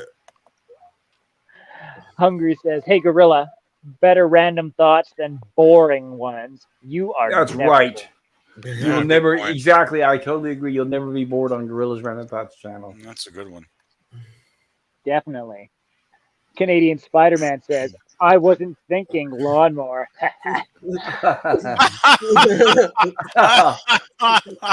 Oh boy.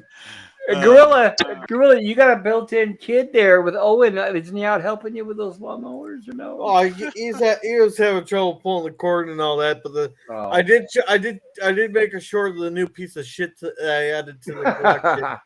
Well, give him a year or two, and he'll be ready to help you Well, out this there. new one here, you just press the button and pull the cord, and it should start right up. But you gotta keep the batteries Ooh, charged. automatic ignition, nice. I'm surprised it doesn't have cruise control. No, One this one day. here just pushes so easily. You don't need self-propelled. Wow. That's Must the be way nice. to do it. Canadian wanna- Spider-Man. I just want to Go ahead. mention, I think Spidey's joke there topped my sheep joke earlier.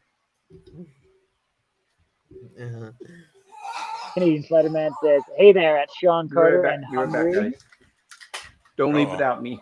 Uh-oh. Oh, we won't leave without you, buddy. Sean Carter Yeah, says, well, "Canadian you're the Spider-Man. stream later, so we won't. Thanks for letting me on the stream last night. Definitely, PvP, definitely.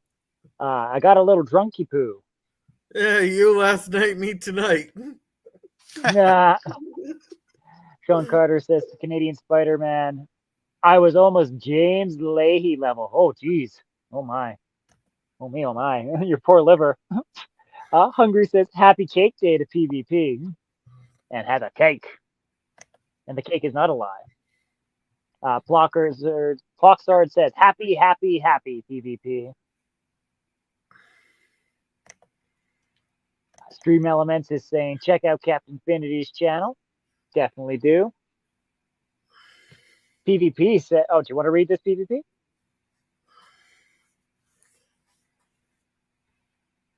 Nay? Okay.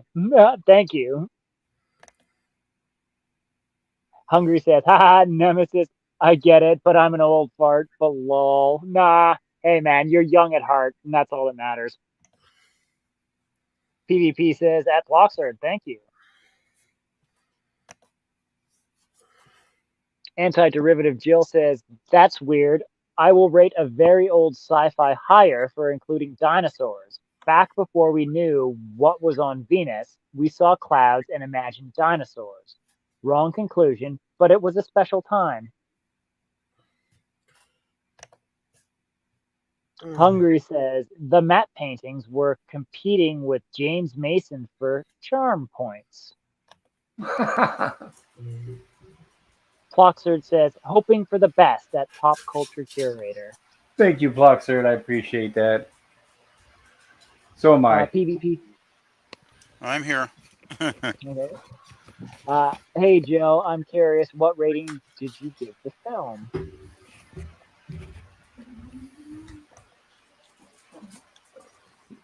Hope so. Lemon About pie timed says- out lemon. And lemon pie, I will. As soon as I find out tomorrow, I'm going to give it another try. And as soon as I find out, I will let you guys know. Hungry says, "LMAO," had anti-derivative Jill. "Too true. When Pop and I were kids, we didn't know about Venetian acidic environmental stuff." That's okay. That's totally true. Anti-derivative Jill says, "I can't. I haven't seen it. But like Nemesis said, I've seen the parodies and other retellings of this story. The ideals of Jules Verne, I give an A+. And I Oh, would yeah. agree, Jill. Well, For sure. I'm gonna stipulate without Jules Verne, we would not have Star Trek, because like we've said, Jules Verne was the pioneer of sci-fi, and without sci-fi, we wouldn't have Star Trek. I mean, the whole for thing sure. about Jules Verne was exploration into the unknown or the final frontier. That's Jules Verne right there, straight up. Oh, Jules Verne invented so many sci-fi tropes. It's kind of unreal, really. Oh yeah. He was a man man. very far ahead of his time. I Yeah, love yeah. I love how in Back to the Future, how Doc Brown names his two sons Jules and Verne. I thought, oh, perfect. That's cool. Well, let's face it. How many guys are we talking about all these years later that are still relevant? Yep, exactly. You know? Yeah. Well, what you mean? We're not going to be talking about She-Hulk Rider 200 years from now? I have doubts. Well, I won't be talking about it. That's for sure. My birthdays are getting too high a number for me to last that long. So. So Hungry says, "Bloody hospitals are like Stalag 13 at Pop Culture Curator. All doctors are Colonel Clink." I thought they were Nurse Ratchet. No, I wish. Oh, dude. I wish. That's just as bad, probably. Right, I would. And then, go ahead, Pop. excuse me, I would equate them to. I'm sorry, my mind's not working where it should, but the Gestapo. That's it. The Gestapo, where you never know who you're going to meet next. It could be Colonel Klink. It could be General Hofstetter. You don't know. I wish it was Nurse Ratched. Well, I guess then you'd have something to look at, right? Oh yeah, Yeah. right. All the doctors and nurses are all women, and they're all good looking. No, No. but I'm not sexist. No. I don't care as long as they're knowledgeable. They do their job, and they don't treat you like shit. I don't care if they're man or Exactly. woman. I don't care. And then Sean Carter says to me, Lenny! Okay, is that your real name? No, it's from Red Dead 2. There's a mission where you get just absolutely hammered, and you have to find Lenny in the bar, and Oh, you God. scream Lenny. Well, that It's- sounds very entertaining, I must say. Well, the game is. Oh, PvP. It's a really good story, man. If you Right, get a chance, stop by. I've Right, heard of the PV game. Yeah, I've heard of the game. I just Okay. I'm not a huge gamer, so I haven't checked a lot of Right, gaming but stuff PvP, out, it's made by the same people who make Grand Theft Auto. So imagine that set in the Western days, where it's like a story where you're Oh. absorbed and involved as a cowboy, and you Actually, go through all hold these on. different adventures. Now you're triggering my memories here because I think I actually did download it onto my desktop here like a year ago. Yeah, I've got the first one, Red Dead Online. I've got that game Yeah. right on my computer here, which I did play like for a little while, maybe 2 years ago when I first downloaded it, and it was pretty good. It was like pretty rock and roll kind of killer cowboys, right? Right, but Oh, my yeah. problem is I love the game, but my problem is as soon as I go online, I get ambushed by a group of kids that Oh, were all crap. ganging together, and they would shoot people as soon as they logged in. So my online experience was very limited. And I gave up because I didn't think that was fair. So But can you have a that's team? online. You can have a team with you though, right? If you got friends. If you know enough people, and you can say, okay, all six of us, let's log in at the same time. That's what you got to That's do. how I. Right, there used to be an old game that I used to play called Unreal Tournament, and that's what Yeah. we used to do is we would log in and as a team. But by the time I was playing Red Dead Redemption, it was just me. So I would log in and get ambushed by a bunch of people, and then I wouldn't Yeah. even last not even 5 seconds. That's not fun. Yeah. Yeah, you got to get some good teammates and log in together and then go kick the other guys. Well, and what those people don't realize is when you're killing people off as soon as they appear in the game, there's no challenge and there's no fun. And you'll never meet anybody new. Well, these people aren't about fun though. They're probably just about winning all the time, right? They are. Yeah. Spawn campers aren't about like making friends. These are just toxic players. They get off on it. It's like, haha, oh, boom. Oh, look, he's loading in again. Oh, boom. Oh, here he is. Oh, Yep. boom. Right. Right. It's like for me, it's like, what's the point? There's no social experience here. You might as well just None. go read a book or something. Right. Like, and it discourages us from playing online to where they don't realize it, but they're never going to meet anybody new. Nobody new is going to come in because they're going to give up and turn out. And that's what I did. They probably got their little circle of friends, their little echo chamber, and that's all they care about, right? That's Right, where they're I like- like to right, call it they're like- Duty, where you got the random spawns, or you can pick your spawn point. Right, but a lot of them, I imagine, you can tell by their attitudes, they're like anywhere between 9 and 14 years old, so they don't know. Yeah, you're not going to get a lot of maturity from most people that age, I guess. No, and if it was me, I know it's a little old fashioned, but I'd want to get online and meet new people. Say hello, how you doing? My name is so and so. I'm from so and so. Hey, let's form a posse, and then go on an adventure together. All that is totally out of their comprehension. Yeah, that'd be great. Like I actually did when I first got my computer here like 3 years ago. It's a gaming computer, and I used to go online and play Fortnite all the time, right? And I did meet people on there that I used to go on and team up with every once in a while, and it was a lot of fun. But you know how it is. After a while, people drift off, and you lose touch with them, and Yeah, it So happens.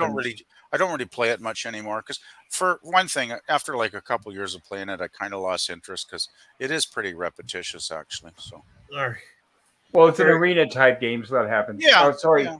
Sorry, go ahead, Gorilla. Oh, nothing. I was gonna say. Yeah. Right. I still got a I few was gonna. chats. Yeah, I do want to wrap this up, everybody. I want to give credit to Gorilla because for him, it's.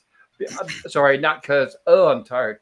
Because for Gorilla, it is 2 hours later than me, which means it is now midnight. Yeah, it's And getting so late it now. is for a lot of you guys, and that you all have to work tomorrow. So I do Yep. want to wrap this up now. Yeah, let's finish up this chat. Yeah, Last few let's go chats for it. here. All right. That's a trooper, Gorilla. Thank you. Yeah, thank Yeah, you, man. Gorilla. Glad you're hanging in there, man. Yeah. So PvP says, at Anti-Derivative Jill, we'll hope you watch someday, Jill. It's slow-paced, but I find it an interesting film. Anti-Derivative Jill says, stay positive if you can, pop culture. The less stress you incur, the better. One step at a time. Definitely keep us posted. I was driving a rental car. I'm using a rental car for work, and when I had the problem, I accidentally bonked the rental car. It hurts, and they're probably not going to rent me another car now. So Yeah. Well, I'll you see what can't help happens. if you had a medical condition, a medical But, episode. but they don't care about that stuff. All they care about is who costs what money. Yeah. I wish they had sympathy, but insurance companies don't, unfortunately. It sounds like you had one of those really bad days, Pop. I gotta say. Yeah. Yeah. But it could be Foxhole- worse. It could be worse. I could not be here talking to you guys at all, right?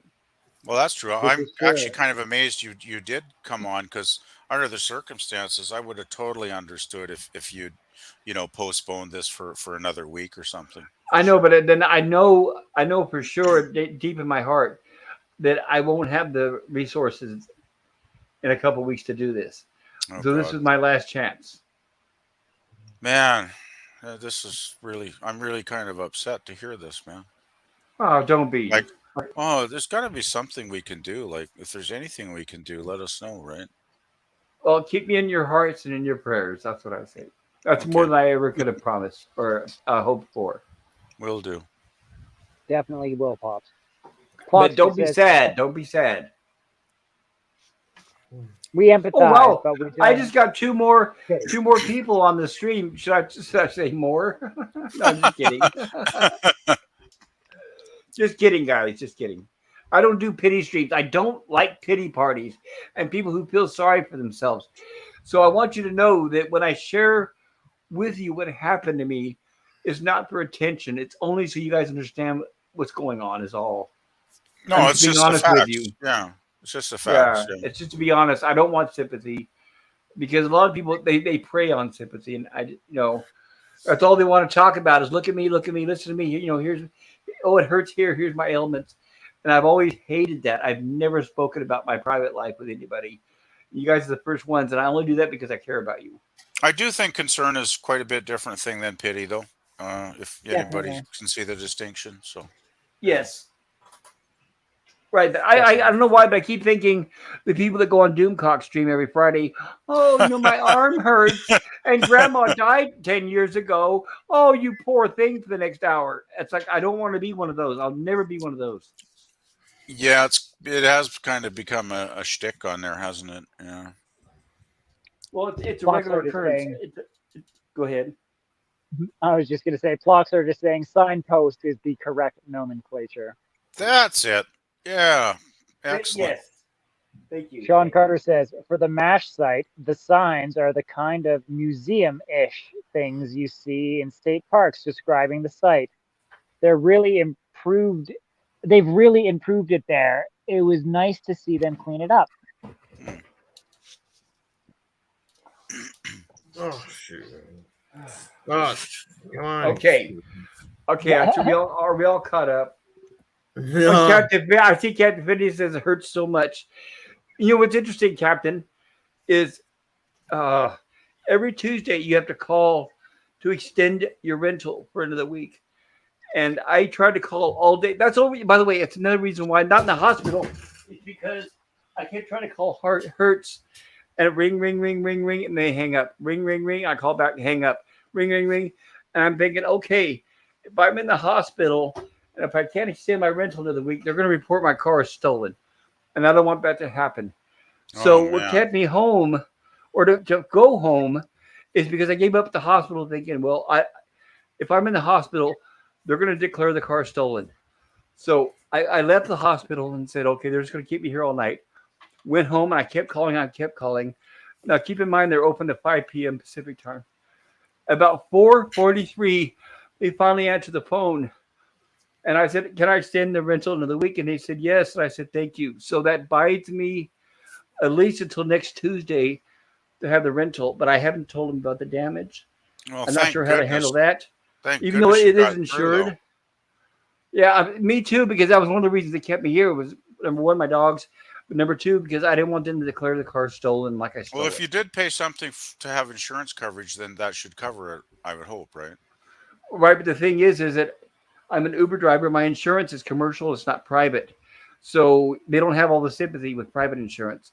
So when they find out, my insurance company finds out that I had the accident, they'll cover it. By the way, if I have $1,000 deductible, which I don't have, Oh, crap. and even if I cover it, they're going to cancel me after that. And without insurance, I won't be able to work. I won't have a car anyway because uh, if I put the car, even if I put the car in for repair, let's say my insurance company says, okay, we'll fix it, we'll cover it. We need your $1,000 deductible, and I'm going to say I don't have 1,000. Then I won't be able to return the car, or I'll return it with the damage, and I'll let who Hertz sue me. My Oh, mind man. boggles at that point. I don't really know, but either way, that means I'll be without a car. So without a Um, car, no income. Without no income in California. so I'm guessing your work site is a fair distance away from your home? Well, I've been working. I've been driving for Uber to pay my bills. So the work site is like Oh, all up so in the you need the area. car for your job. Yes, yes, Okay, I get it now. Okay, yeah, right. And that is I kind of a wasn't tough planning on. situation. Yeah, I wasn't planning on the incident today. But yeah, I Oh, no more. I don't want to talk about it anymore. I don't want to hear. I yeah, don't want you okay, guys to hear that's that cool. negative. That's cool. Well, That's only cool. because I don't want to drag you guys down thinking I'm looking for pity because I'm not. No, you're not. You're not. You're not, man. Yeah, I'm just saying. I'm just We're saying all there's a lot on my plate right now that I don't yeah. really Well, know what I'm going to do with. Is all. I understand, and I do sympathize. Like you're in a tough spot. It sounds like, and but we are all friends here, so we are concerned genuinely. So I I know, do and hope things work out. well, there is okay. I know I'm gonna. I know how to face facts. I don't live in fantasy, so I'm Right. probably gonna end up moving out, which means I probably won't have online services like I do now. Right. I'm gonna find a home for my dogs. I hope they can keep them together because they're a family. And the best part about it is, if I'm gonna be homeless and I'm in California, at least I'm in the right place to be homeless because they give homeless. I'll be making more, by the way, being homeless than I would have been as working for Uber. That's crazy. That is really crazy, isn't it? But true, I'll qualify for a whole bunch of stuff: free food, Really. medical, dental. They'll give me a tent, all that stuff. Wow. I That's just wish I could crazy. take my dogs with me, but I can't. My dogs deserve better. Speaking of homeless, I had homeless people camping by my car where I had to park today. Because usually I park in the parking lot where my business office parking lot to go to work. But today it was like just jammed with cars like it often is. So I had to park along the fence by the service station that's just across the alley. And I had to park in the very last spot by the garbage bins because that was the only one left to park in. Luckily, I was actually early today, so I wasn't late for work, thank goodness. But there was this homeless crew out there like at 10 in the morning when I got there. I come out at 7 o'clock tonight. They've moved from one side of the fence to the other side, parked right in front of my car, right? A couple of them. And I go out there, and this one guy's meandering on, wavering like he's on something, right? And he's going on, oh, talking to this lady. He's going, oh, I just don't know how to turn my mind off. And I'm thinking, well, maybe work a 9-hour shift like I just did, and your mind would be a lot more tired. Well, right. you know? No, that statement is Oh, that comes from somebody on meth who doesn't sleep. he That's was he was amphetamine, pretty yeah, shaky, like just moving, right? right? Thank I mean, God I was able to get in the car safely. They didn't even notice me. They were so wrapped up in their own little drama, right? Thank God I got safely in the car and got the hell out of there because I was pretty scared for a minute there. I was thinking, Jesus, am I going to get panhandled or rolled here? It's like, Man, I did not need that at the end of a workday. I'll tell you. I hear you, Gorilla. Okay, and thank Oh you. yeah, we better go. Poor Gorilla, he's getting sleepy. Okay, and I want to and everybody in the chat and on the panel. I love you guys, and I want to appreciate you guys being my friends. And I will keep in touch, and I'll let you know what happens for as long as I can while I have Yeah, please resources. do. Okay, We so appreciate you, Paul. thank you. I'm going to go ahead and end the stream, and especially Gorilla. I know it's late. You work tomorrow, like I said, so thank you for holding out and or Yeah, not a problem. being here the whole time. Yeah, thanks, Okay. guys. It was great. All right, and hanging out with you again. happy birthday, PvP again. Oh, thank you, guys. All these birthday wishes, I appreciate them so much. You guys can't imagine how much I appreciate them because, as you get older, birthdays become kind of less special when a lot of family and friends are gone and you don't have as many people to celebrate them with anymore. And Yes, it means a lot. I'll just say that. It means a lot. thank you. And yeah, I agree. And if you guys liked, well, even though without the pity party, if you had a good time tonight, consider hitting the like button. Oh, yeah. I would do that right now. Just give you a like. I And forgot. with that, I'm going to close for the night and keep it for those of you out there that are part of the streaming group on Twitter. I'll keep you guys updated tomorrow when I know more. So thank you all, and I love you guys.